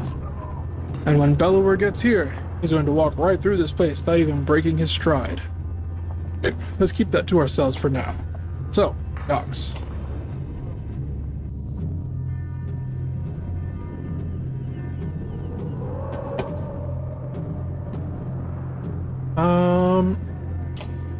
Market? Yeah, it's not even worth buying the supplies, won't grant us an extra day. When you get to the docks, your heart sinks. Not a long ship to be seen, aside from wrecks. Bodies float in the water. Buildings are trashed and boarded up. What happened here, Murderer Zalette? They're all gone, says Ivan, approaching alone. I see you had the same thought as me. Ivan, you're okay. I'm fine. Wasn't a lie. The governor is here. He's in hiding. Why? Since the dredge started appearing, anyone with a ship and a half a wit left long ago. People can't leave by foot. Food is scarce. Markets are bare. Boersgard is a fire keg waiting for someone to tip over. So the governor is paying the ravens to protect him against his own people. And keep the peace, so to speak. It's more like a massacre anytime there's a hint of an uprising. Where does that leave us? I promised him the Mender's protection in Apparay. I don't think he's very popular there. They're gonna start tearing this place down to build new ships. We can ride the Ormsa River all the way to the capital, leaving another perfectly good city behind. How long will it take to build new ships? Hold on. What happens to the people living in Boersgard? The best I could do with that. He thought it could take as long as a month. You don't usually make ships out of scrap lumber. As soon as people figure out what's going on, there'll be riots in the streets. Month? Why bother? Billower will be here within the week, if not sooner. I'm open to suggestions. Gods be damned, is there no end to this? Ivor roars in frustration, leaving you standing by the docks. Alette gives you a worried look before chasing after him. Ivan, what do we know about Belor? Ivan says nothing for a moment. I don't know. Great, thank you. Very helpful.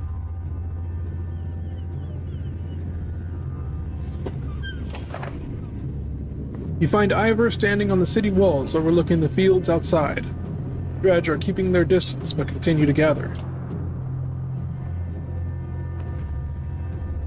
I'm okay, Rook.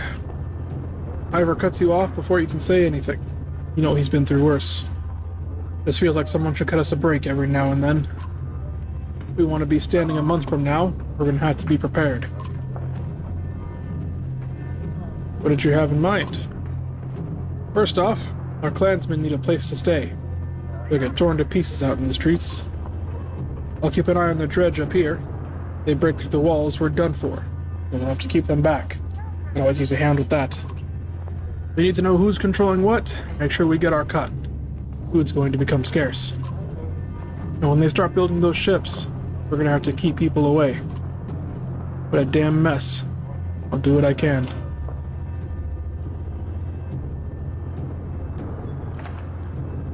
Ivor explains, I'm leading attacks with Ivan every time the dredge get too close to the gates. Listen, we're gonna lose fighters in Varl every day like this. I don't need to tell you what happens if nobody is manning this wall. We could always use help.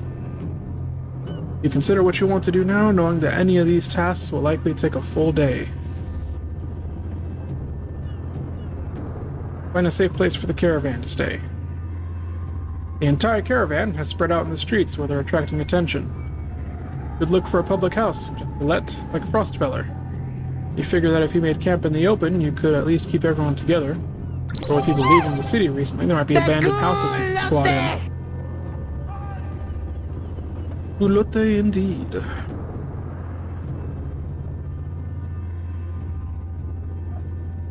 Put some people in charge and let them deal with it. I'm leaving you in charge of your own fate while we deal with the dredge. They agree and start dividing responsibilities amongst themselves.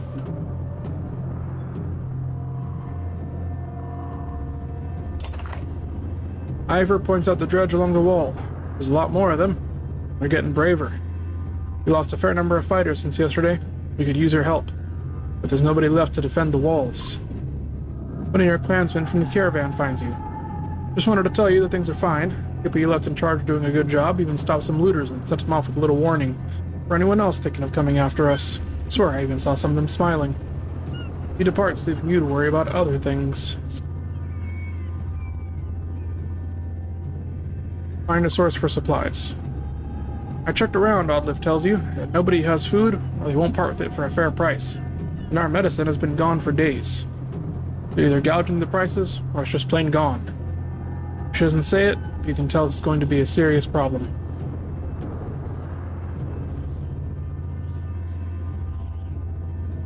Track down the Ravens and see what they know. You find the massive leader of Ravens along the docks. They're doing their best to keep a growing number of people in check while boats are being constructed. Question him about food supplies. Should have brought your own, he says. Can't go giving it out to every person in Boersgard. I'd kill every last bastard in this city for some good mead, though. This has been dry for weeks.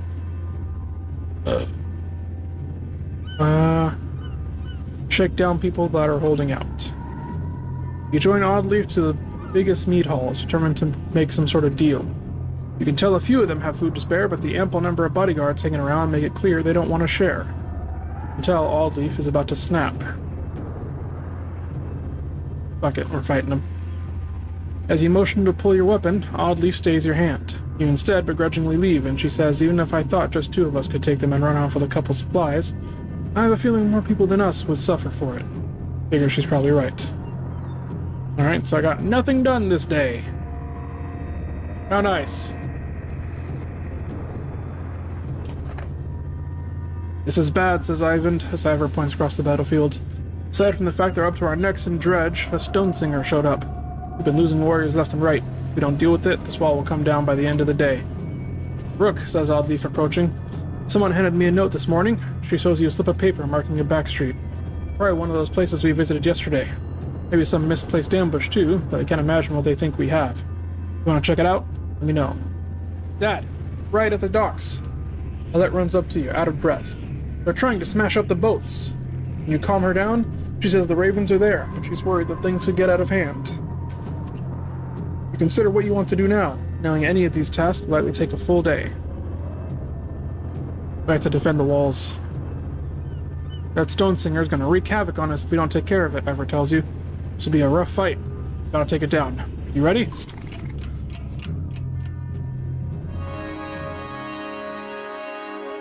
Alright. Another day, another fight. I think we have too many long-range people here. I don't know if this guy's all that helpful. Maybe we go with this. I don't even know. I don't even know. How about, actually, take you 2 out, put you 2 in.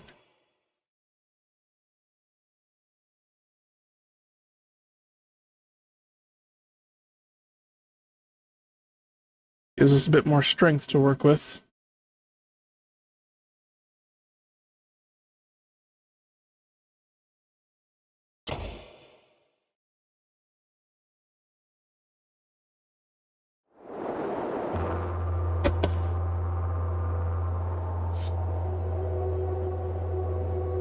Okay. This looks like shit.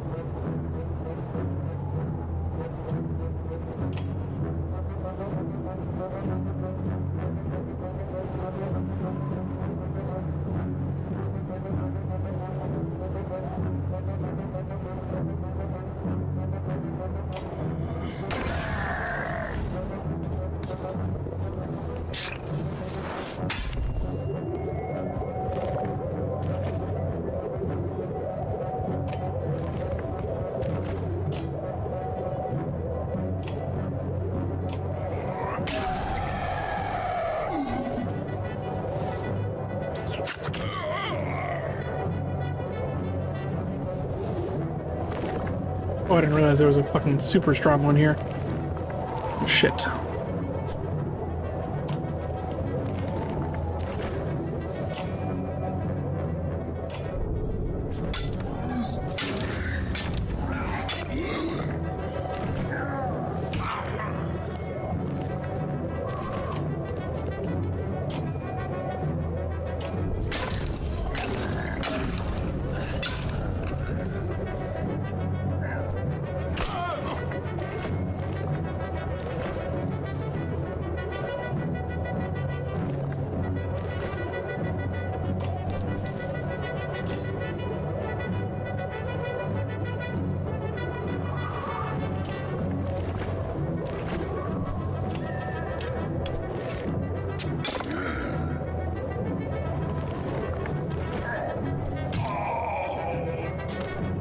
Oh shit, I didn't realize you were here.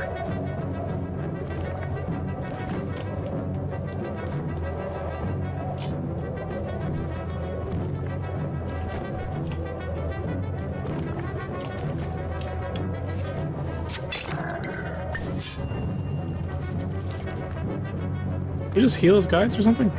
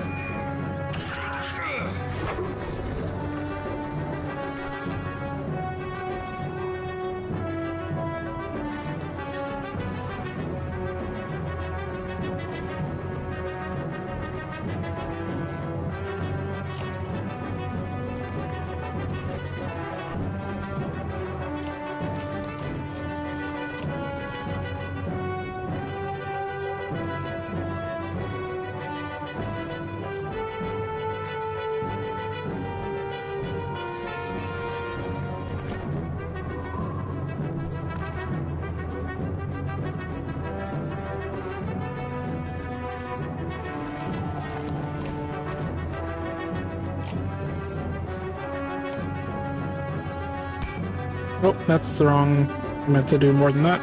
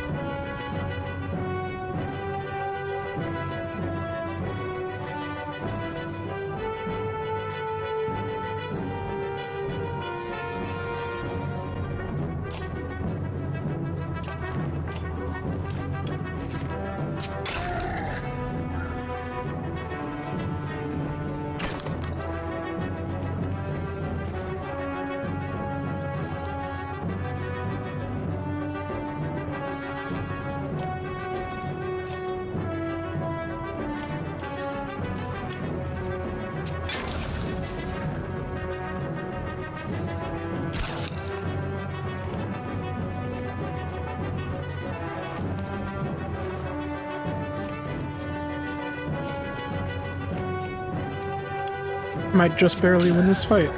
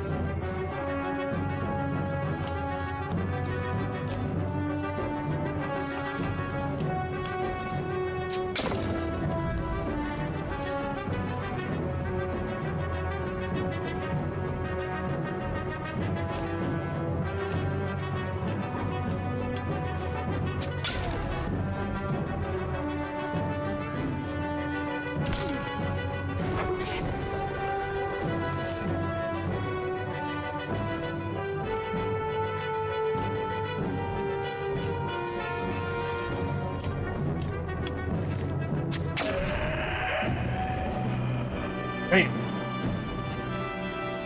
By the skin on my fucking nutsack, I won.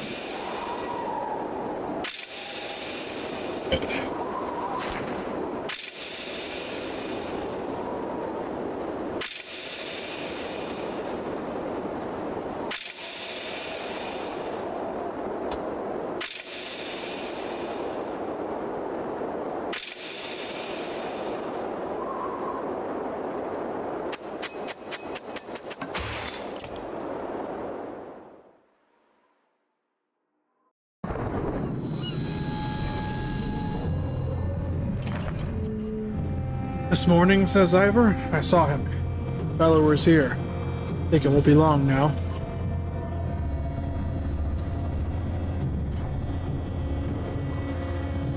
You travel to a deserted back street, and a man soon approaches, confidence in his step. You came looking for quite a lot of food, he says. I can give it to you. I want something too. Let's trade. Olive gives him a suspicious look. We don't need to complicate this, he continues. Beauregard has a lot of people in it. We don't all get along. You're not from here. So when you get something that was stolen from me, nobody will come knocking. You understand? What do you want? It's not what you think, he tells you. It's a drinking horn, my great-grandfather's. It was stolen. This worth how much food to you? As much as you're willing to carry. But we need weapons. My friend, I'd keep a knife on me just to take a crap on good old Beauregard. He marks an area on your map down near the water, scribbling Lowtown next to it, though you doubt it's a real name. Rook, keep this one between us. Seems to call for a light touch, and I'd rather not have people spreading rumors about how we got the food. Ivor, really keep this up? We've lost a lot of fighters, he mumbles. The weight of the situation is crushing. Then, far in the distance, you hear a horn. Dredge don't use horns, it occurs to you. Ivan appears at your side just as a caravan of people come into view, Dredge turning to attack them. Who is that? It can't be. He runs towards the gates, shouting, "You see their banner? It's Hacken!" As you wonder how they got here, the gates are heaved open. You charge onto the field, clearing a path through Dredge. Man, this is not the time for this.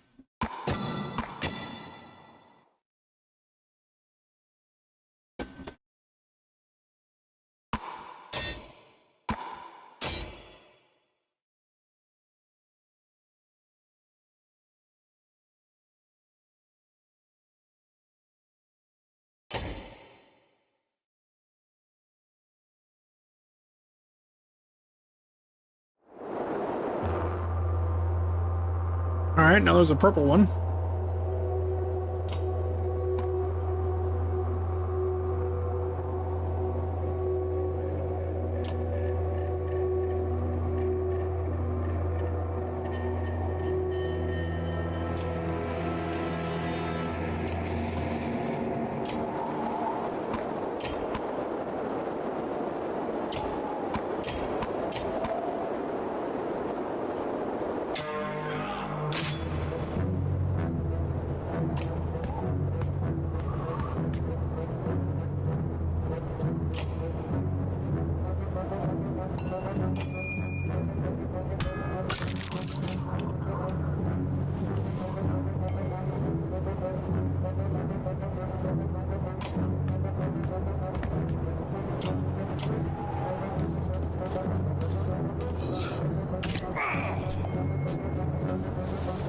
Oh, I didn't think about their order. Oh well.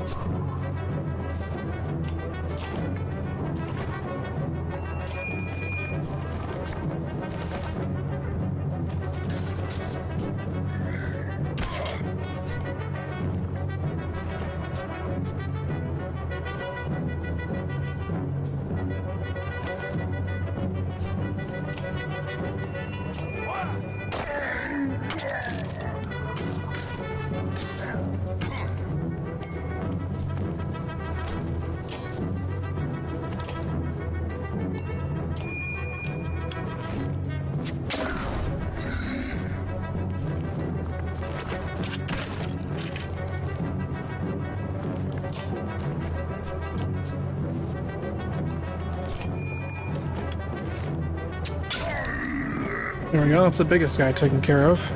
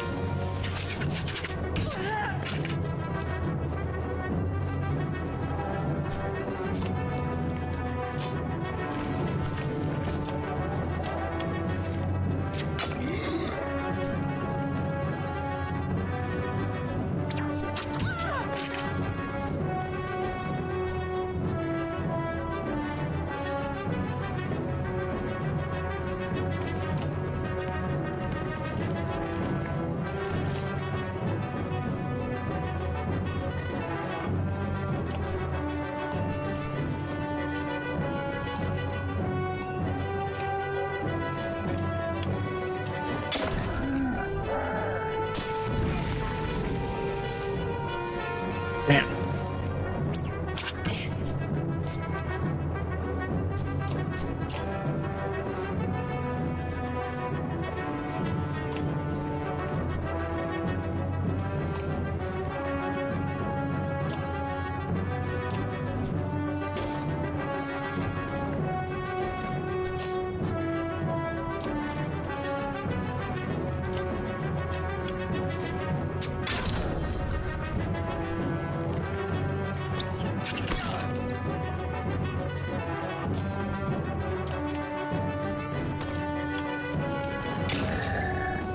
Alright, it's the other big guy down. Now we're just dealing with the ads.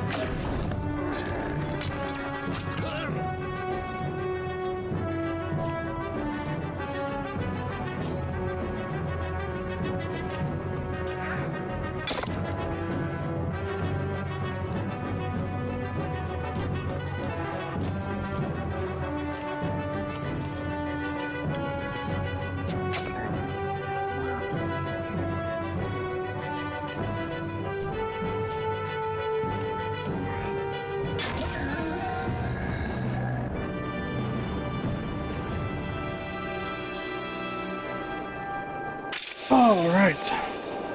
Another fight won.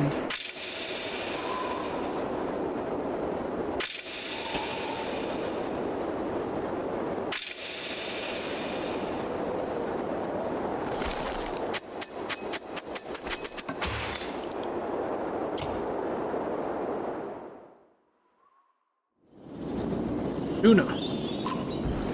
I wasn't sure I'd ever see you again, Ivan. She smiles as they embrace. Ivan is completely taken aback. He doesn't dare believe she's real. I'm sorry, couldn't make it to Sigrom. I ran into problems. Problems is putting it lightly. There's a mile-wide canyon practically splitting the world in two over those hills. I couldn't find a place to cross. Worse, dredge are practically falling out of it like blood from a wound.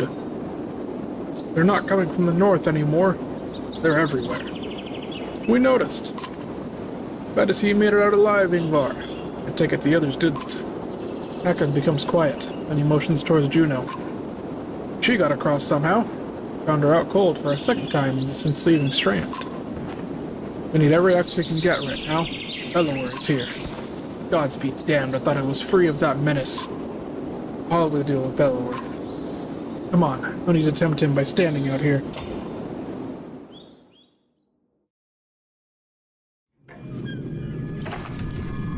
Harkin's caravan enters the city, fighting off waves of dredge as they go. To your relief, hundreds of skilled warriors are now safely in Beauregard. Haken joins you on the wall with his personal bodyguard, Moger. Behind him, the Prince Ludin stands alone, looking miserable. I have one last trip to make. I need this one to come with me, she says, pointing to you. I'm sorry, Ivan. Must wait for me one last time. Do not let the city fall before I return. It takes everything within Ivan's power to hold back, but he does. He turns to you. Rook, come with me. We'll return in 2 days, maybe less if you're quick as you look. Tell anyone who needs to know. Where? Why? Not far, says Juno. She pauses and something shifts in your vision for just a moment. I know it's hard, she says, her voice filling your head. And you've already been through a lot. As she speaks again, the rest of the world melts away. But you're needed. You can't find the words to argue. Damn, what the fuck? I'm being enchanted into going with her anyways? I didn't get a choice in the matter?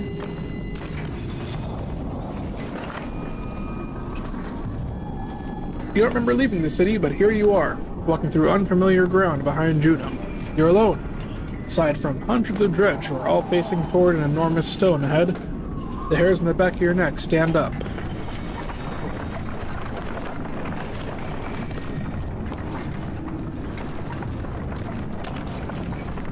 This is fucking creepy.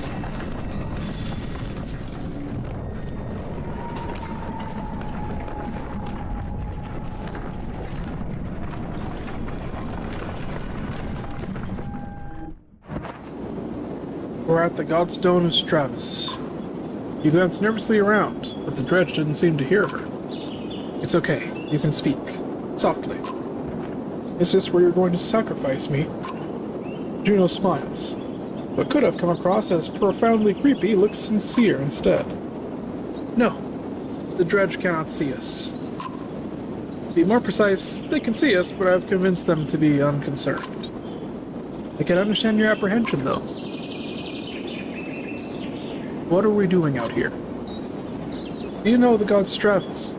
You knew this stone exists, even amongst those who have lived their whole lives on Beauregard. When Denglier deals in fortune, Stravis taught men the value of trade in a different way. He showed them it has consequence, two sides of the same coin. See the silver in the stone? The gales up here wear away the stone, but the metal remains. We need a piece of the silver. The god Stravis is wreathed by imagery of silver weapons. The myths say he traded these weapons to the gods, and they used them to kill each other. Those who seek out the stone call him the god of trade. The menders call him the god of secrets. He was both. Why are we surrounded by dredge?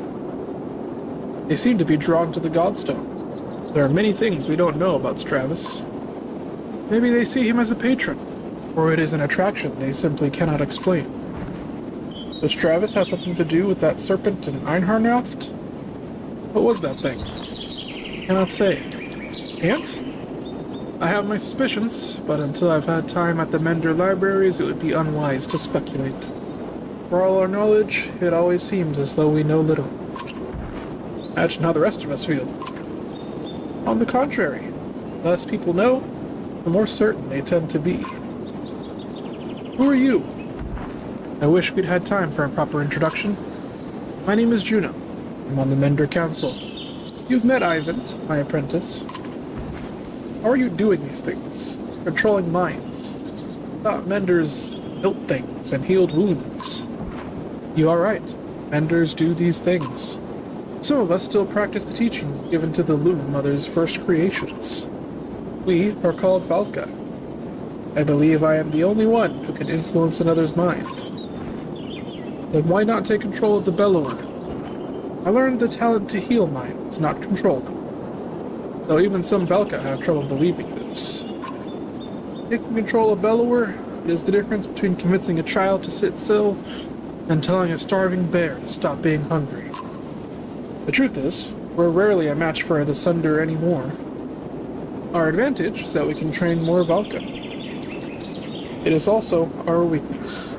The Valka pass on and lose their knowledge, while the Sunder simply grow older and more powerful. Bellower is both immortal and beyond my influence. To a point. Then how do we stop him? The god of secrets will play a part, as will you. So why did you pick me? Why didn't you take Ivan or Kaka? You don't even know me. I apologize for putting you in danger. Ivan must keep Borisgard from falling while we are away. And if something goes wrong here, I need to be certain one of us makes it back alive. I saw the thoughts of each person when I arrived at Borisgard. You were the only one I knew would return. What do you mean? You would find your way back to Alet, no matter what. Let's get what we need and go. Indeed. You'll need to dislodge at least a fistful of the metal. We'll forge it into an arrow to slay Bellover. Wait, after everything you told me, make a magic arrow to shoot Bellover. That's all it takes. Why didn't you do that a long time ago? Juno gets a faraway look in her eyes. No, that is not all it takes. What I tell you now must not be repeated. The arrow would not kill Bellower, even were it to strike his heart. He has no physical weaknesses, but it will sow doubt in his mind. When it pierces him, I will help him to believe that he is dying. The rest of you will convince him of it with sword and axe. Everyone who fights at your side must believe it to be true. You're gonna trick him into thinking he's dead. That's the most insane. He really can't be killed. No. Someday he will awaken and realize he's not dead. I imagine he will be quite upset. First, we must make the arrow. Focus on the task at hand. He looks knowingly at the godstone, waiting for you to start climbing. Rook, I am not certain how the dredge will react when you do this. And behind us is a sudden drop. So, be careful. Cool, thanks for that.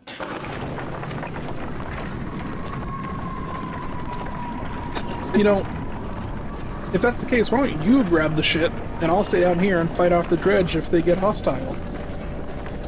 You didn't pick me for my climbing prowess, did you now? Approaching the back of the stone, you start to climb, looking for a loose piece of the silver vein. Even without looking out onto the dredge, you can feel each sinister face watching you closely, held back only by Juno's influence. Panic races through your blood. Climb higher where it may be easier to remove. As you climb, you can't help but notice the stony mass of dredge lined up before the godstone, like worshippers before an idol. Just a glimpse nearly immobilizes you. Your hand rests on a piece of silver that comes away easily. The dredge do not react. Look for another piece. While you're here, you glance quickly around to see if there's any more low-hanging fruit. You're able to pry another smaller silver piece of ore before your nerves give out. You nimbly descend to where Juno is waiting. Well done, she says. As you walk back through the dredge, their heads turn in unison to follow. The dread that lingers and the shaking in your hands does not subside for hours.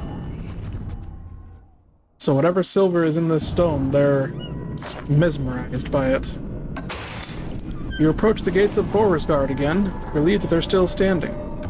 Or, the stone can amplify her powers to the point that she can convince them not to attack. It looks like they took a beating while you were gone. Alette rushes to your side and throws her arms around you once you've crept through the gates. Juno smiles at the reunion and tells you, take this time with your daughter. Find a smith who can fashion an arrow from that silver. I have other things to which I must attend, but meet me on the walls when you are done. Alright.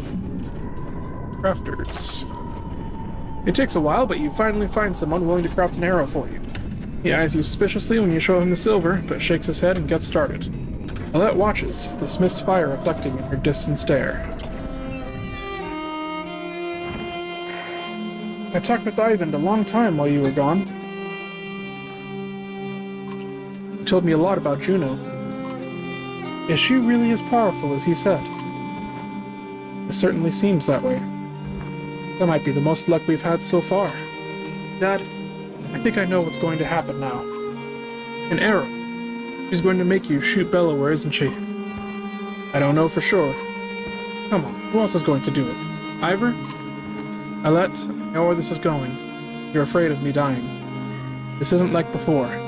We can't run this time. That's not what I... Let me do it. What? Why not? Because you think I'll get hurt? What do you do when Bellower comes straight for the person holding the only thing that can destroy him? Let me speak. Everything's changed. Skulker feels so long ago. I'm not asking because I'm afraid of losing you. I'm not afraid of anything anymore. Let me do it because you know I'm a better shot. I have a better chance of puncturing his armor. We only have one shot. I'm not a child anymore. I'm not just some girl. I'm your daughter. I can do this. For once, let me decide what happens to me.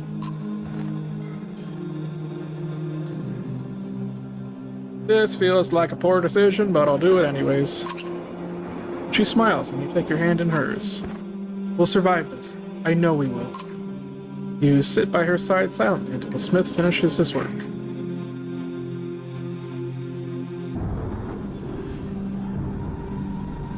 Alright, what up, lady? There he is. Juno's in the middle of an animated debate as you approach, the arrow in your hand. There is little time left. Bellower knows we're here. Whether he is waiting for more of his forces to arrive or simply wants to starve us out first, I cannot tell. But he will not expect a direct attack. Is a joke? How are we going to do that? I will take a handful of warriors to face him. I can keep a small group hidden from sight. The rest of you will lead the charge from here. With luck, Bellower will send his armies away from himself to meet you. What about the ravens? I may protest. They will not. I've arranged a task for them. Even if you make it to Bellower, what chance is there of defeating him? You saw what happened at Einharjoft. That thing can't be killed. Juno shows them the arrow you had forged in Godstone's silver. This will make him bleed like the rest of us. Once he is pierced, he will be vulnerable. She looks you in the eyes. We only have one. Do not miss. And bring only those you absolutely need. It will take all my concentration to keep the other dredge from swallowing us up. I cannot join in battle. And if we kill Bellower, then what? The dredge will just wander away? That is my belief, yes. I can't say for certain. This is a doomed plan. Help us hold out here until the ships are finished. And then what? Bellower will hound out our every step, all the way to Aberrang, where I am certain more Sunder await. Now is the time to speak to loved ones, in the memory of any god that pleases you. Rest. In the morning, we slay Asunder.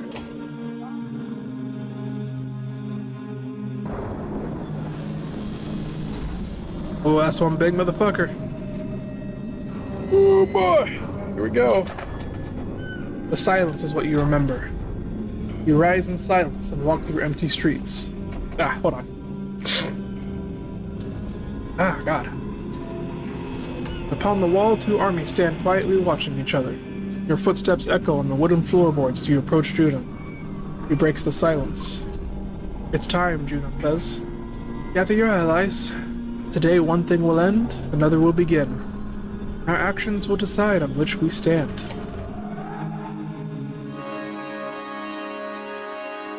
Oh, here it fucking goes. The Strunk. 12. Is our strongest. 15, 17.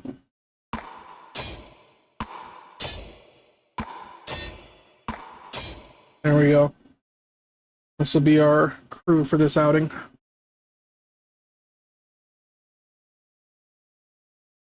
Maybe we should bring this guy with us as well, though.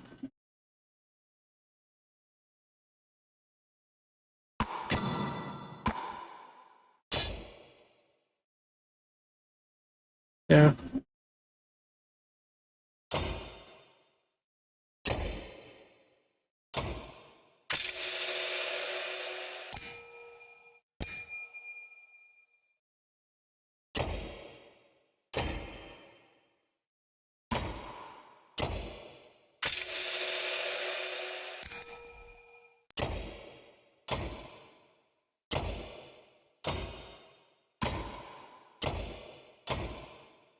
Alright. Start this fight. Today we kill the immortal.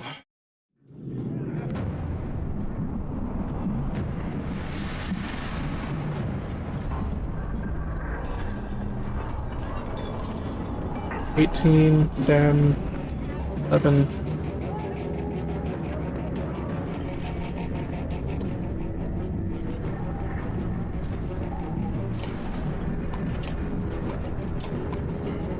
Meet you to you.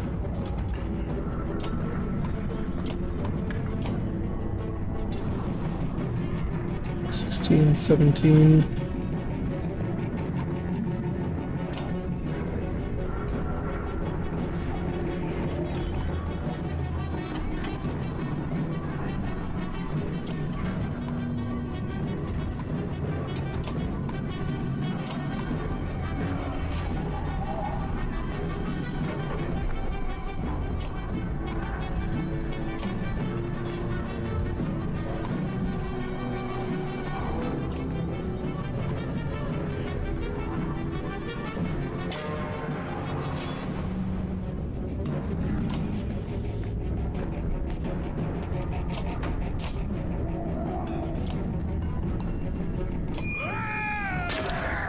There you go. Oh, big chunkus.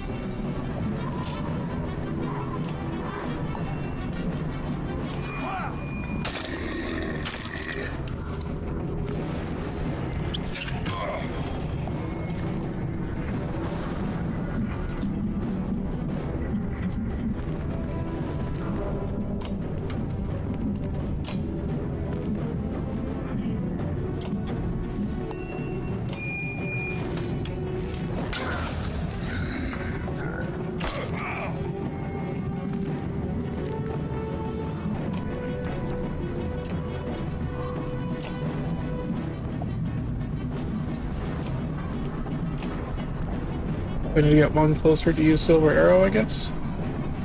Or does it have to be the only possible when hit chance is 100%? So we have to break him down first.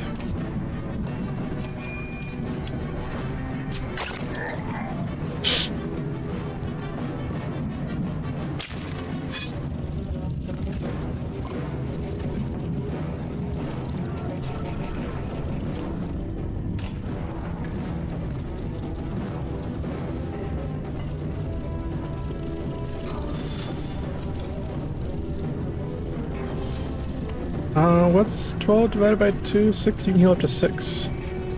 You definitely don't need it yet.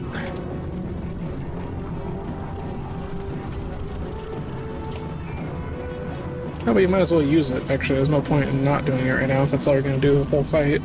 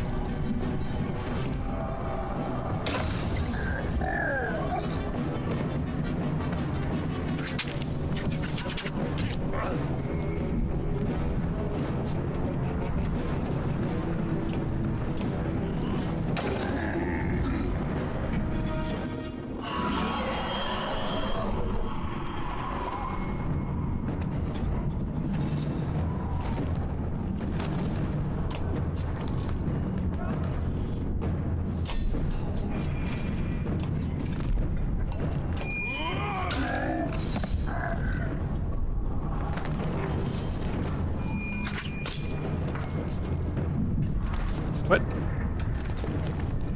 My turn gets skipped or something? What happened there?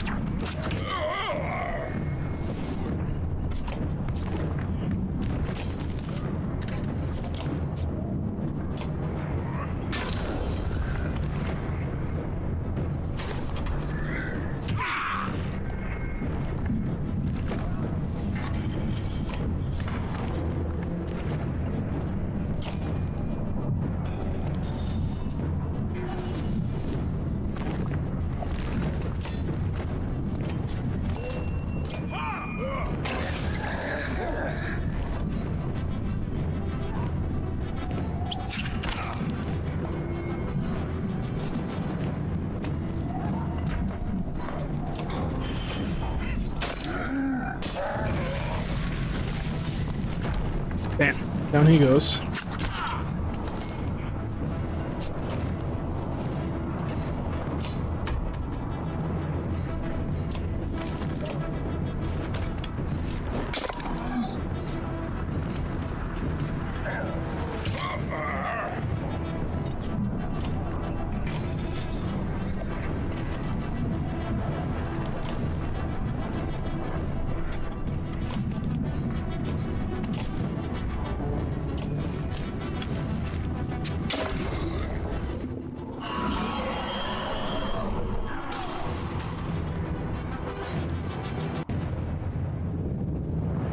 Hey! Whoa!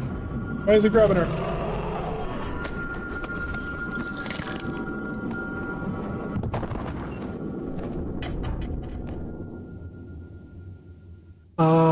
Did she just get fucking murdered?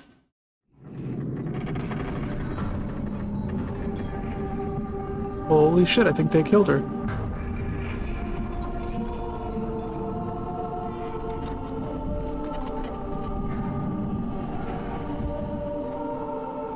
What in the samurai fuck?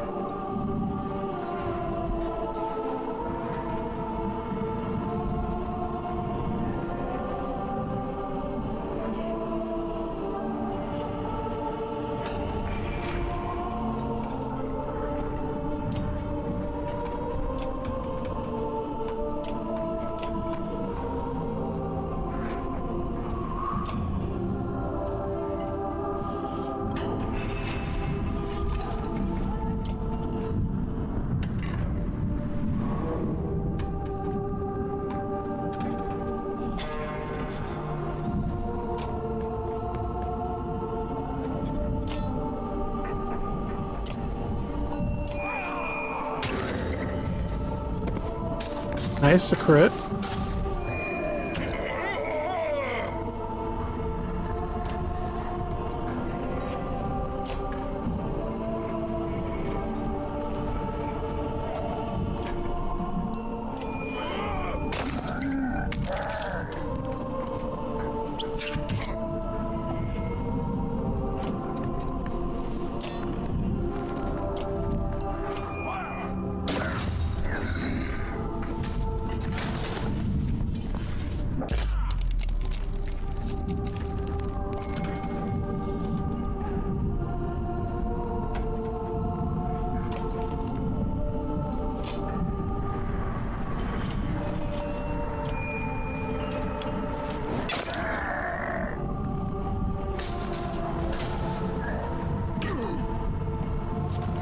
Down he goes.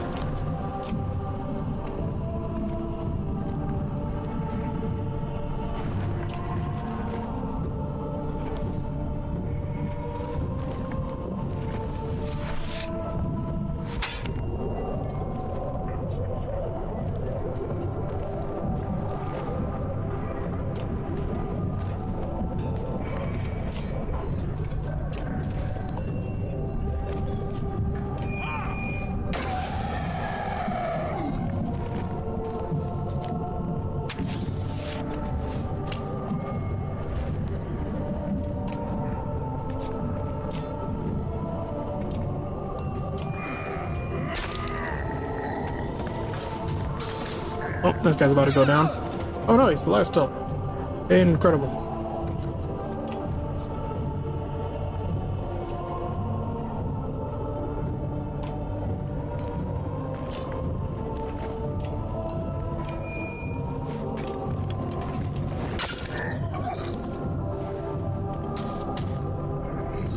There he goes.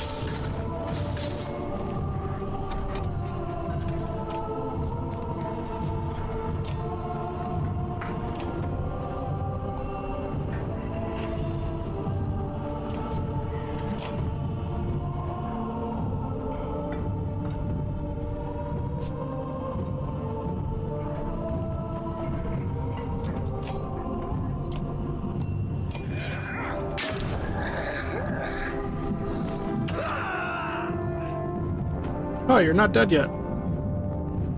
You're about to be.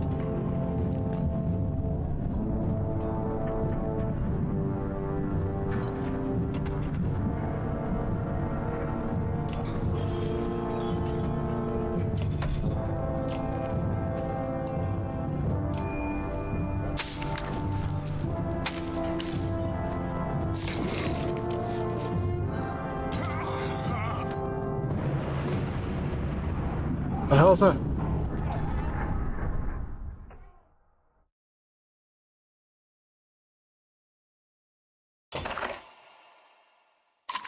Alright, this is gonna be very, very difficult.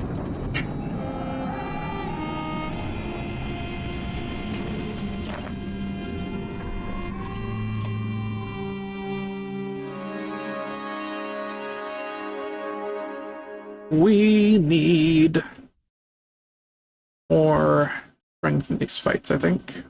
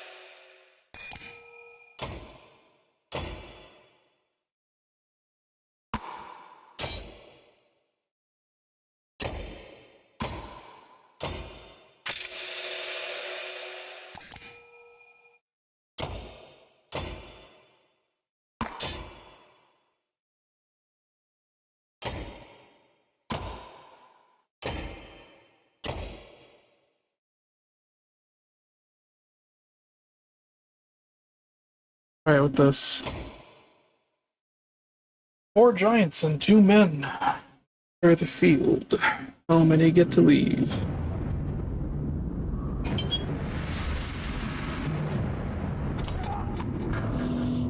It seems to me that we should probably focus on big guy here because this is only the first half of the fight. And we have a whole second half we're gonna have to deal with here.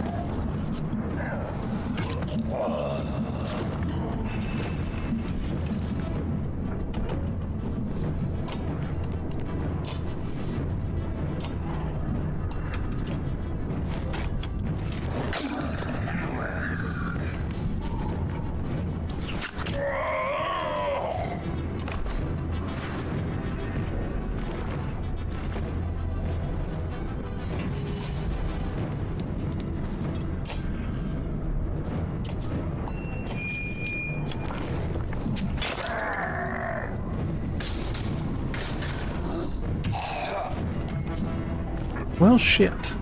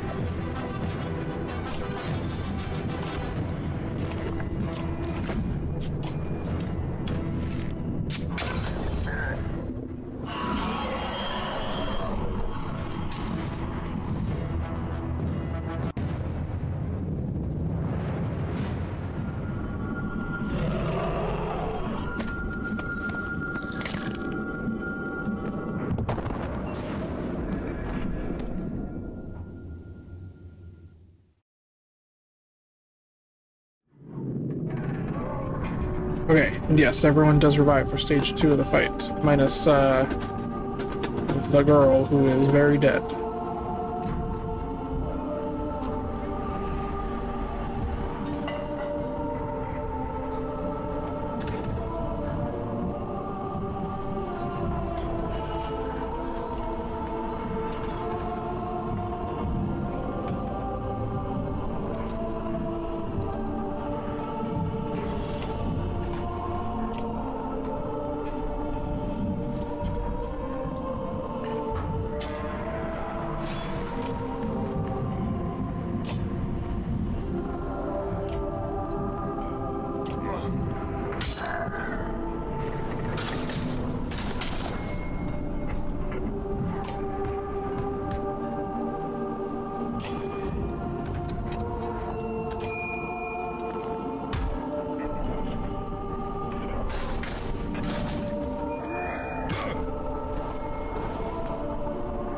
Forgot he responds to every attack now.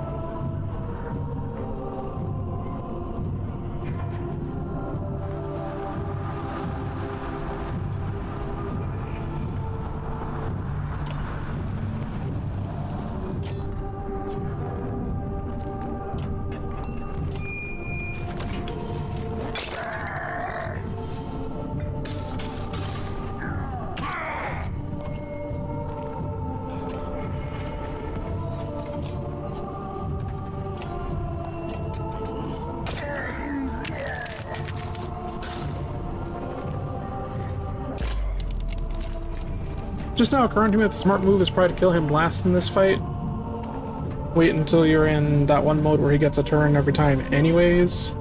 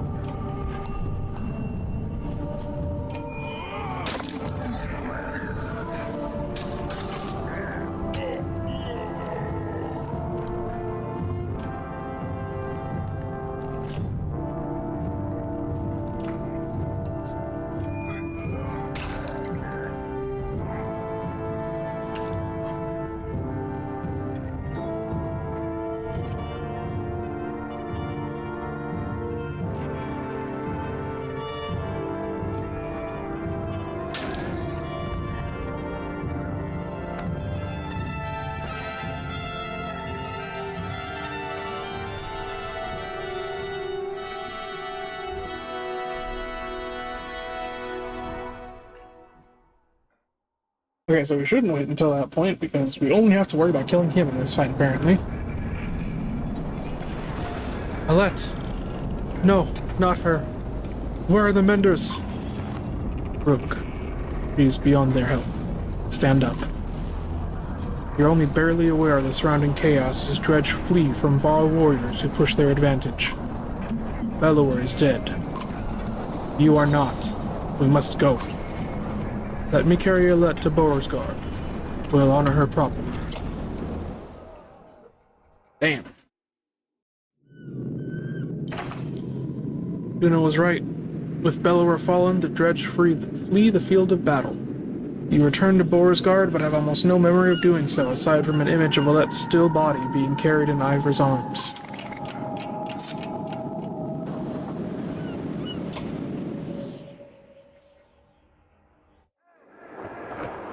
So we should have the time we need to finish the ships. Think you're right. Dredge don't seem interested in us anymore. Since Bellower fell, they've been going their own way. The Ravens have been keeping the docks clear. Bruno's talking to them about something now. When those longships are ready, we'll be able to sail all the way to Averay. Luck, before the darkness shows up here. How far south has it spread? I couldn't say. Hopefully not far. We'll get the prince back to his home, and Hakon has already decided to come with us. Not much else to go back to. The two look up as you approach. Rook, it's time. Soon we'll be ready to leave Beauregard, find somewhere safe. Once the ship is done, one ship is done already, at the docks. Had it prepared for Alette. I'm not ready to see this. Come, Rook. It's time to honor your daughter.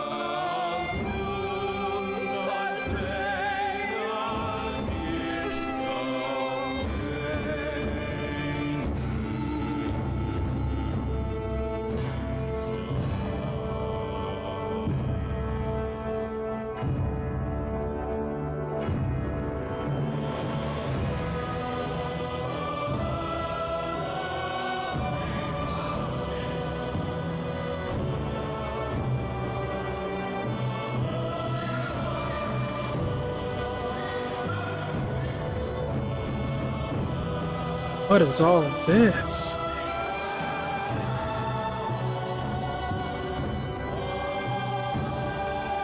Whoa!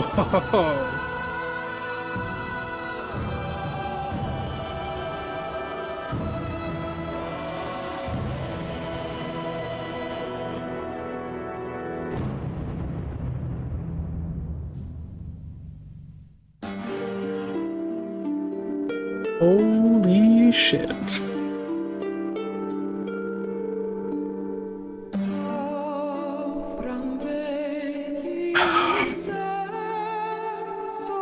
Wow. I don't even know what to say about that. That was insane.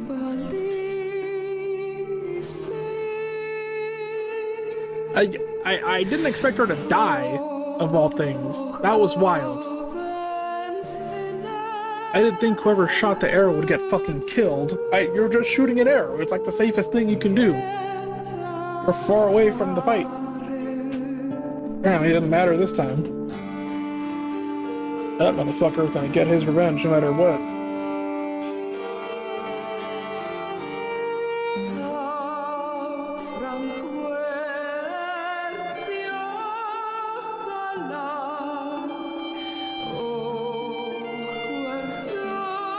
Can we get this somehow? We gotta manually scroll through all this, or can I not just like...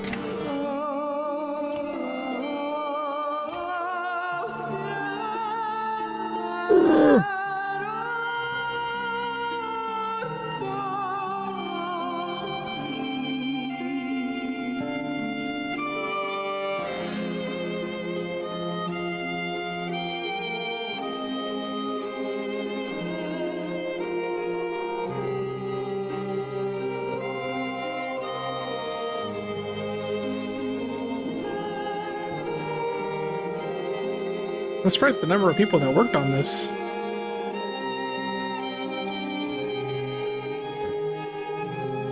Wait. These are just names. These don't even have, like, roles attached to them. Are these, like, backers of the game?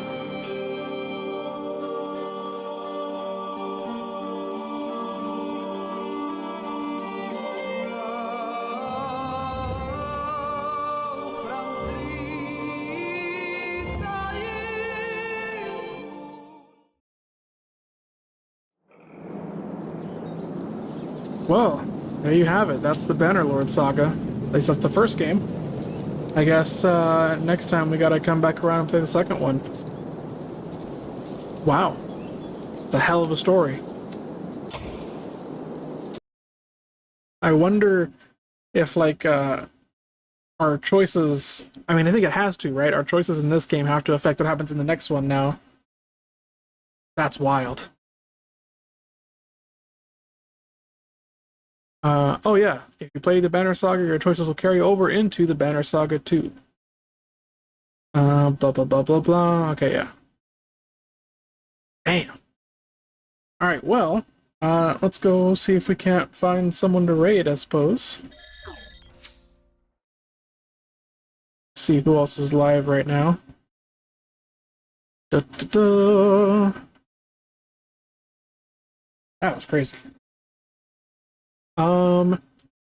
We have got not a lot of people that I know, actually. You know, we're gonna have to raid a stranger no matter which way we roll this, it would seem. Let's hit up... Damn, I don't know any of these motherfuckers. You know what, let's find a random other channel. Is anybody else even playing this game right now? What was it called? Banner Saga? Nope, I am the only person playing the Banner Saga right now. Alright. Well, let's just browse random live channels, shall we?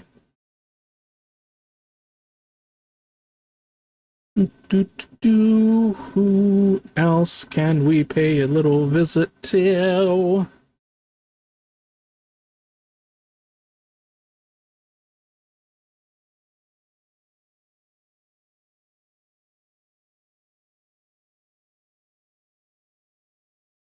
Let's see.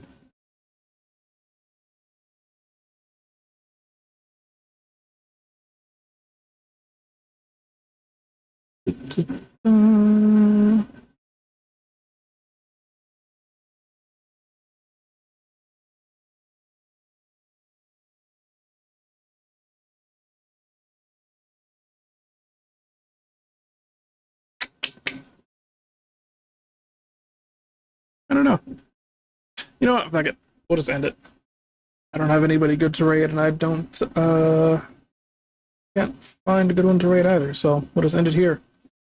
But thank you guys so much for showing up, and I will see you all next time.